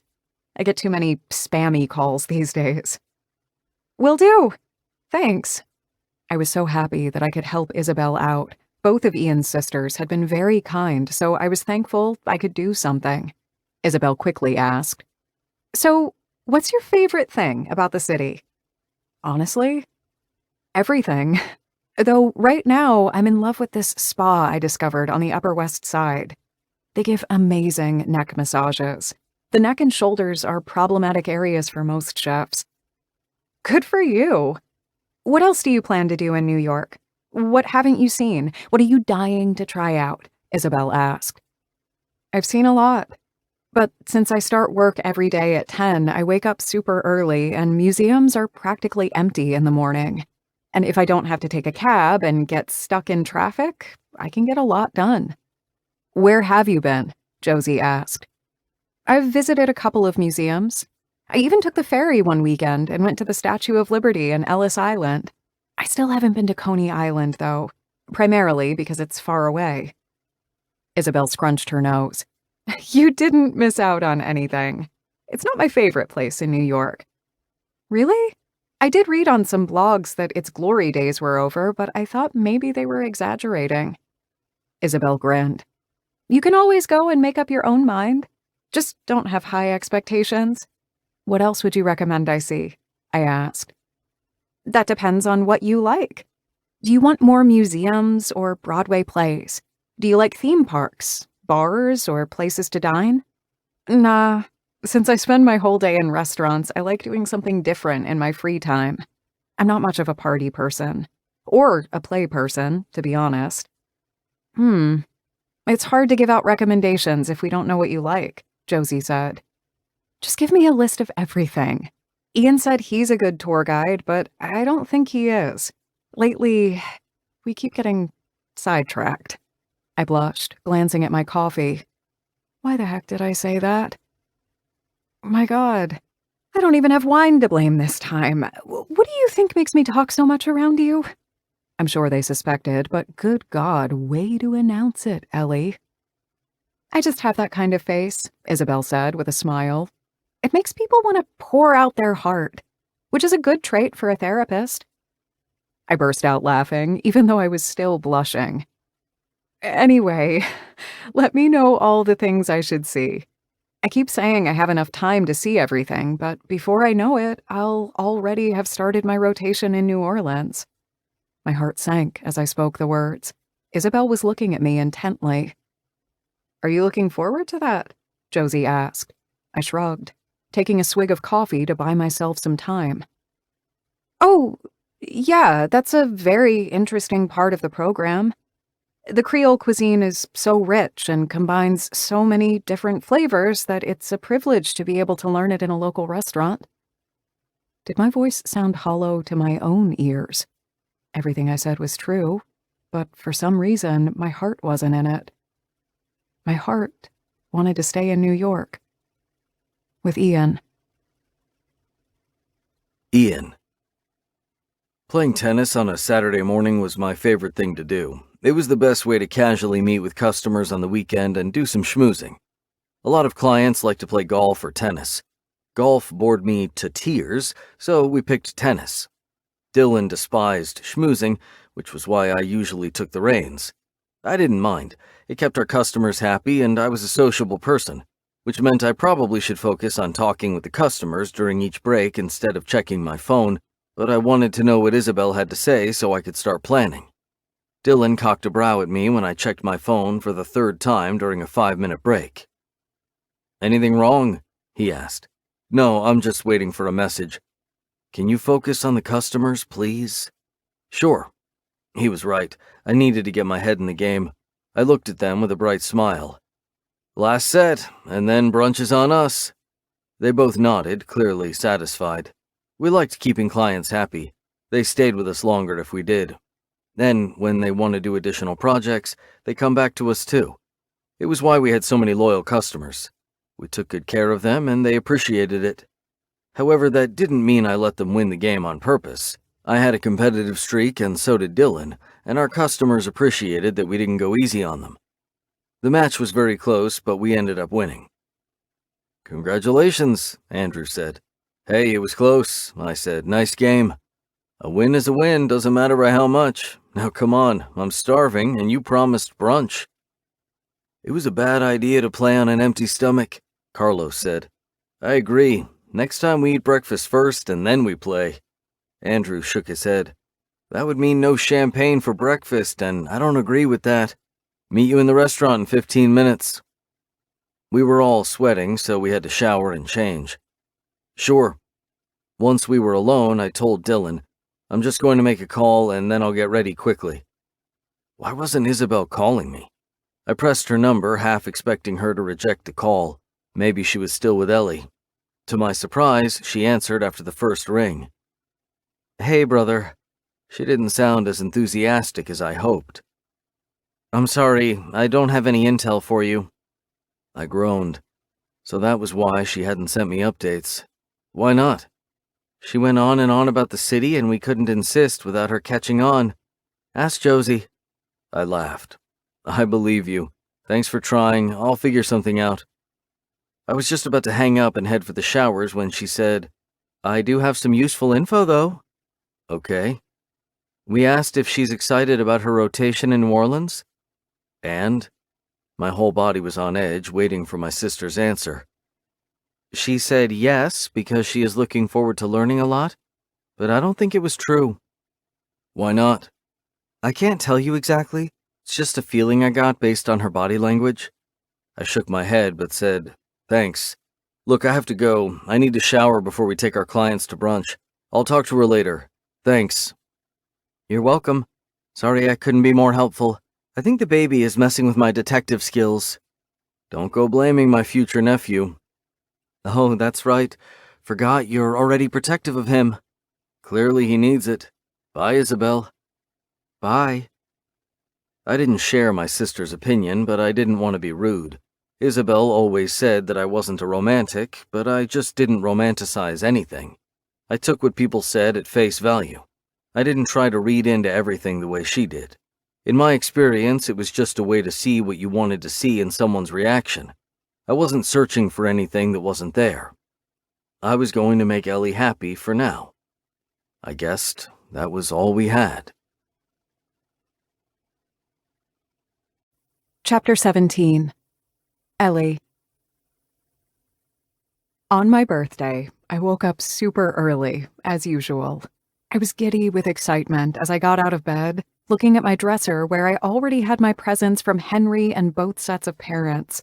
They'd arrived yesterday, but I never opened presents before my actual birthday.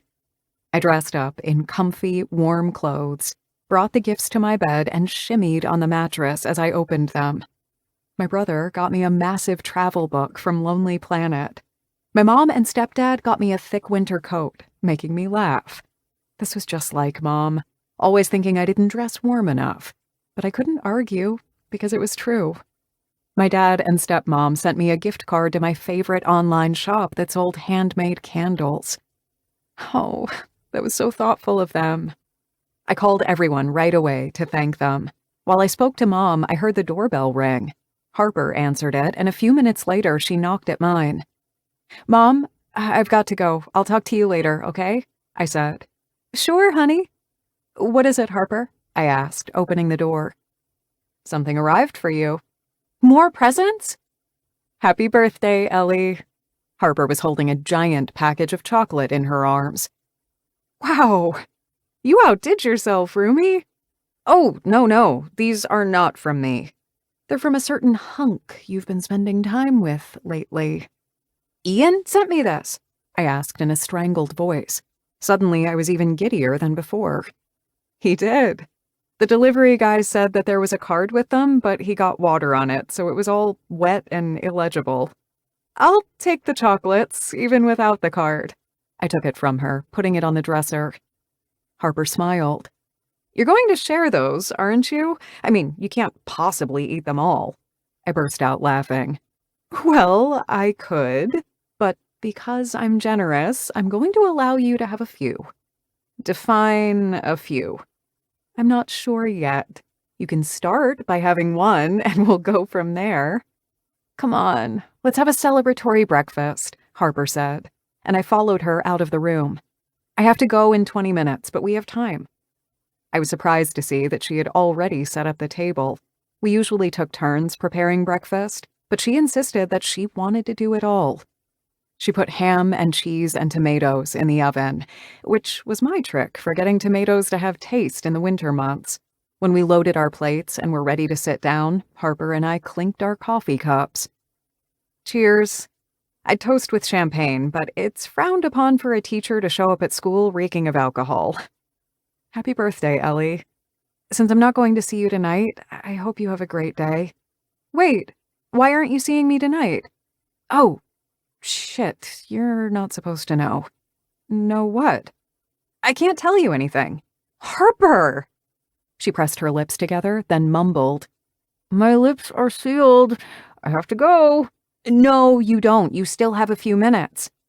"I'm starting early today," she said, making me laugh even more. "Right. You're just afraid I'm going to question you." "Obviously." She kissed my cheek and left, but not before heading to my bedroom. "Oh, so you don't have time, but you can sneak in my bedroom and steal a chocolate?" I called after her. "I have my priorities," Harper replied before ducking out of the apartment. I cleaned up quickly after she left, smiling from ear to ear. Ian had sent me chocolate. That was so thoughtful of him, and I loved that he knew just the right kind to get. I went back to my bedroom after the kitchen was clean and looked at the chocolates, then decided to text him. I had some suspicions regarding what Harper said, but I had to be smart and make Ian talk. Snapping a photo, I added it to my text. "Ellie. Morning. I just got these. Thank you so much. The delivery guy said the card was damaged. Care to tell me what was on it?" Ian replied right away. "Ian, I'll tell you when I see you." "And when will that be?" He didn't reply. I messaged him again. "Harper just told me she wouldn't be seeing me tonight. Do you have anything to do with this?" "Harper's bad with secrets." "OMG. You think I wouldn't spoil my birthday girl? But it's my birthday. I'm supposed to be the one throwing a party or something." "You can do that when Henry's visiting on Saturday. This evening, you're all mine." Oh, wow. I had a lot of energy while I showered and dressed. I still had plenty of time until my shift started, but I had too much energy to sit inside the apartment. Dressing warmly in the coat Mom gave me, I hurried outside. November didn't have the best weather for walking. I was pretty cold, but I still loved it. I thought about my family and how much I missed them as I walked leisurely through the city. My biggest dream was to get everyone in the same place for my birthday once. But it never really worked out. I wasn't sure, but I sometimes wondered if it was because everyone was actively avoiding each other. I dreamed of celebrating something together as a big, extended family. If not my birthday, then maybe Christmas, or just any occasion. My good mood continued even after my shift started. I'd listen to a catchy tune in the morning, and I played it in my mind even after removing my headphones and starting the salads. I danced to it all day. In the afternoon, when there was a bit of a lull in customers, my boss, the restaurant manager, came to me. "Ellie, it's your birthday today, right?" "Yes." "Happy birthday." "Thank you, Nancy." "You and I haven't had time to chat, but I've heard lots of good things from everyone in the kitchen." "Thank you." "Let's talk some more next week. I'll look at my calendar and let you know when I have time." I panicked a little, but just nodded. "Okay." It was never a good thing when the boss was extra nice to you and then wanted to talk to you. I'd been fired that way twice when the boss politely invited me to sit down and drink something together, only to tell me that they were cutting staff or whatever. But I pushed it all to the back of my mind. Maybe it would be good news for once, or perhaps I'd have to move to New Orleans sooner than I thought. My mood dampened a bit after my boss left. I didn't want to think about moving. Before, I always looked forward to a new city and a new challenge. But recently, something had changed inside me, and I knew it was because of Ian. I loved our evenings together and the casual messages we sent during the day just to catch up with each other.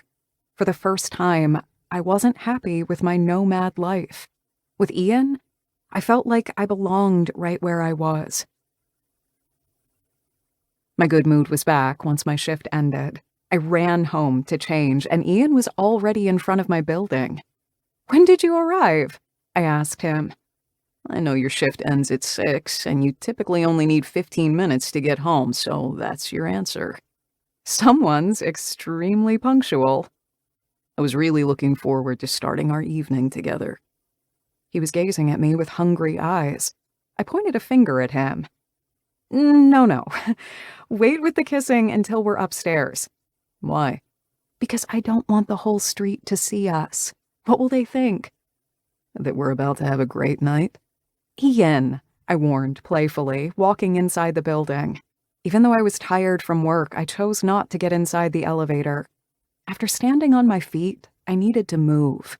I took the stairs 2 at a time, smiling as I heard him behind me. "So, are you going to tell me what we're doing?" "Yes. You said you don't want to go out because you're tired. So I'm going to cook for you at my place. Pack an overnight bag." That command sounded delicious. It sent shivers all over my body. My heart sighed with happiness. He wanted to spoil me on my birthday. Who was this man, and what was he doing with me? "Okay," I said, fully aware that my voice was high-pitched. Going into my bedroom, I pulled a backpack from under the bed and filled it with a cute dress I'd change into when I arrived at his place. It was semi-sexy, but if I didn't wear a bra, it was super hot, and I planned on not wearing a bra. It was black with long sleeves and a deep V neckline. It only reached mid-thigh, so it wasn't exactly winter-appropriate, but it didn't matter indoors. I also packed a nightgown, and I was contemplating 2 types of panties. One was black lace. The other was red silk. "Pack them both." Startled, I looked over my shoulder. Ian was peeking from the doorway. "How long have you been standing there like a peeping Tom?" "A while." "You're cute as fuck." I blushed. "Well, get out. You're distracting me, and I don't need 2 sets of panties." "Yes, you do." "Why?" He stalked closer to me, pinning me with his intense gaze. My breath caught. I licked my lips when he tilted in closer, bringing his mouth to my ear. "I can use one of them to tie your wrists." Oh my God. If I felt I was blushing before, it was nothing compared to now. My whole face was on fire. Even the roots of my hair felt hot. He captured my mouth the next second in a deep kiss. I moaned as my thighs shook. His mouth was relentless, exploring me deeper and faster. I knew that if we continued like this, we wouldn't leave at all, so I took a step back, turning around. He put an arm around my waist, kissing the back of my neck as I finished packing my backpack. I felt so special and valued, and my defenses were utterly shattered. It was strange, in a way, that I'd been a virgin so many years, wondering if I'd ever find someone I cared about, and after meeting Ian, I felt like it was all meant to be, like I was waiting for this man, for Ian. I couldn't imagine being with anyone else. Ian was my first and only. I've never felt like this before, I said. My stomach constricted. Am I scaring him away? I'm glad I am the first to make you feel new things, he said in my ear. You're important to me, Ellie. So damn important. I put a hand over his on my belly. It was on the tip of my tongue to ask just how important, but I didn't get the chance because the doorbell rang. Are you expecting someone? He asked. No, it's probably a package delivery. I'm not sure why, but it's never just one person delivering all the packages. They come up at least twice a day. It drives Harper crazy. I'll answer. You finish up your packing. Thanks. Once he left, I stuffed my panties in my bag of toiletries. That's it. I had everything I needed. I zipped up the backpack just as Ian opened the front door. What are you doing here? It wasn't a delivery guy. It was Henry. Chapter 18. Ian. Hey, come on in, I said, opening the door widely. Ellie burst out of her room the next second. She was still flustered from our kiss before. Her brown hair was wild, her lips red. It would take Henry no time to figure us out. She threw her arms around him and he lifted her off her feet in a hug. What are you doing here? Thought you were coming on Saturday, she said, laughing. I wanted to surprise you. Oh, you should have told me you're coming today. How long are you staying? Until Sunday. What are you doing tonight? He asked her. She stepped back from the hug, his eyes zeroed in on her mouth. He turned to look at me. What's going on? Damn. Took him even less time than I predicted.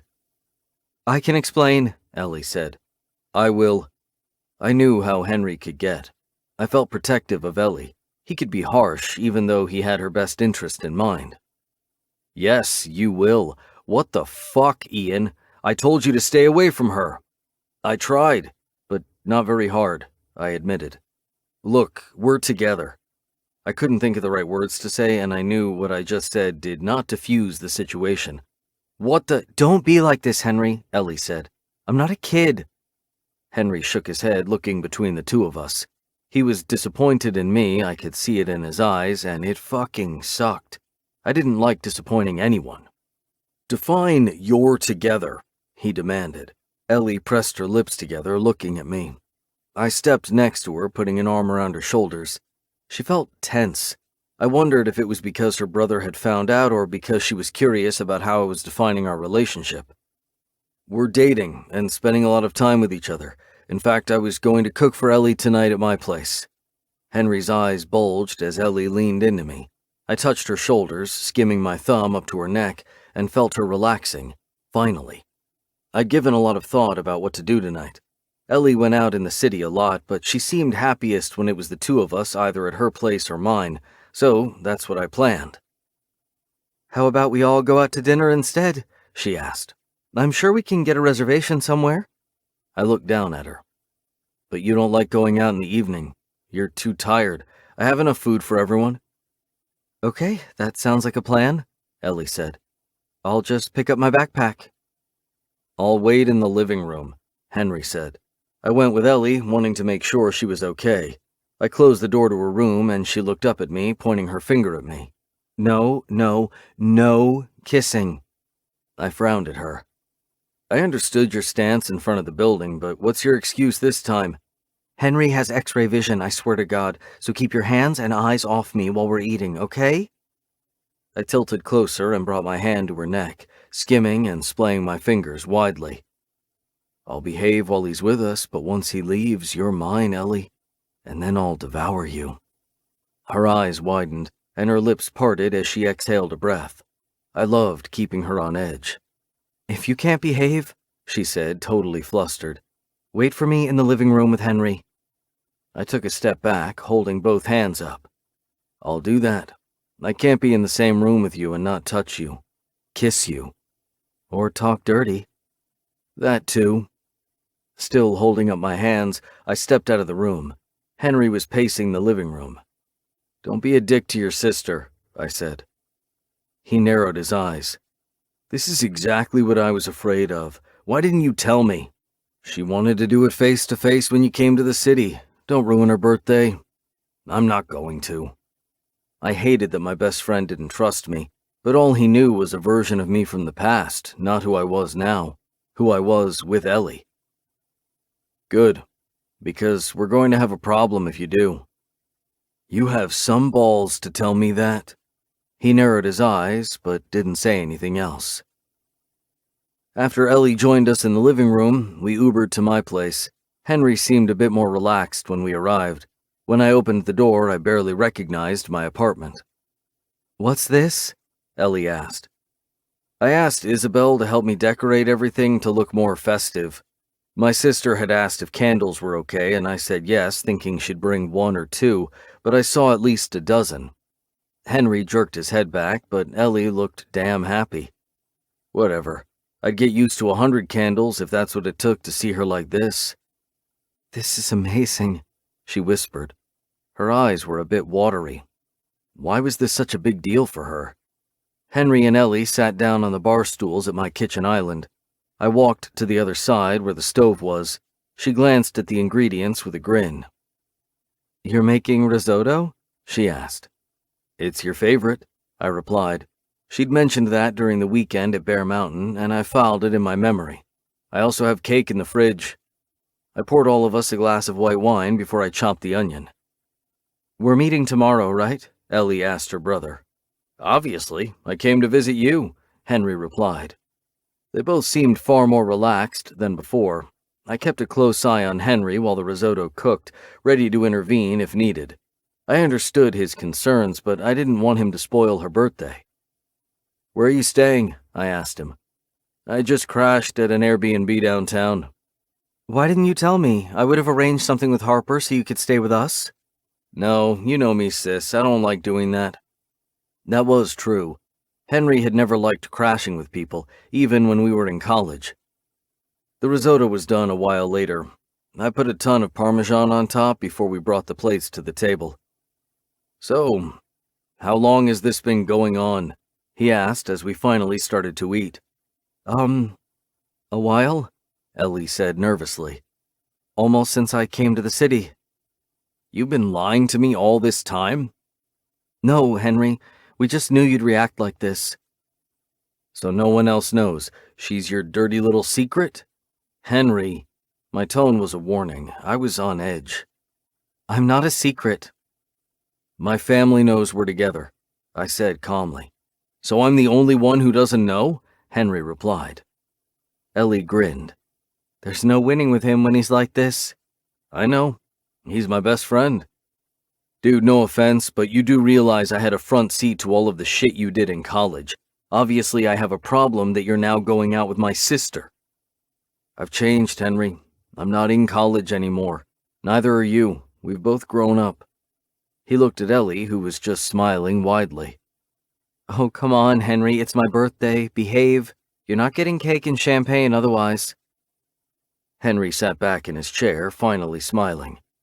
Fine, whatever, you two are adults. I don't have to get in the middle of it.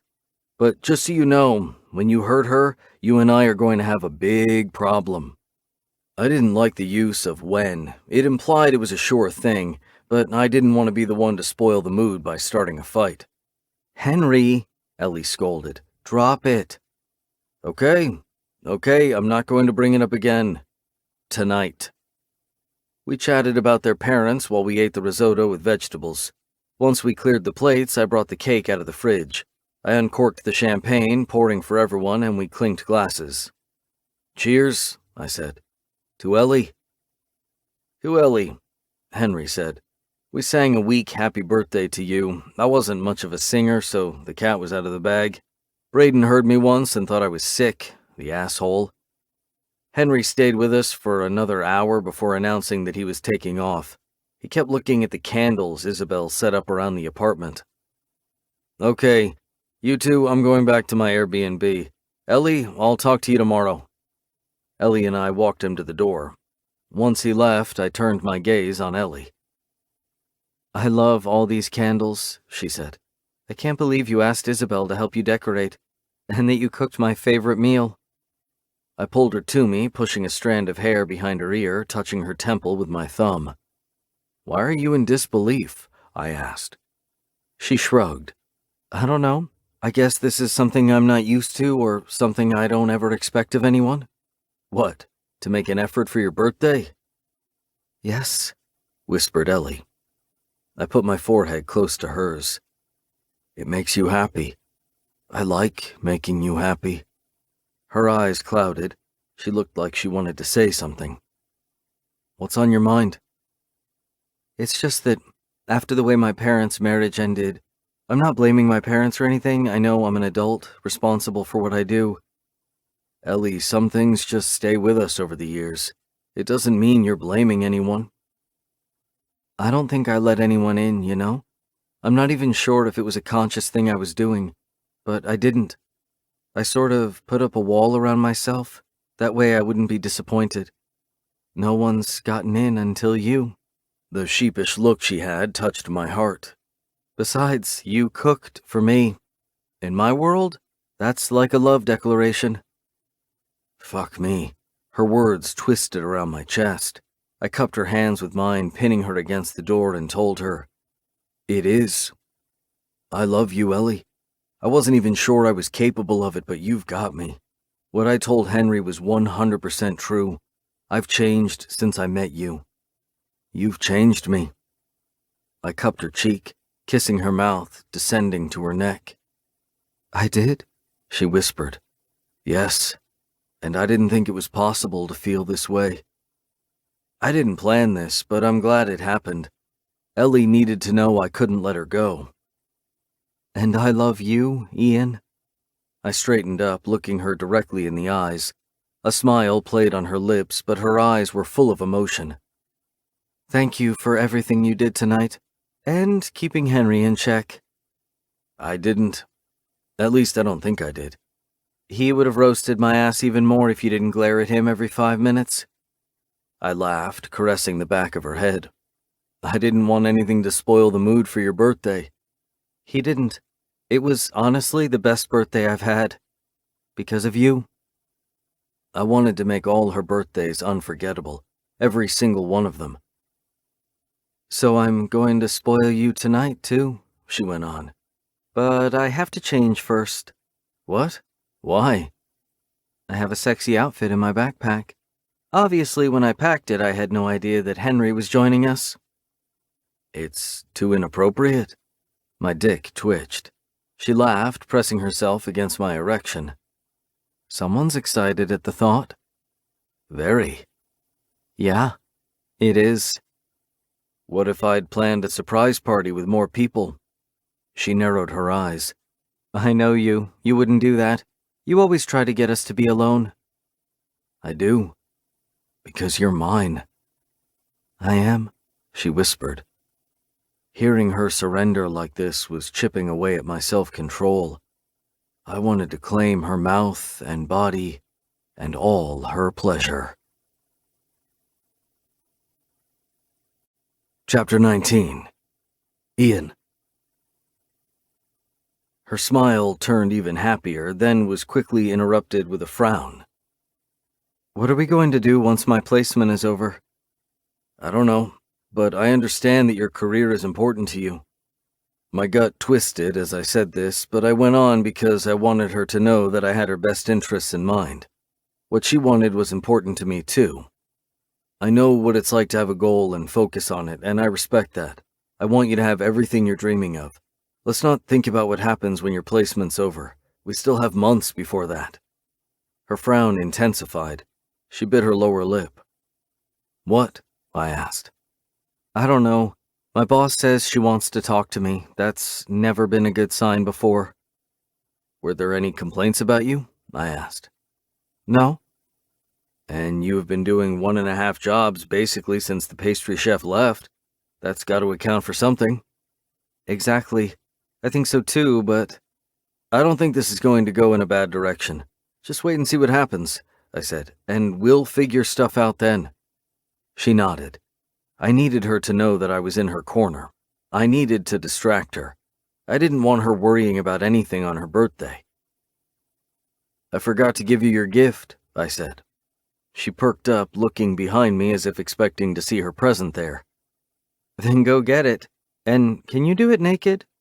"That's a very specific request," I said with a laugh. "I'm the birthday girl, so you can't say no to me, even though Henry's visit did sort of spoil my mood for sexy stuff." I winked, running a hand through my hair. "You can say that again." "So, my gift?" I took the envelope from the TV console, bringing it back to her. She reached for it, snatching it from my hands. She sat upright, taking it from the envelope. "It's a gift card for an airplane ticket," she said in surprise. "For multiple tickets, so you can visit your family whenever you want." She looked over at me, mouth slightly open. "Ian, this is more than I dreamed of. Thank you so much. This is the perfect gift." I thought about it all by myself. I was damn proud of putting that huge smile on her face. "Who do you want to visit first?" "Well, I just saw Henry, so maybe Mom." She grinned from ear to ear as she sat on the couch, pondering out loud when she could take time off. I wasn't listening fully, though. I kept thinking about her rotation and what that would mean for us. A few months ago, thoughts about the future weren't even lingering at the back of my mind, but now they were front and center. It was all I could think about. Ellie had turned everything upside down and shown me a side of life I wasn't aware of before. I wanted her in my life, but I also didn't want her to give up on her dreams. I sat next to her on the couch, watching as she browsed for flights. "I'm not buying anything, I just want to see what I could book," she said, opening browser after browser. We ended up falling asleep on the couch. Sometime during the night, I woke up with a stiff neck. Ellie was curled next to me, with her head dangling in an awkward position. She couldn't spend the night like this, or she'd be sore as hell tomorrow. Careful not to wake her up, I scooped her in my arms, propping her head on my chest. Was that a snore? Fuck, she was so damn cute. She didn't wake at all when I put her head on the bed, fully clothed, and I fell right back to sleep, too. Next morning, I woke up to the sound of giggles. Blinking my eyes open, I saw Ellie hovering over me, grinning. "What time is it?" I asked. 6 o'clock in the morning? I groaned. "Why are you awake?" "Because we fell asleep early. I don't remember coming to bed." "I brought you in here sometime during the night. You were sleeping in an awkward position. Didn't want you to be sore today." "Such a gentleman."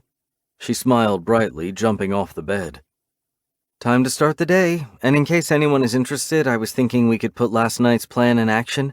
You know, the one where I put on the sexy dress, you do the super sexy plan with the extra pair of panties. Does it ring a bell?" My cock twitched. "Fuck yeah." "Awesome. While you wake up, I'm going to get rid of morning breath." She darted out of the room with a wiggle of that sinful ass. I followed her a few minutes later. She was dancing in the bathroom, singing off-key with a toothbrush in her mouth. I rinsed my mouth with the same toothpaste without taking my eyes off her. Ellie was clearly happy. I wanted to keep her this way. "So, mister," she said once we both finished brushing our teeth. "What do you plan to do to me?" As a response, I pulled her flush against me. "You'll have to let me go so I can put on the dress," she whispered.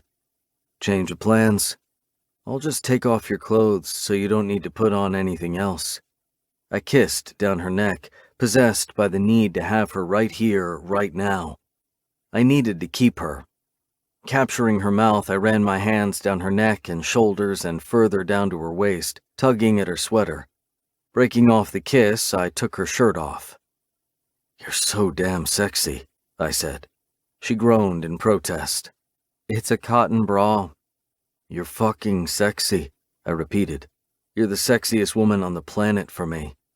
I took off her bra, touching her breasts, skimming my fingers over her nipples, watching them turn to hard nubs while the skin all over her upper body broke out in goosebumps. Only then did I lower my hand to the button of her jeans, popping it open. "You want to get me naked before we even get to the bed?" she asked in a teasing voice. "I want to make you come before we even move from the bathroom." She drew in a sharp breath. I yanked her jeans down along with her panties. She stepped out of them carefully. Her legs were covered in goosebumps too. I moved up slowly, touching her ankles and her knees. Moving my hands further up, I teased her outer thighs before cupping her ass. "I'm going to make you come so hard," I promised, kissing her mouth again. I touched her ass with both hands, pulling her against me. I wanted her to feel that I was already hard for her, just from seeing her gorgeous body and how she reacted when I told her what I had planned to do to her. When we paused to breathe, I pushed her against the sink. She grinned, parting her legs slightly. I moved my hand from her chest down to her pubic bone, nudging her clit with the tips of my fingers. She dropped her head back, moaning. "I haven't decided yet if I'm making you come with my mouth or my fingers. Maybe I'll do both," I said. She shuddered, parting her legs even more. I kissed her shoulder and her neck while I moved my fingers in a slow circular movement over her clit. "More," she whispered. "Harder. Please." I was going to explode in my pants. I was going to have her, but not before I made her come. I moved my fingers even slower, enjoying her cry of protest. Kissing her neck and shoulder was one of my favorite things to do. Her skin was very smooth. "Ian," she cried. Her voice shook. She grabbed my sweater. Light tremors coursed through her. Fuck, she was already there. Her response to me was intoxicating and addictive. I paused, moving my mouth further down her body until I reached her breasts. Looking up at her, I lavished her left breast with attention before moving to the right one. I wasn't touching her pussy now, and she was having pleasure withdrawals. I could see it in her eyes. She needed my touch badly. I lowered my mouth to her pubic bone, grazing her clit with my chin. She cried out when I reached her pussy with my mouth. "Ian, please, Ian." I covered her clit with my lips, tugging a bit before pressing the flat of my tongue against it. Her hips bucked forward. I grabbed them, keeping her in place so I could explore her all I wanted. I licked her entrance, avoiding her clit until she tugged at my hair, making me smile against her swollen flesh. Looking up at her, I memorized every detail about this second. The way her mouth was open in a moan, her eyes closed as if she was bracing herself for the wave of pleasure. Her head was tilted slightly to one side and her shoulders hunched. Her whole body was preparing for the orgasm. I pulled her clit between my lips again and watched her come apart. She arched forward, bucking, but I held her in place. Her cries of pleasure filled the bathroom. One leg shot out as she propped both hands on my shoulders. "Ian," she murmured. Her voice was very, very weak. "I've got you, baby. I've got you, I promise." She straightened up, but she was still faint. She was putty in my hands. I covered her mouth and kissed her, walking her back to my room. I could have her in my bathroom, but I wanted her in my bed. I wanted her everywhere. In my shower, against every wall. She smiled against my lips and her body became stronger when we reached the bedroom. She looked at me with a wide, happy smile. She was sated, but I wasn't. I was still hungry for her. I needed my release. I needed to sink inside her. She took off my sweater right away. I got rid of my jeans on my own. "Those panties I told you to bring, where are they?" Her eyes widened. "In my backpack?" She pointed to a corner of the bedroom where she dropped it when we arrived. "Take them out," I commanded. She nodded, sucking in a breath and going to the backpack. A few seconds later, she returned with her black lacy pants. "What are you going to do with them?" she asked. I looked her straight in the eyes. "I told you I'd tie your wrists, unless you don't want to." "I do want to. It's not something I've done before." "Then I'll be the first one."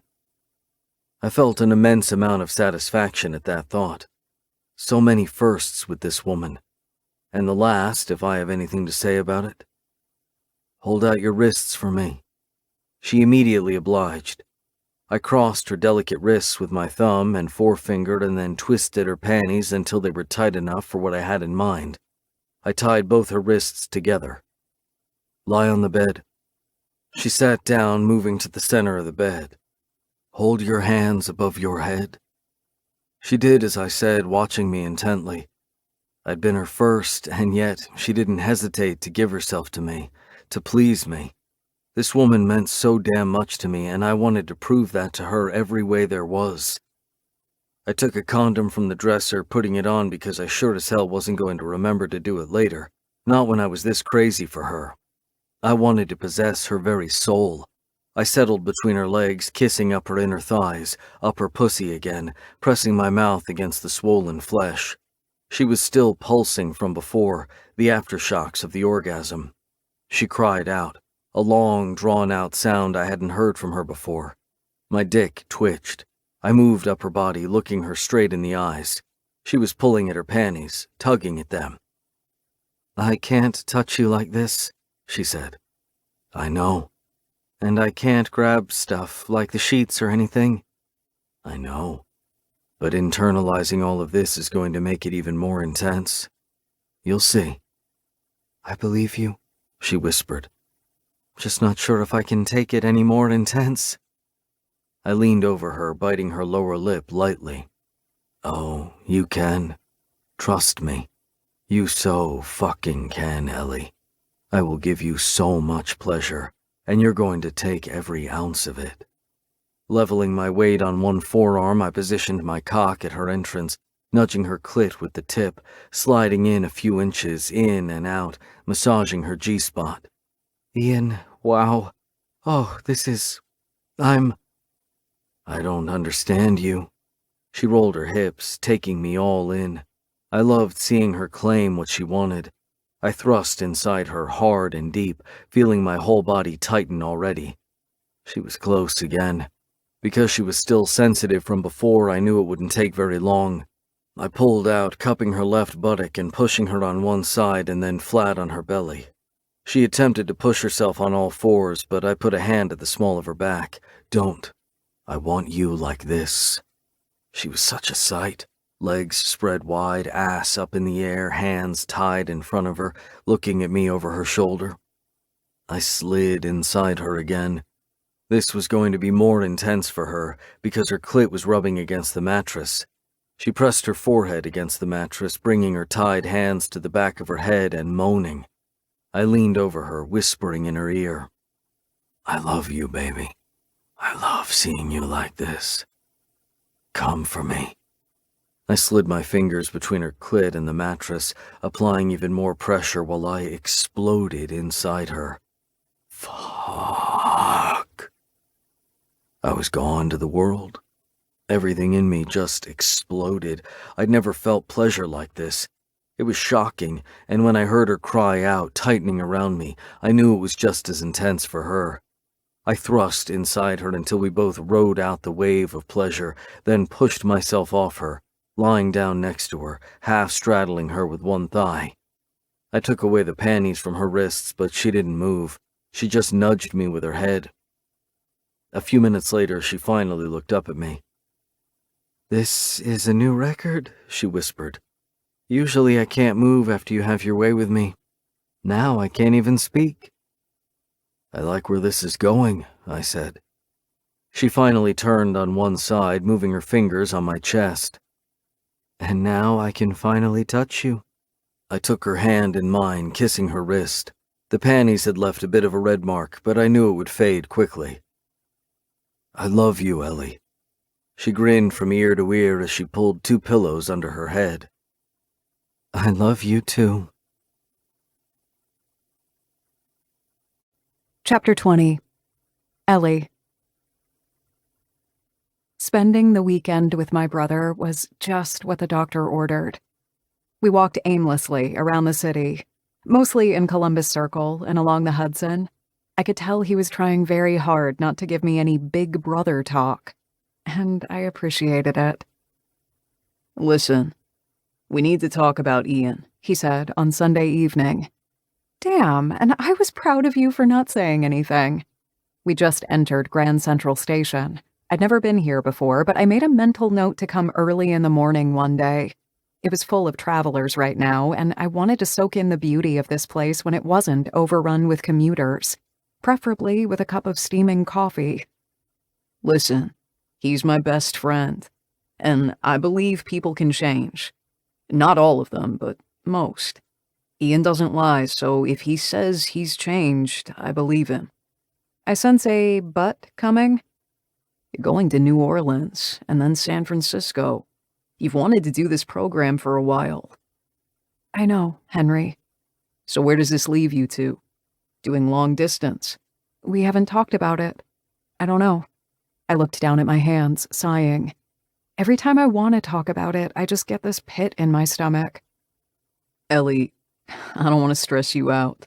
Both of you are grown-ups. I just want you to be happy. Thanks, Henry. I walked him to the platform and gave him a huge hug before he boarded the train to D.C. His words did stick in my mind, though. I knew he was right. Ian and I should talk about what we'd do after my placement at some point. The last time I tried, he didn't seem too keen on discussing it. And I got it. I was still swooning from his love declaration and didn't want to spoil our happiness by bringing up the unknown future. My boss didn't mention our get-together until a week later when she asked me to come a little earlier before my shift started. I was restless. I had a bad feeling in my stomach, but I'd received a good performance review, so I hoped it wasn't going to be bad. Except for that one day when I went to the hospital after my silly fall, I had been a hard worker taking on all the workload requested of me. She was waiting for me at one of the tables right next to the window when I sat down and joined her. Hey, I bought you a coffee too, Nancy said. Oh no, my bad feeling was getting even worse.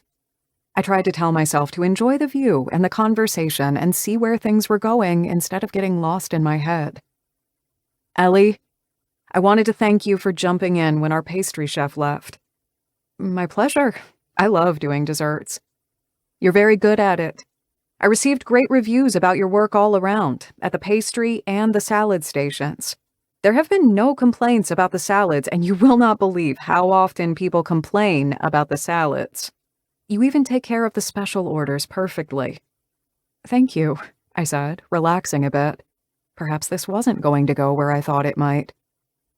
Listen, I know you have 3 months left here, and then the rotation will take you to New Orleans, but I just want to put a permanent job offer on the table. My jaw dropped. Wow, are you serious? Yes, why do you look so surprised? I decided to be honest. Well, let's just say I've met with previous bosses like this before, and it never went well. She frowned. I'm sorry. That can happen. I let go some of the people this way as well by asking them to lunch. It's a way to soften the blow. I just thought it was smarter to meet before the shift starts. After a long day, we're both so spent, it's hard to even think. That's true. She smiled so genuinely and said, We need someone like you in our pastry station. As time passes, maybe you will rotate to other positions in the kitchen too. It depends on your interest and also how the personnel shifts. I know that Creole cuisine is a big draw for every aspiring chef. I've been to New Orleans too, so if you do prefer to move on with the rotation, there are no hard feelings. Okay? Just keep in mind that at the end of the program, you're not guaranteed a permanent position, and I cannot promise that I'll have anything free by the time you're finished. Thank you, and no worries. I know nothing's guaranteed. I couldn't wrap my mind around this. This was very good news, and I couldn't wait to tell Ian. Your salary will, of course, be much larger than it is now. I can talk to HR to make you an offer, so that you have everything in black and white. Yes, that would be good, I said. I need to weigh all the pros and cons. Smart. I'd do the same. Just know that we don't offer this to many people. I don't want to oversell us, but it's a once-in-a-lifetime opportunity, or at least once in a very long time opportunity. It took me quite a few years to nab a workplace in New York. Oh, I know, I said. I've been applying for a rotation that includes New York forever and always got a no. I also applied for individual jobs, so I know they don't come easy. It's a competitive market. She sipped her coffee, checking her clock. Okay. I have to head back to my station. You are welcome to stay here and finish your coffee. I'll talk to HR. I think they will have your offer maybe in a week or so. And then how much time do I have to think about it? I asked. HR is getting us a temp for the pastry station, so that is going to be covered for a couple of weeks, but do tell me as soon as possible. I nodded, a bit lost in thought. Do you have any concerns? You can talk that out with me later if something comes up. I straightened in the seat, tapping my fingers on the table. My dream is to open a restaurant one day, so the plan was to do several rotational programs to learn as much as possible.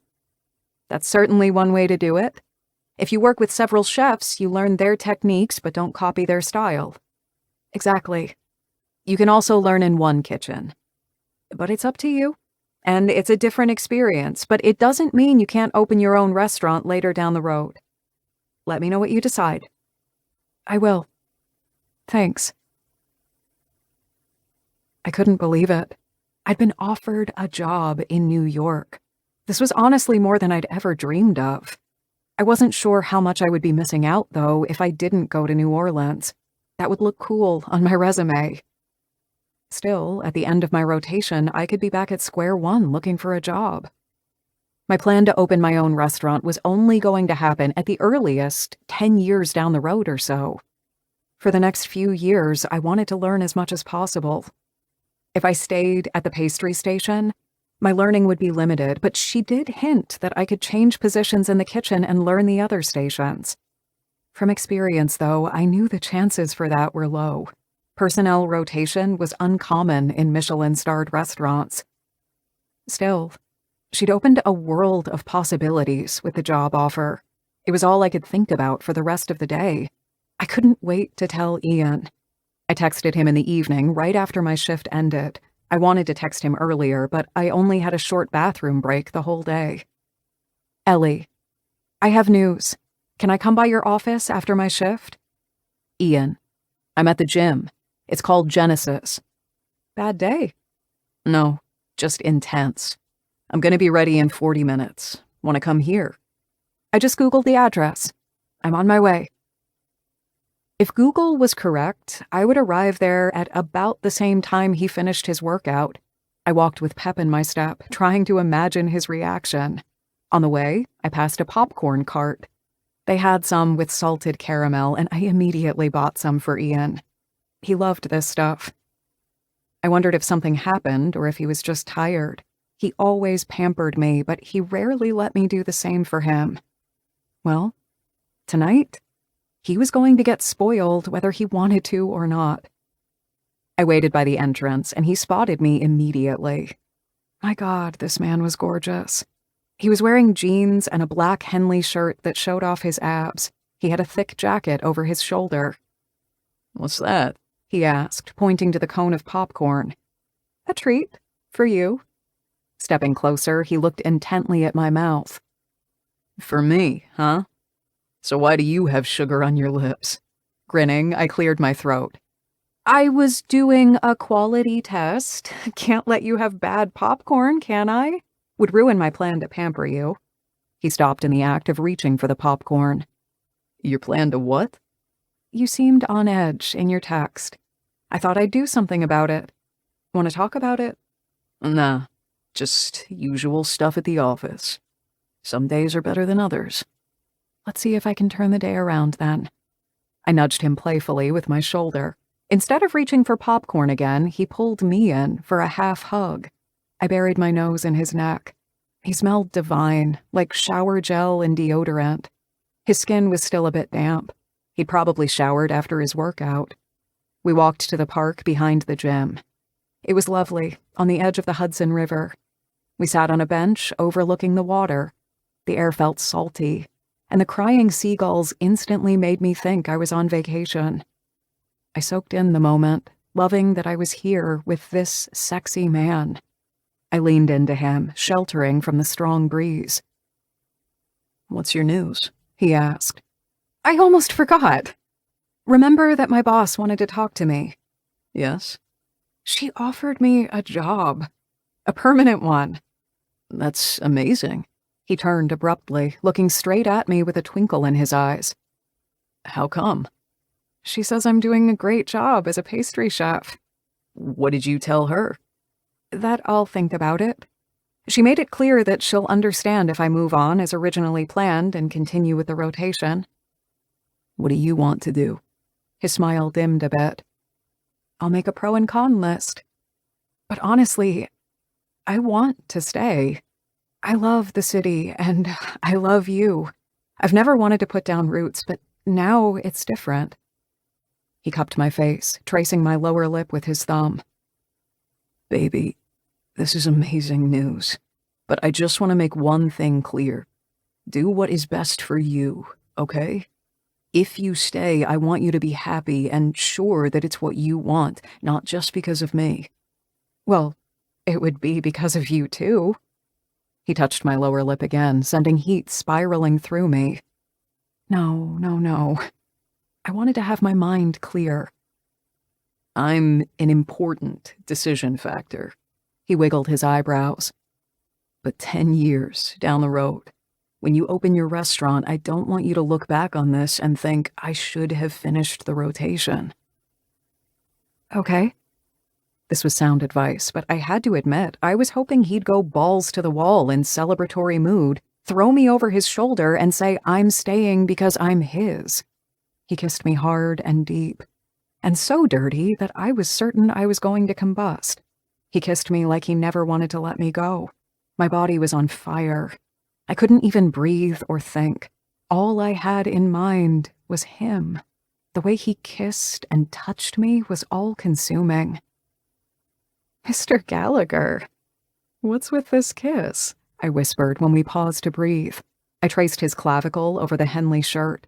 His chest was rising and falling rapidly. His gaze was so intense that I couldn't look away even if I wanted to. "I'm just so fucking happy." Oh, good. So I did turn the day around. "Definitely." Great. And I'm not nearly done pampering you yet. "You're not?" No. I have lots and lots of ideas. And I'll test them all out tonight. Chapter 21. Ian. The next day, I went out to lunch with Dylan at Dumont's. We were meeting Riker and Hunter there. My mind was on Ellie ever since we talked about her job offer. I needed to distract myself. Working hadn't achieved that. Sleeping hadn't either. Lunch with the guys was exactly what I needed. I meant what I said to Ellie. I wanted her to make the best decision, but I was feeling restless. Dumont's was packed with the lunch crowd, but we found a table for 4. We were going to wait for the other 2 guys to arrive before ordering. "I want to talk to you about something," I told Dylan. This was a good time to talk about the coding platform I had in mind. At any rate, it might keep my mind off other things, like Ellie. "Okay, shoot." "I've been thinking about this for a while. I liked teaching when I was in college. You know, I was the substitute for the SQL teacher for a while. Yeah, I remember. It was the butt of all jokes that a party guy was a teaching assistant. Then everyone shut up once they heard about how good you were." I nodded. "Anyway, I was thinking about making a platform where kids can learn how to code." "You mean online lessons?" Dylan asked. "Yes, they'd be pre-recorded and maybe I'll also have live Q&As. I put some ideas together, but it would be a huge undertaking, so I'd wait until after the rollout phase of Project Z is over before starting it." "I think it's going to be a big endeavor." "Okay, it will. But this in no way means I will step down from my duties at Gallagher Solutions. I'm proud of the business we built. I might just have to split my focus for a while. Ian, we're in a position where we can decide what we want to do with our lives. It would be a pity not to do something you really want to do. I know many people warned you off about going into business with me. I never gave a fuck. You're my brother. I trust you more than any of those morons. Do your thing and tell me if you need anything. Thanks, man, I said. The wheels were already spinning in my mind. I already had the structure and bare bones of the platform. Just then, Riker and Hunter arrived. Hunter was Josie's husband, and we'd always been on good terms. I couldn't wait to run my idea by these guys because they were smart, and I'd like to listen to their input. Hunter owned a big real estate company, and Riker was a Wall Street guru. What's everyone ordering? Riker asked. I'll just go with the daily special. I always get that for lunch. I never had the brain power to focus on mundane things like what to order for lunch. We all ended up ordering the daily special, some kind of rice and stir-fry dish. While we ate, I told them all about my ideas for the platform. As expected, Riker pitched in with ballpark numbers about the rate of customer acquisition and the lifetime value of a customer. Hunter was talking about cost structures. It was way too early to discuss details like this, but I committed all of it to memory anyway. I was going to circle back later once I put my mind to this more seriously. I couldn't wait to tell Ellie about all of this. I knew she was going to be proud of me. And just like that, she was front and center in my mind again. I lost track of the lunch conversation for a while. What's wrong with you, man? Riker asked. I looked up from my plate to find all of them looking at me. What? I asked. You're talking like 50% less than usual, Hunter said. Right, I was just thinking about Ellie. She got a job offer here in New York. That's good, right? Riker asked. Josie said that she was on a rotational program, Hunter added. Yeah, but she's doing a great job here, so they offered her a job, I explained. Riker cocked a brow. Is that good or bad news? Good. Then why do you look like someone pissed in your lunch? Because I don't know if she wants to stay. She has this dream to open a restaurant and plans to work with as many chefs as possible in the meantime. She says it's the best way to learn. If she goes on with the rotation, she'd move to New Orleans in a couple of months. So you think she might still want to go? Riker asked. It's possible. I swallowed hard. What do you mean possible? What did you tell her when you discussed this? Hunter asked, gulping down water. I told her that I want her to make the best decision for herself. Dylan grimaced. Hunter shook his head. Riker just narrowed his eyes, pointing his finger at me. I don't think that was a very good response, but I cannot explain why. It's just a gut feeling. Yeah, I agree, Dylan said. Maybe Isabel can put it in words that make sense. I haven't talked to Isabel yet. Why would this be a bad way to react? I looked at all three of them, trying to make sense of this. As I said, Riker admitted, gut feeling. I want her to stay here, I said. Before she got the job offer, I even thought about talking to Rob and, I don't know, figure a way that Ellie could stay in New York and work at one of his restaurants or something. Hunter clapped a hand on my shoulder. Buddy, I'm sure this is a vital piece of information and it will come in handy at some point. Make sure you work that in a conversation with her. I'd do it ASAP. You guys are insane, I said. No, we just have more experience with women, Dylan said. I cocked a brow. I seriously doubt that. Hunter shook his head. Experience that matters? I was tired of the guys giving me shit.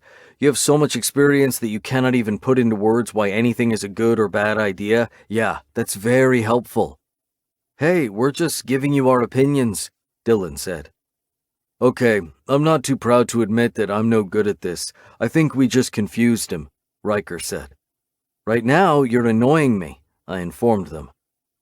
Should we call the girls? Josie could have some insights, Hunter said. Or we could have an actual family council and call everyone. Riker spoke seriously, as if he thought that was an option. I looked around the table incredulously. The last thing I wanted was everyone pitching in with opinions. Or we could do none of the above, I said. Riker opened his mouth, but I shook my head. Drop it. Seriously. Shaking his head, he grinned at me. This one's a bit pig-headed. Nah, he'll just call Isabel when push comes to shove, Dylan said. He was right, as usual. I knew Henry could give me more insights, but we still weren't on the best of terms after his visit to New York. He didn't seem mad exactly, just waiting for the other shoe to drop, and that pissed me off. I wanted to be part of Ellie's future. I wasn't sure what I'd do if she didn't want the same. Chapter 22. Ellie. 3 days later, I was a bit overwhelmed by my pro and con lists. I only had time to think about it in the morning. After my shift, I was too tired for any decision-making. I was sitting at the top of my bed with my hair piled up in a bun, door wide open. Harper had already left. I couldn't believe that my list just kept getting longer on both sides. I was startled when my phone rang. Usually, no one called me this early. To my surprise, it was Isabel. I answered right away. "Morning. I hope it's not too early. Ian said you're always up by 7. "I'm good. Already had a coffee, too." "Ian told me you were offered a job here." My face exploded in a smile, just like that.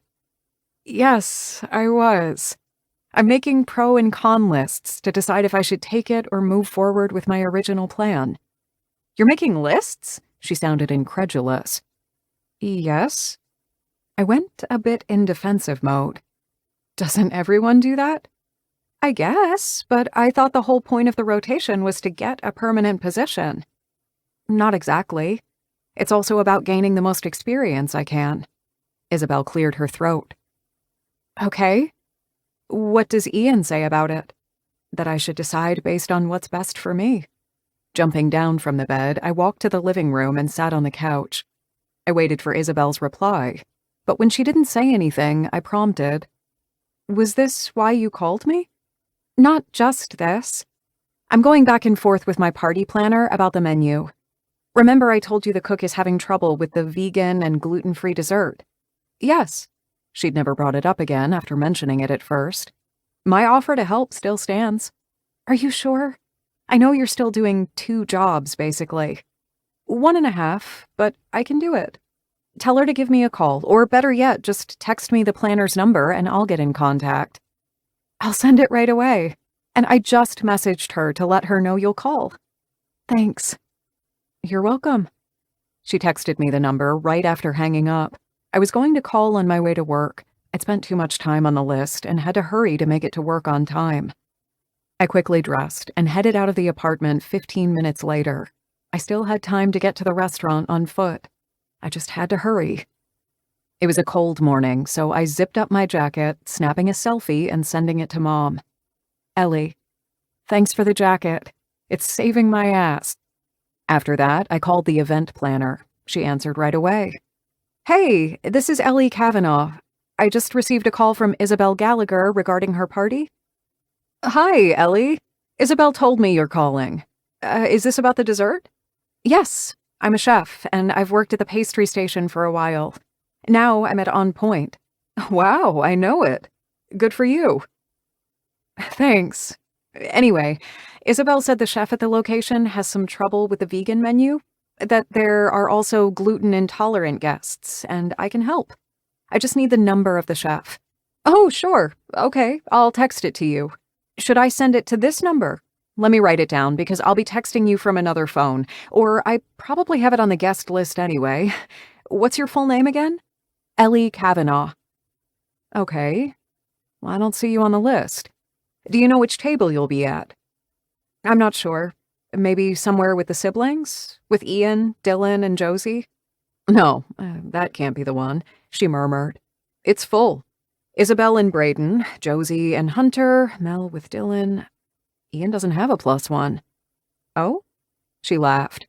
"Yes. When I made the arrangements, he insisted I give them the smallest table. If his sister tried to place single ladies at the table, I should discourage it."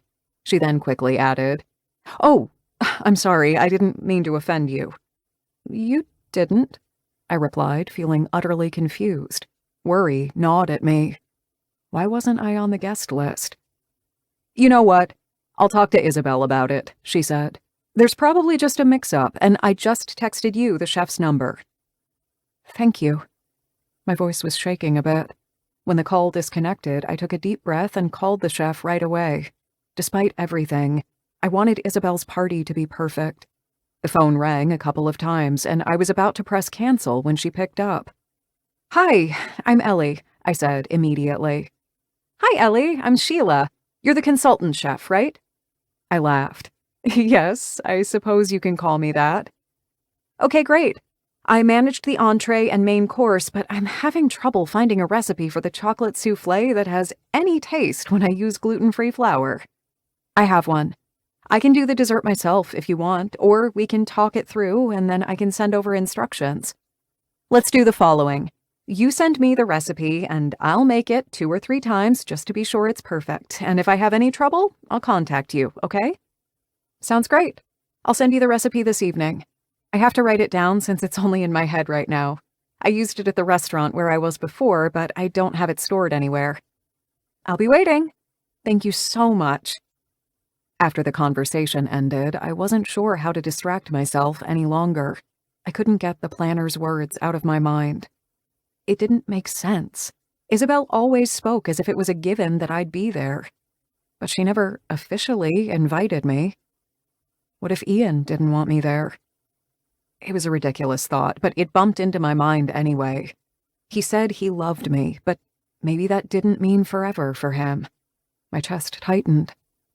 I loosened the scarf a little bit and almost walked into a pedestrian. That's how lost in my mind I was. I arrived at the restaurant with 5 minutes to spare until my shift started. I changed into my chef uniform with lightning speed. Even though I had no time left, I called Henry from the personnel room. I felt like I was going crazy. Hey, Ellie. How's it going? I'm not sure, honestly. What happened? Are you sick? You sound like you have a cold. I smiled. No. My nose is a bit runny, but I don't have a cold. Don't worry. So? What's wrong? I'm not sure. Well, you know that Isabel postponed the wedding but couldn't cancel the venue, so she is still having a party.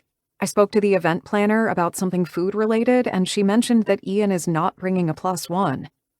That bastard. I'm going to... Oh, Jesus. Why did I think that talking to Henry would help? My hot-headed brother wasn't the best person to talk to in a crisis. He lived by the motto, shoot first and ask questions later.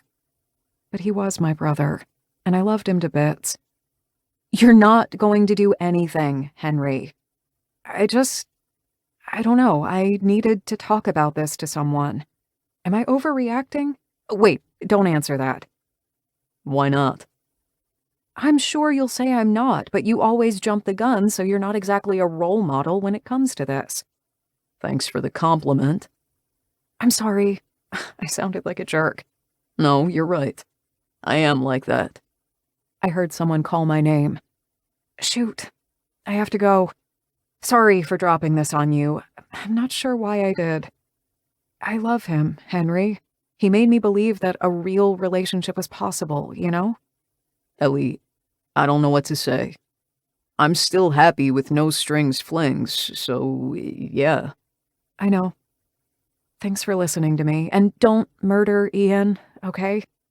He groaned. Promise you won't call him. Wait a second. There's a huge difference between not murdering and not calling. Henry, I said in a warning tone. Fine. I won't call him.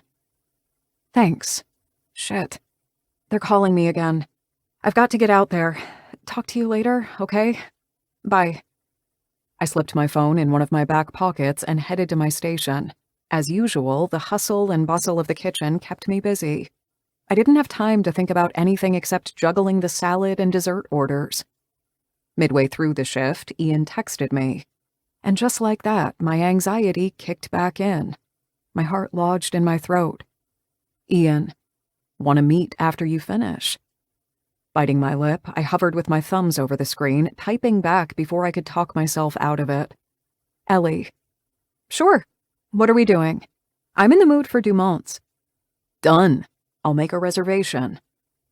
It was a good thing I was seeing him tonight. I was going to bring up the party. Talking about difficult things didn't come easy to me. For as long as I remembered, whenever things got tough, I closed up and sort of waited for it to pass.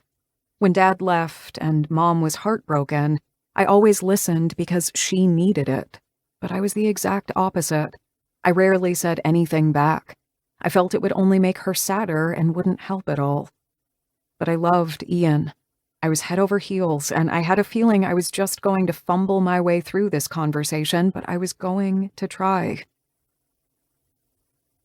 I was bone tired when I finished my shift. In the changing room, I bumped into Nancy, who was spraying her armpits with deodorant. She was around all the time. I had no idea how she did it. "Hey, Ellie," she said. "Tired, huh?" Exhausted. I took out my jeans and sweater, but didn't start to change. I was waiting until she left. "By the way, I have some news for you," she said. "Oh? Our New Orleans restaurant is also extending you a job offer." "Wow. Oh. Wow." I was too stunned to say anything else. "How come?" She winked at me. "I told them we want to keep you here. I might have praised you a bit too much because they want you now." "I'm flattered." "Obviously, you can still do the rotation if you want. Their vacancy is at the pastry station, too. They sent me your offer this morning. I was so busy that I didn't even get to forward it to you, but I'll do it ASAP. I nodded, barely believing my luck. 2 incredible restaurants were giving me a job offer. Thank you. All right, I'm about as refreshed as I can get. I'll leave you to change. I was still in a daze as I came out of the building, bundled up in my coat. I tightened my scarf around my neck because it was so windy that the cold seeped into my bones instantly. I loved walking, but even for me, it was too chilly, so I Ubered to Dumont's. My nerves hit me full force on the way, and even more so when I stepped inside the restaurant. Ian waved to me from a table in the center of the room. The place was packed. Despite my nerves, my face instantly morphed into a smile as I walked toward him. He was wearing a Henley shirt again. It was my favorite outfit, because it showed off his physique nicely. "Sorry about the table. I wanted one in a corner, but not even knowing the boss got me that." "Dumont's is a popular place," I agreed.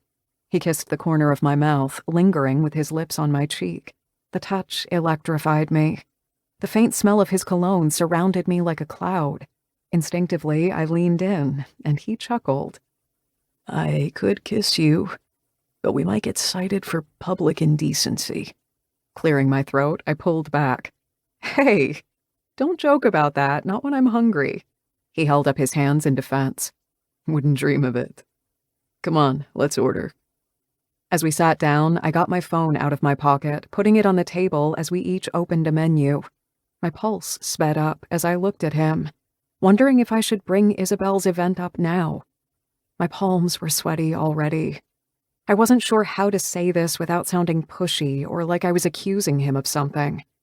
I just wanted to clear the air. But perhaps it was best to wait until after we'd eaten. Chapter 23. Ian. We were both so hungry that we cleared our plates in record time. The place was too crowded and it wasn't relaxing at all. I could barely hear my own thoughts, let alone carry on a conversation with Ellie. "Want to go?" I asked her over all the noise. She nodded eagerly. I helped her put her coat on. Something was off with her. All throughout dinner, she tapped her foot against the floor. She didn't just seem tired, but nervous. A few times I had the distinct impression that she wanted to say something, but then stopped abruptly. When we walked out on the street, she started fiddling with her thumbs. I planned to find out exactly what was wrong, but I needed to get her to my apartment first. I did my best work when we were alone. The weather had changed for the worse while we were inside. It was colder, and it had started raining too. "I'm gonna order an Uber." Taking out my phone, I groaned. "No battery." "I'll order it from mine." I looked over her shoulder, wondering how she even used her phone. It was so tiny. Instead of opening the Uber app, she clicked the email icon by mistake. A headline caught my attention. Subject: Your New Orleans job offer. Text preview: Hey Ellie, the NO team is delighted that you're interested. I'm forwarding you all the details. She looked from the phone up to me. My jaw was clenched so tight that my teeth were hurting. I felt as if someone punched me in the chest and then in the face. Clearing my throat, I stepped in front of her, asking, You have a job offer in New Orleans? My boss told the crew in New Orleans that she made me an offer, so they made one too. She didn't have time to send it to me until now. Wait, so you already knew about it?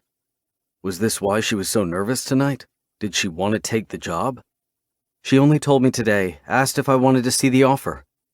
Though Ellie didn't seem overly excited about it, I had to know. What did you tell her? To send it, of course. It's always good to keep the options open. I jerked my head back. Was I an option to her? She was everything to me. Couldn't she see that? Was I overreacting? I'd been the one who told her that she should choose what was best for her career, but right in this moment I realized that I didn't want her to be anywhere else but here, with me. Was I overreacting to an email? Hell yes, but the thought of losing her made me irrational. She looked at me questioningly, probably wondering why I was so uptight about an email. I had to calm down, but I just couldn't. Was this what you were so nervous about tonight? Her eyes widened. No, it was something else. Were you going to tell me about this? Obviously. She cleared her throat, shaking her head. Let's not talk about this now, okay? I've been on my feet the whole day. I want to have a clear head. You want to have a clear head? Okay, I said slowly. Maybe it wasn't a bad thing, though. I sure as hell needed to calm down. But I wanted us to do it together, not apart. I'm gonna take a cab to my apartment, I told her, hoping she'd decide to join me so we could talk this through. She frowned, fiddling with her thumbs on her phone. Ian, Her voice trailed and she nodded. Okay, if you think that's best. I didn't think this was best at all. I wanted to take her home and keep her there, but as she got in her cab and I got in mine, she'd apparently decided she wanted to be alone tonight. Obviously, tonight wasn't going according to plan. At all. Instead of going home, I went to the office even though it was late. I needed to do something to work off this adrenaline. A few hours of coding would help. To my surprise, Dylan was still there. What are you doing here? He asked, following me into my office. I want to work on code for a few hours. Good, I want to discuss something. Not now. Come on, I need an honest opinion.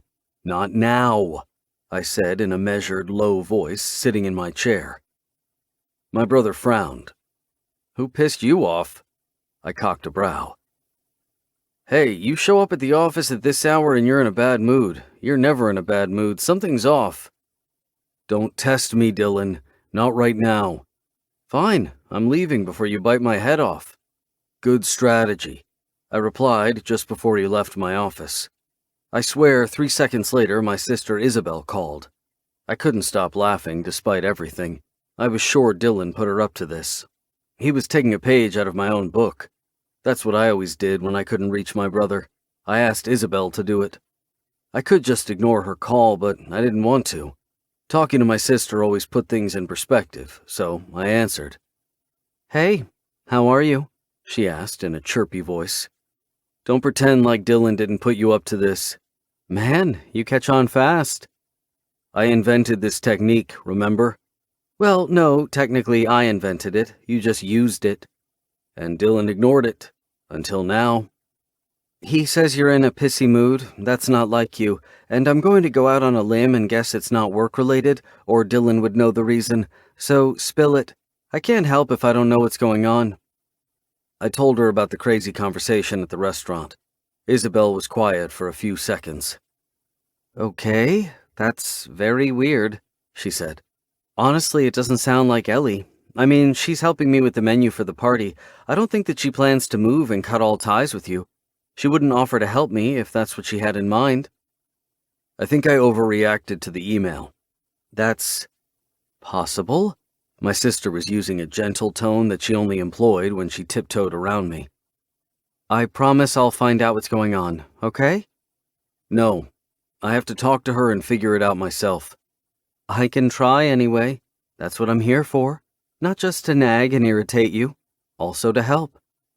And I appreciate it. You do?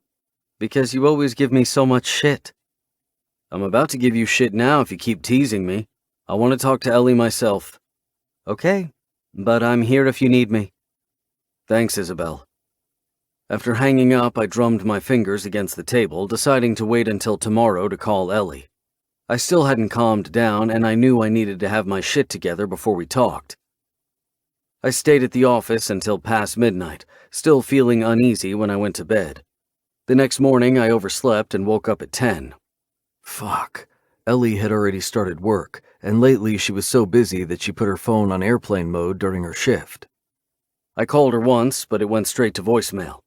There was nothing else to do but go to the office. I'd had a productive coding session in the evening, and I wanted to check for bugs before the clients started calling. I'd slept like shit, tossing and turning, trying to figure out what had Ellie upset. The more I thought about our conversation last night, I remembered that she was nervous before the issue with the email came up.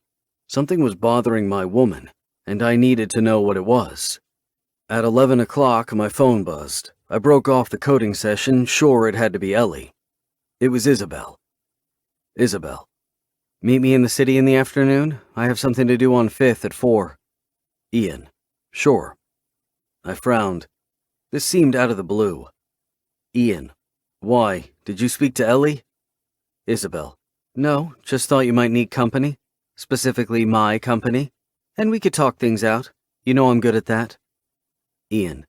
You're right. Sure, it's a date. Thanks, Isabel. At 4 o'clock, I met Isabel at the address she texted me. She was waiting for me in front of a building with some sort of business at the ground level. The coat she was wearing was so huge that it swallowed her whole.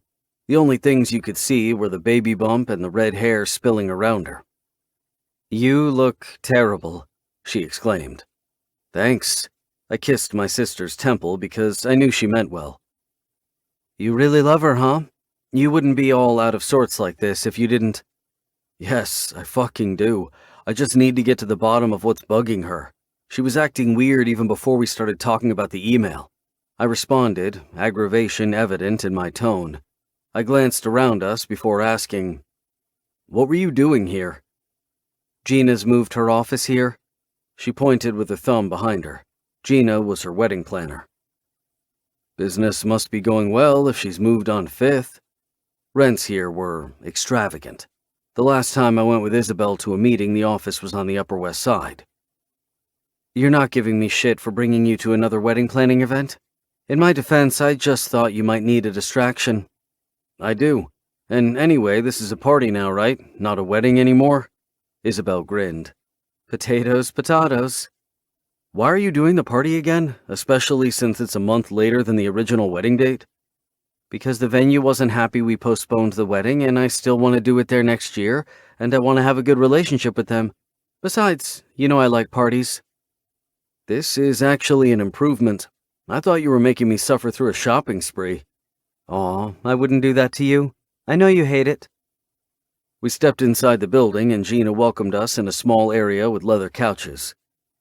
Hey, it's great of you to stop by. Everything is coming together, she said as we sat down.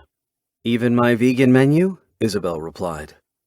Yes, I got the green light from our chef that she managed the recipe Ellie proposed. As we sat down, she took out a piece of paper. I couldn't find Ellie on the guest list. I double-checked. She thought she was at your table for some reason. She glanced at me, smirking. I told her that you don't have a +1 and that you even told me to keep others from matchmaking by adding accidental +1s. She made air quotes around the word accidental. Fuck, I exclaimed. Isabel turned to look at me. Gina's eyes widened. The wheels started spinning in my mind. I knew exactly what was going on with Ellie and exactly what I needed to do. And fast. My sister smiled at the planner. Gina, would you give us a minute, please? We need to talk about something. Sure, I'll go to the foyer and grab a coffee. Do you want one too? No. Isabel replied. I just shook my head. Okay, just let me know when I should come back. Thank you, Isabel said. As soon as Gina left, my sister turned to me. I told Gina this months ago, I said. I was certain this was what's been bugging my girl. You actually told Gina all those things? Which part? That I didn't have a +1 or that I told you not to pair me with anyone accidentally? Yes. Was any of that wrong? No. It's just not up to date anymore, I groaned. Ellie doesn't know that. I never officially invited her, I just assumed you'd do it, and I totally forgot to tell Gina too. Maybe that's why she's on edge. Yep. I had no doubt now, and I needed to fix that ASAP. So you agree with me? Uh-huh. This was why she was so nervous last evening. Please tell me your plan to fix this consists of more than one-word answers? Yes, I said just to tease my sister, but my mind was spinning ahead about what to do next. Why didn't you invite her? She asked, rising to her feet, pacing the room, stroking her belly. Honestly, I forgot. I never think about this stuff, okay? It's not even on my radar. Isabel's shoulders dropped. She probably thought we don't want her there. Why would she think that? We've grown close. Close enough that apparently I lost my cool when she got a job offer in New Orleans. But I'm still pissed about her wanting to keep her options open. I mean, I am all for her doing what it takes for her career. I told her that she should do what's best and we'll figure it out. My sister winced, running her hand through her hair. Ian, you're sending mixed messages. First you tell her that she should do what is best for her, and then you get all up in arms about the email. She sat next to me, narrowing her eyes. She had her counselor face on. Some might interpret you telling her to do what is best for her as you not wanting to make a commitment. What the hell? Why would Ellie think that? She held her palms up in defense. I'm not saying Ellie did. Some people could see it as a good thing. I see it as a good thing, as in, you want to figure out how to work things out. But you're usually so, decisive when you want something and there's no gray area. You either do something or you don't. Your overreaction at her getting an email with a job offer is actually more like you than telling her to do what is best for her. I was trying not to be a self-centered bastard and tell her I want her here at all costs. How is this backfiring?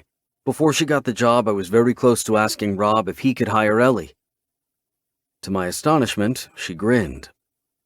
Baby brother, welcome to the murky waters that are relationships. Hard as hell to navigate, but trust me, they are worth it. The human brain is wired to jump to hasty conclusions when we're stressed. I still was struggling with Isabel's train of thought. Maybe because I was a guy and we didn't overthink things. I pressed my palms over my eyes, shaking my head. Do you have a scientific answer to everything? Not everything, but lots of things. So, what are you going to do? I'll show her that she belongs with me. Excellent. That's exactly what I was hoping to hear. Oh, and the baby agrees. It's kicking me. I didn't want to lose Ellie.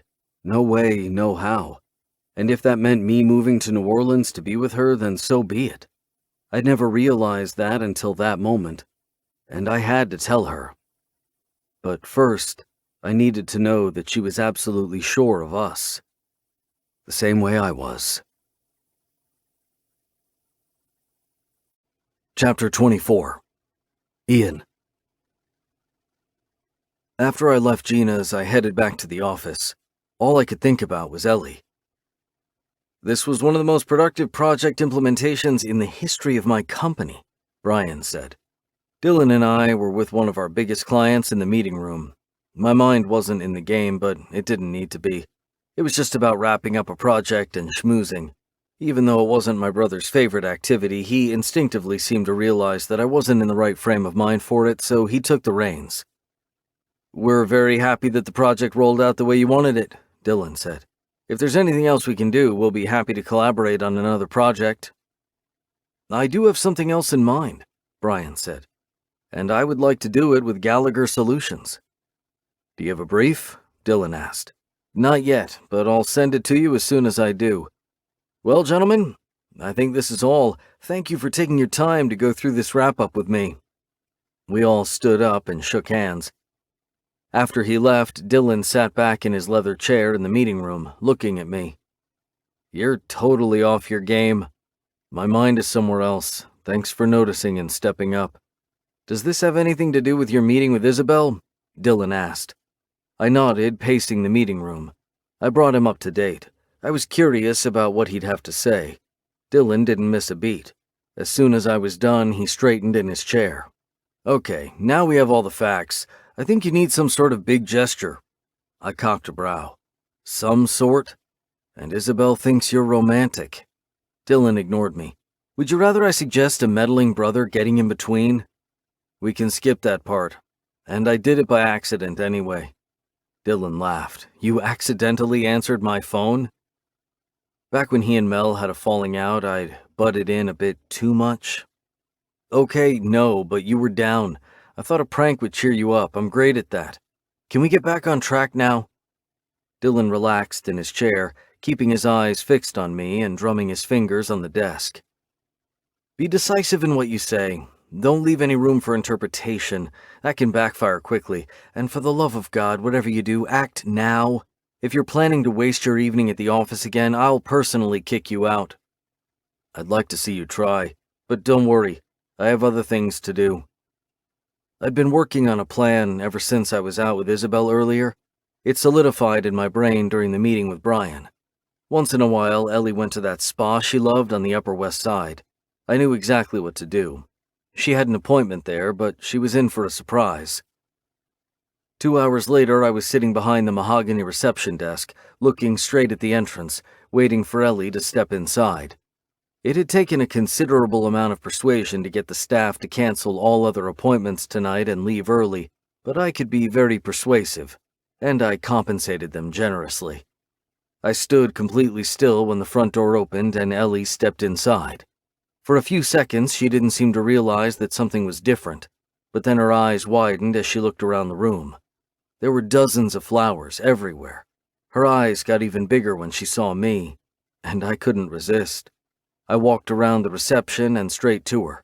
She lit up when I approached. Up close, I could see that she was paler than usual.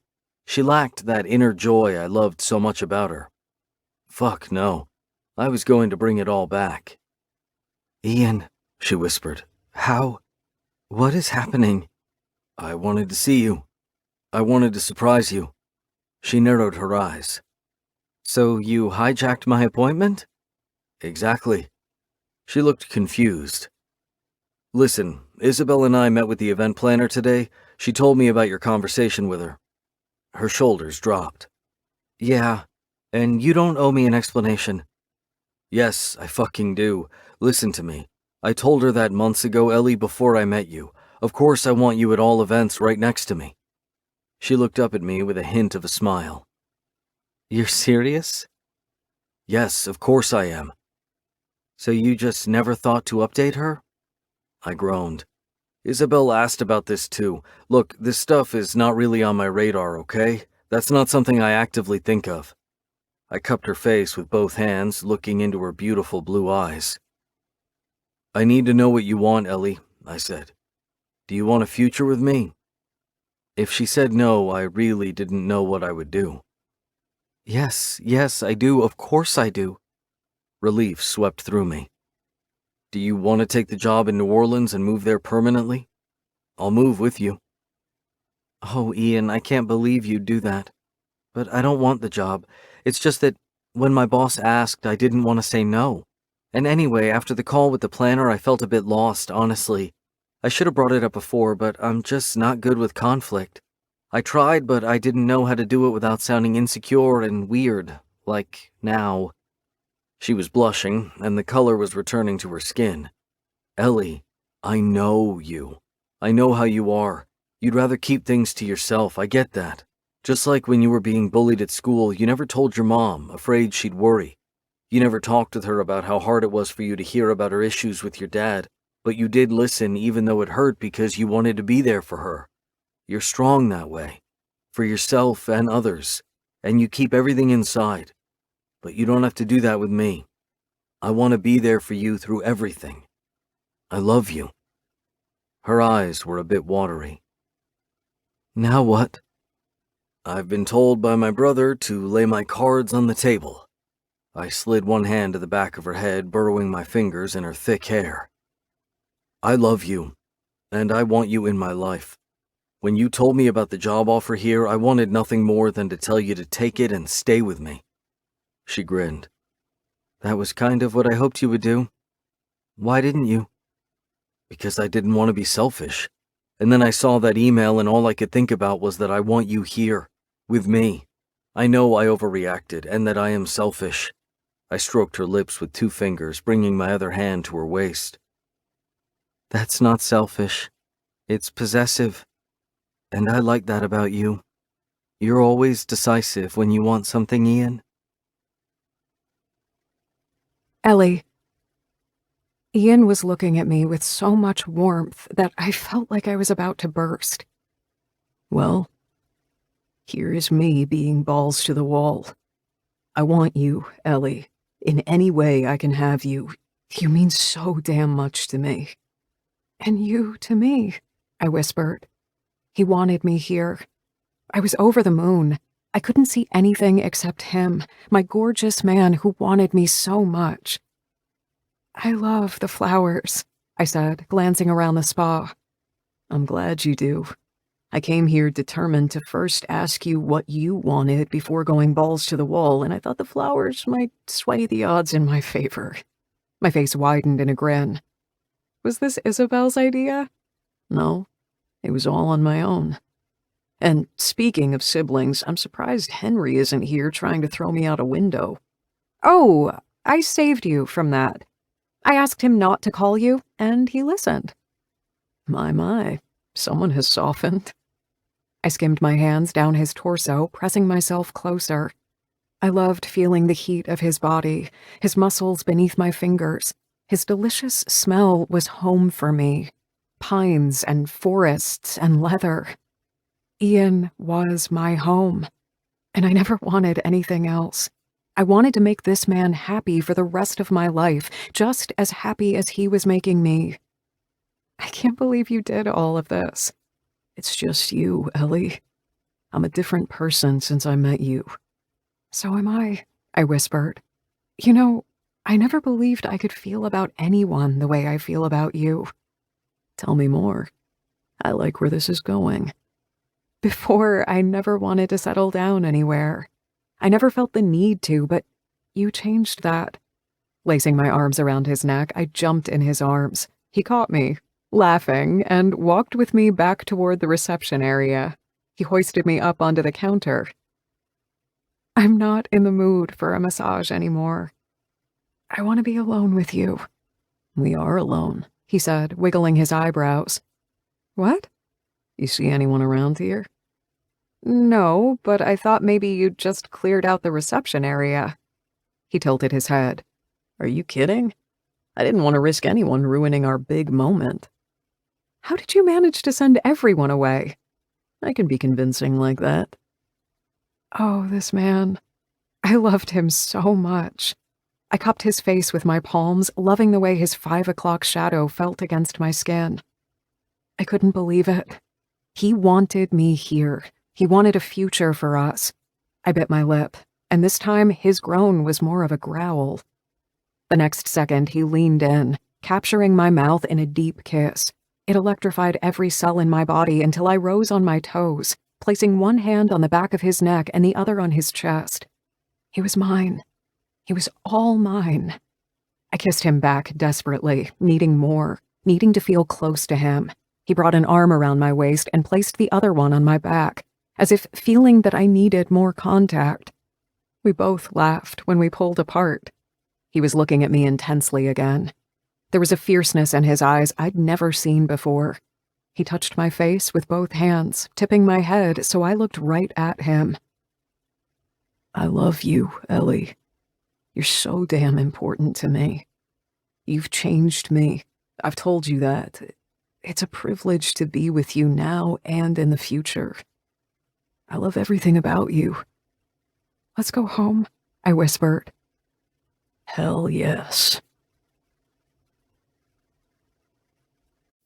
Chapter 25. Ian. I didn't need her to ask me twice. I wanted to be completely alone with her too. I needed it. I wanted to explore her the whole night, the whole damn week, the rest of my life. The Uber ride to my condo was 20 minutes, way too long. I was so damn hungry for her. The second we were indoors, I pushed her against the wall, kissing her until she hummed against my mouth. Her body was vibrating. I needed to explore every inch of her. I started by taking off our coats, dropping them in the foyer. Then I lowered myself on my haunches, taking off her sexy ankle boots. Skimming both hands under her dress, I found the waistband of her tights and yanked them down. We both laughed when we heard the sound of fabric ripping. "I think those are my tights," she said as she stepped out of them. "How am I going to get out of the apartment?" "You just won't. This is a perfect excuse," I said. "Oh, I see. So you did this on purpose?" "No, but it worked out the way I wanted." I trailed my fingers up her bare ankles, slowly moving them on the back of her knees and up her thighs. I inched up her sweater dress, following the trail with my mouth on her right thigh until she shivered. I moved farther up, bunching the dress around her waist and nudging her legs apart. I skimmed my thumb over her panties, between her thighs, until she was soaking wet and gasping. I looked up at her. I loved seeing her face crumpled with pleasure like this. Her eyes were shut and she reached back with her hand to the console to steady herself. I wanted to bring her completely on edge so that all her senses would be alert. I wanted to overwhelm her with pleasure and worship her like the goddess she was. I continued to skim my thumb over that same patch of fabric, only briefly brushing her clit, splaying my hand on her lower belly. I smiled when she took the dress off herself. She was desperate for me. I kissed up her stomach until I reached her breasts and clamped my mouth around one nipple over the fabric. I lavished the other one with attention too, skimming my thumb over it. I wanted her so sensitive that she could barely breathe from the pleasure I was about to give her. I smiled against her breasts when she tugged at my shirt and pulled it over my head. We made eye contact for a few seconds before she leaned in to kiss my chest and Adam's apple. She cupped my erection over my jeans, and I groaned. "Fuck," I exclaimed. The zipper pressing against my erection was almost painful. She pushed my jeans down, and I lost control. I kissed her hard, doing away with her bra and panties. We were both naked before we even stumbled into the living room, and we only made it as far as the kitchen counter.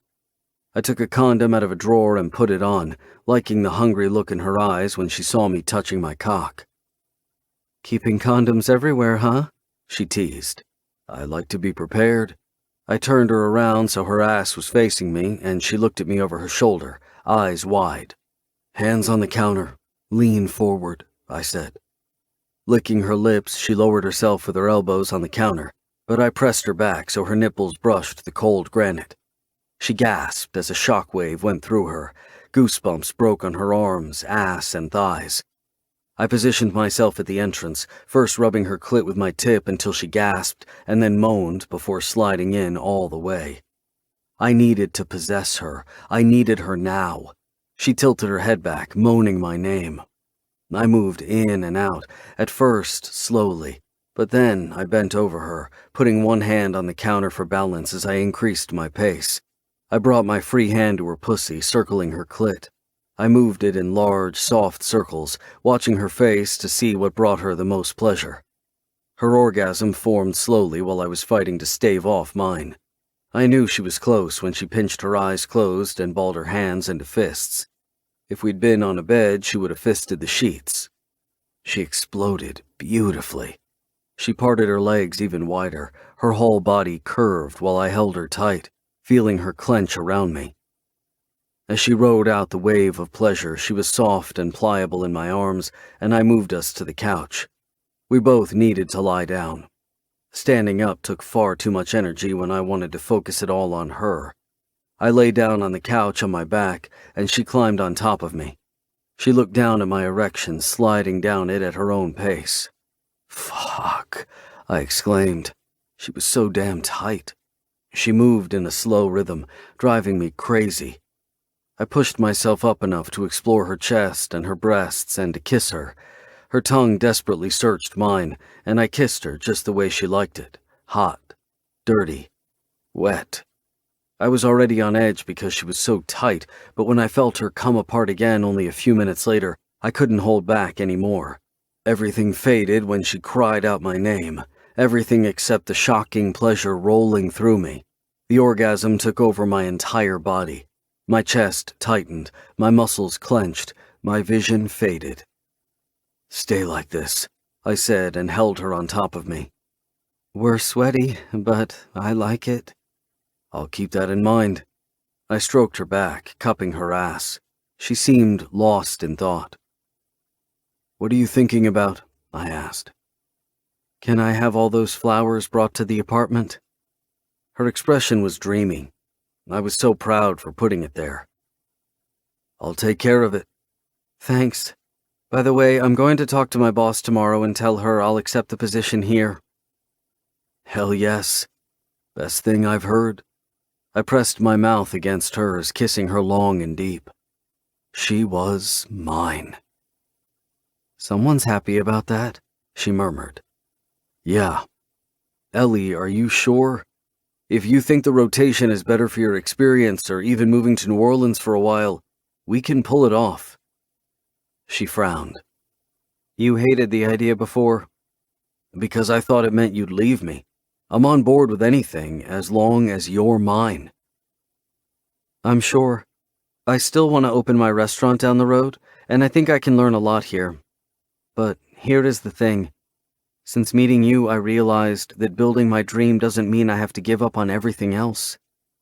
Thank you for showing me that." I touched her cheek, kissing her chin.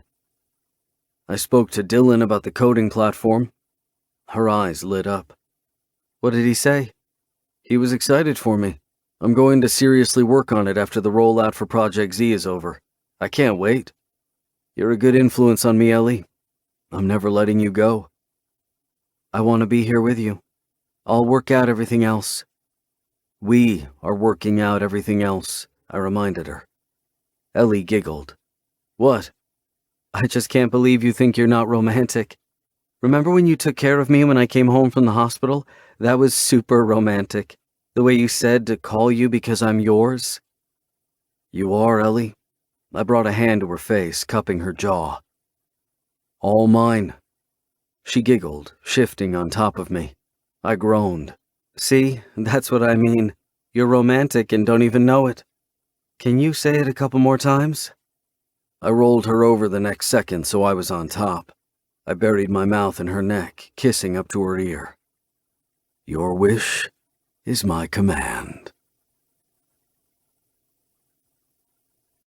Epilogue. Ellie.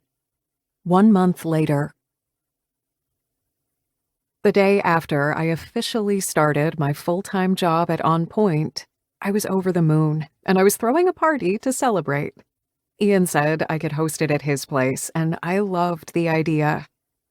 I was in the bedroom where the catering team had brought all the food, laying it on folding tables with chafing dishes and iced trays. There wasn't enough counter space in the kitchen to bring everything at once. I surveyed the bed, happy with the order. The chef in charge of Isabel's party, which was taking place the next week, catered the food. Isabel had advised me not to do the cooking myself, because I would be more stressed about cooking than enjoying the party. It turned out she was right. Someone else was in charge of the culinary side, and I was still stressing about it. We had quite a few people coming in. Dylan, Josie, and Isabel were coming with their family, of course, but I'd also invited the Winchesters. I really liked them. They were a fun group. I straightened up when I heard the doorbell ring. Okay, well, that was interesting. The guests weren't supposed to arrive for another hour. Were they already here? I left the bedroom quickly, and I was stunned when I heard voices in the living room. Oh my God, my family was here. I had invited them, but except for Henry, no one RSVP'd. Mom said she'd try to make it, and Dad said he didn't think they could leave. But they were all there, in the living room. "What are you doing here? Why didn't you tell me you were coming?" I asked. My voice wasn't right. It was a bit high-pitched, but hey, I could be forgiven for it, right? I hadn't seen the family together in a long time. Mom had styled her brown hair in a bob since I last FaceTimed with her. It looked good on her, contrasting with her angular cheekbones. Link, my stepdad, had a big smile on his face. Stephanie, my stepmom, was wearing a yellow dress and looked lovely. Dad was clapping Ian's shoulder, winking at me. What was happening? When did Dad meet Ian? I'd thought about introducing Ian to my parents in person whenever I used the voucher Ian had gifted me, but it seemed that it wasn't necessary anymore. Henry was closest to me, and he hugged me first. I looked at Mom over his shoulder. She was smiling from ear to ear. "We're surprising you," Mom said. Ian did what I never could manage. Get everyone together, Henry said. "He's a great guy," Mom added. I like what I'm hearing. Everyone's singing my praises, Ian exclaimed, looking proud of himself. He hooked an arm around my waist, kissing my cheek from behind. "Okay. I need details," I said. "When did all this happen?" Recently, Ian replied with an air of mystery. I was so immensely happy. I couldn't believe Ian pulled this off. And he thought he wasn't a romantic? I couldn't imagine anything more romantic than this. All right, we have some time until everyone else arrives, Ian said. But we can pop open a bottle of champagne to celebrate Ellie's new job. Yes, let's celebrate, I said. My voice still wasn't right. Ian immediately brought a bottle. He poured drinks in 7 glasses, and then we all clinked. "We're so proud of you, Ellie," Mom said. Oh my God. She was a bit teary-eyed. This was so uncharacteristic for her that my stepdad kissed her temple. Dad spoke next. You've come a long way, little one. We're proud that you went after your dream. We might not make it there to celebrate every accomplishment, but we're proud of you, and we love you.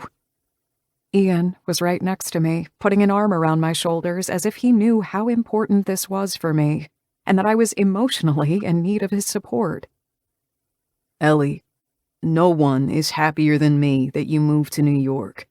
It's not an exaggeration when I say that you've changed my life for the better.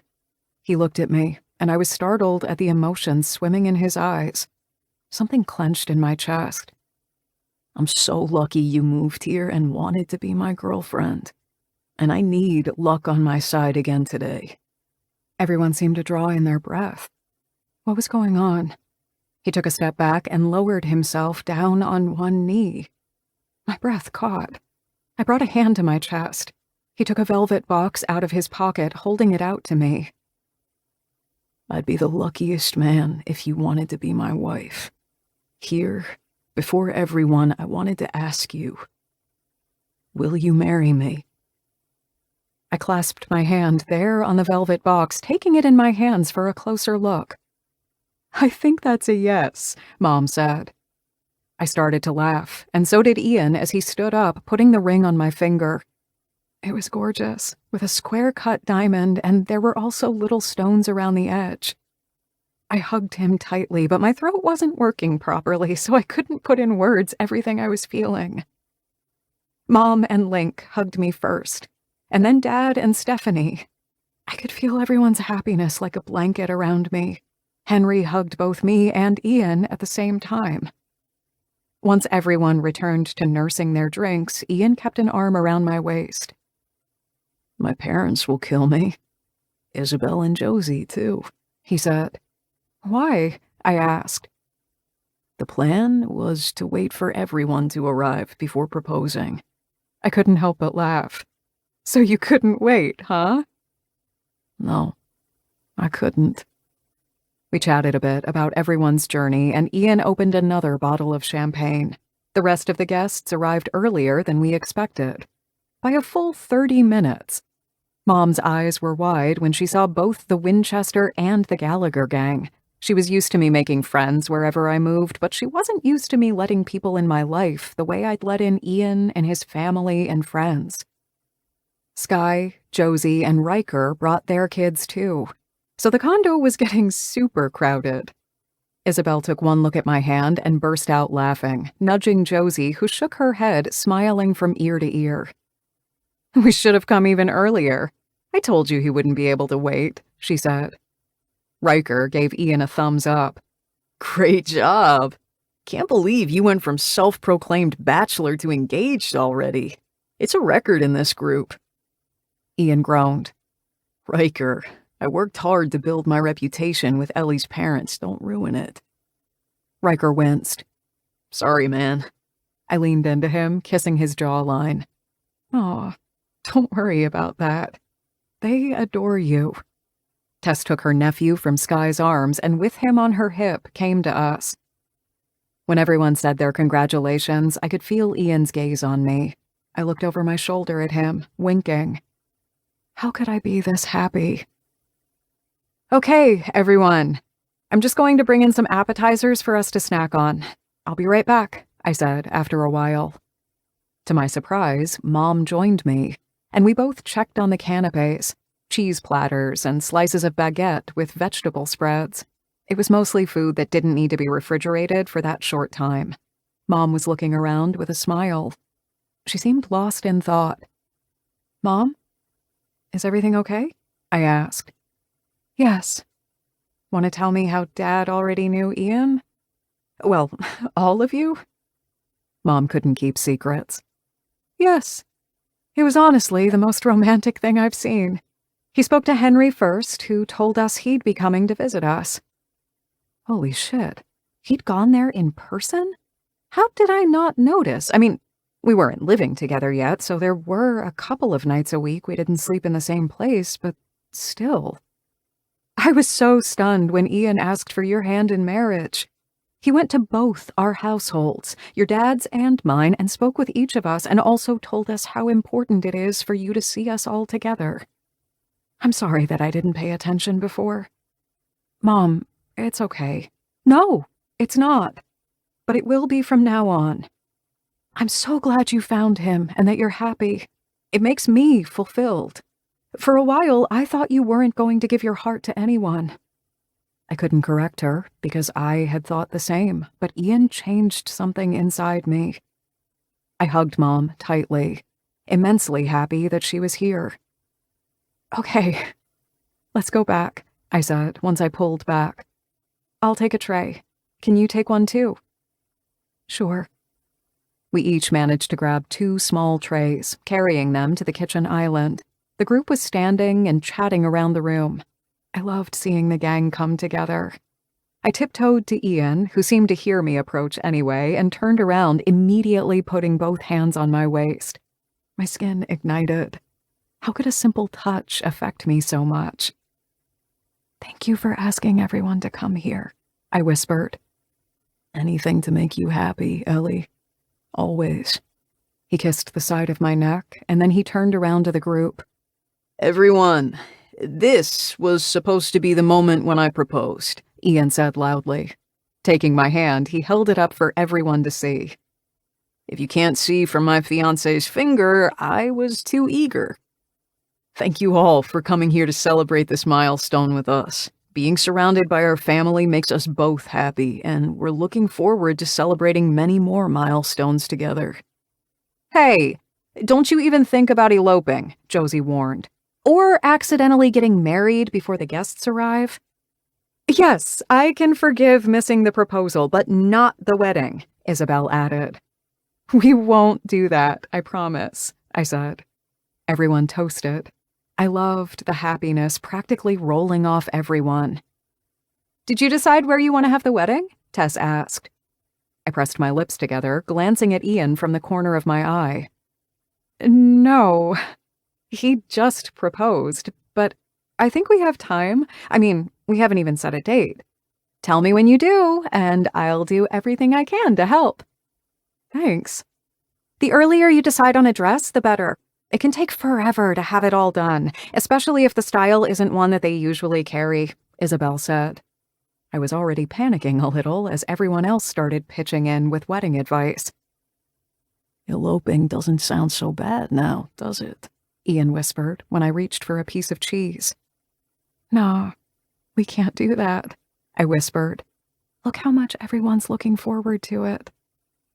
I never thought that meeting Ian would lead to finding love and bringing my family together like this.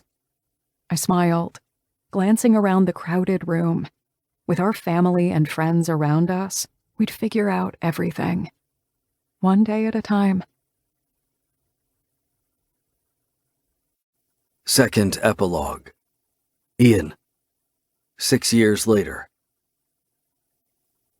This gang is never going to run out of excuses to celebrate something, are we? Dylan asked while the two of us were bringing out a huge wooden table. True, I replied. But in Josie's defense, this is a very good reason to celebrate. We were all in Terrytown at Isabel and Braden's house. Those two made good on their promise to fill it up. They had a 4-year-old daughter, Casey, and newborn twin boys, Arthur and Craig. Mom was on cloud 9, fussing around her brood of grandkids. Dylan and Mel also had one son, David. As for Ellie and me, we got married 3 years ago and were planning to wait a few more years before having kids. She was looking to finally open her own restaurant, and I was fully supporting her in following her dreams. I looked around the yard for her and found her talking to Rob, Sky's husband. No doubt it was about the restaurant business. Of course, the entire Winchester family was also here, kids in tow. Dylan and I set the table against the wall of the house. "I'm going to grab chairs," he said. "Good. I need to check with the rest on how the plan is moving along." Josie wanted to surprise Hunter before his birthday in a week, so she decided to hold a surprise party. We needed a reason, obviously. Isabel volunteered to celebrate the twins turning 3 months. Hunter bought it, but in his defense, Isabel had gathered the group here in Terrytown for lesser occasions. We often celebrated events here. Braden's star power was as strong as ever, as was the paparazzi interest in them, and this was the only place where they had 100% privacy. Leaving my brother to bring out the chairs, I went over to my wife, startling her when I put an arm around her waist, kissing the side of her neck. "Hey, beautiful," I said. "You scared me," Ellie replied with a laugh. "But keep telling me I'm beautiful and I might forgive you." "Noted." Rob grinned at us. "What are you two talking about?" I asked. Ellie shimmied her ass against me. This woman, did she want to drive me crazy in public? "He was giving me tips on how not to lose my mind when I opened my own restaurant. Since he's running a gazillion, I thought he might be the right person to ask." "It just gets to be routine after a while, but it's hard work for the first few years," Rob said. His Dumont restaurants were booming. Since Sky's business was also growing by leaps and bounds, they were busy non-stop. She and Tess had gone from 2 shops to 24 around the U.S. A loud sound pierced the air, making all 3 of us look around for the source. Rob groaned. "And that's Jonas," he said, referring to his son who was running around with a soccer ball after his younger cousin, Gabriel, Tess's son. "Sometimes you think he's the sweetest kid, sometimes your jaw hits the floor when you watch him boss around the other kids." Sky burst out laughing, walking with Tess toward us. "He takes after you, bossy, from morning to evening," she said, nudging him with her elbow. "Plus he is the oldest one. That right there gives him bossiness privilege." They were currently fighting on who should kick the ball first. I decided to play referee. "Come on, Jonas," I said, letting go of Ellie. "I'm going to be your partner."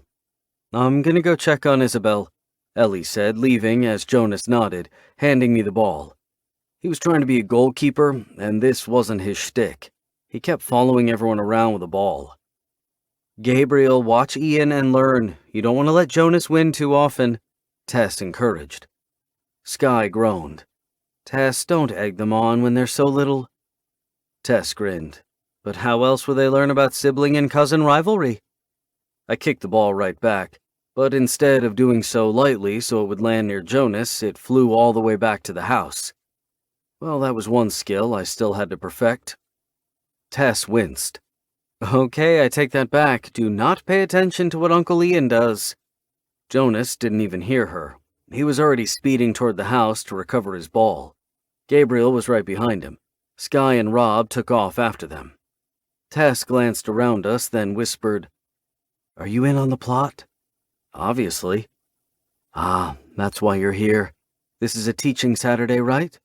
"Yes, but family comes first."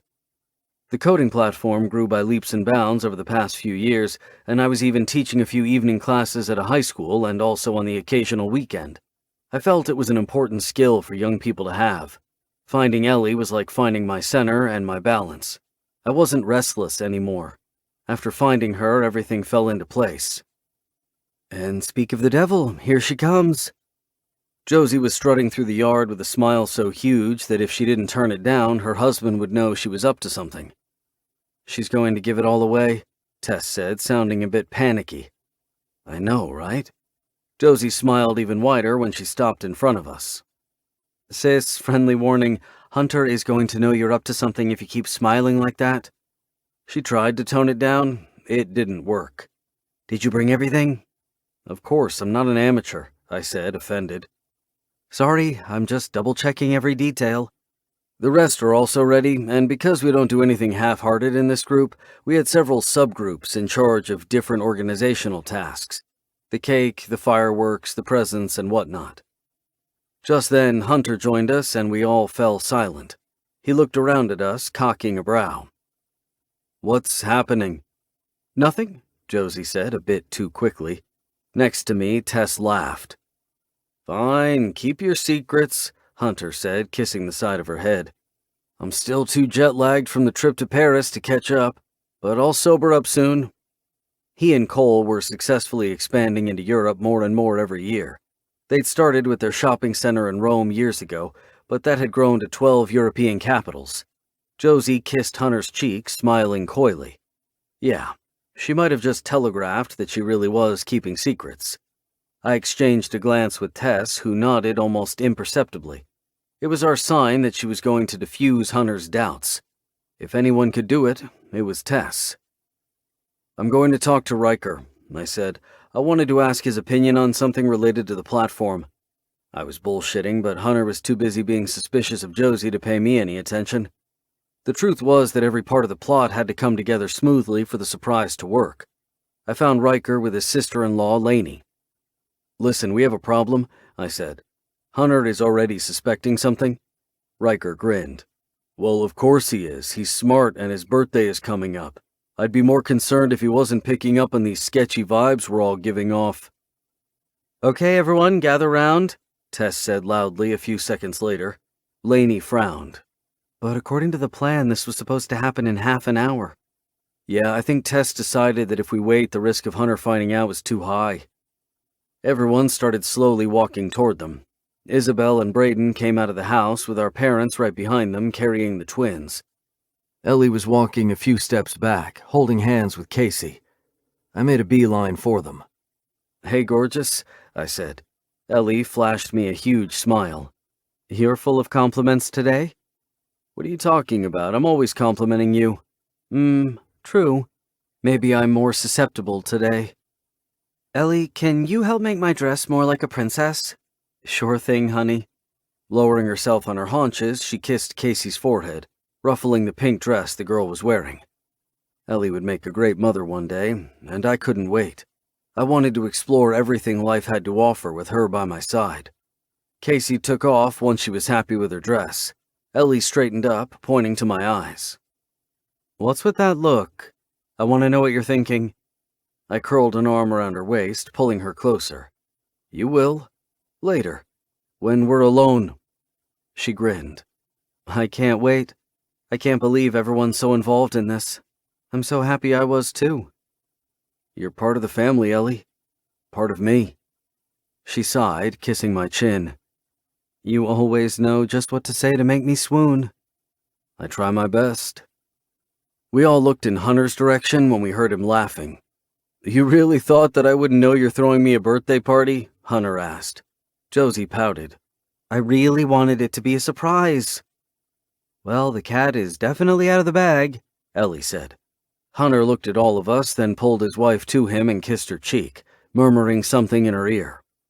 Pulling back, he kissed her hand.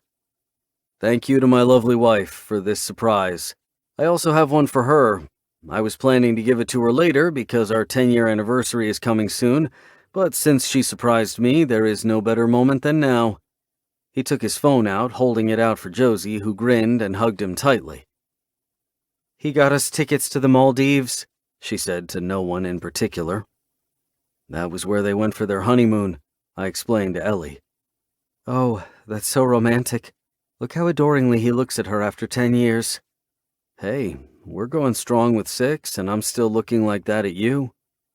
It's not a competition, she said with a soft chuckle, turning around. I still want to win it. I'll prove it to you later, I whispered in her ear. Challenge accepted. I opened my mouth but closed it again when I noticed Mom coming straight toward us. I'd have plenty of time for dirty talk later. The group geared into motion. Cole would start the fireworks soon. Everything is a competition to him, Mom said playfully.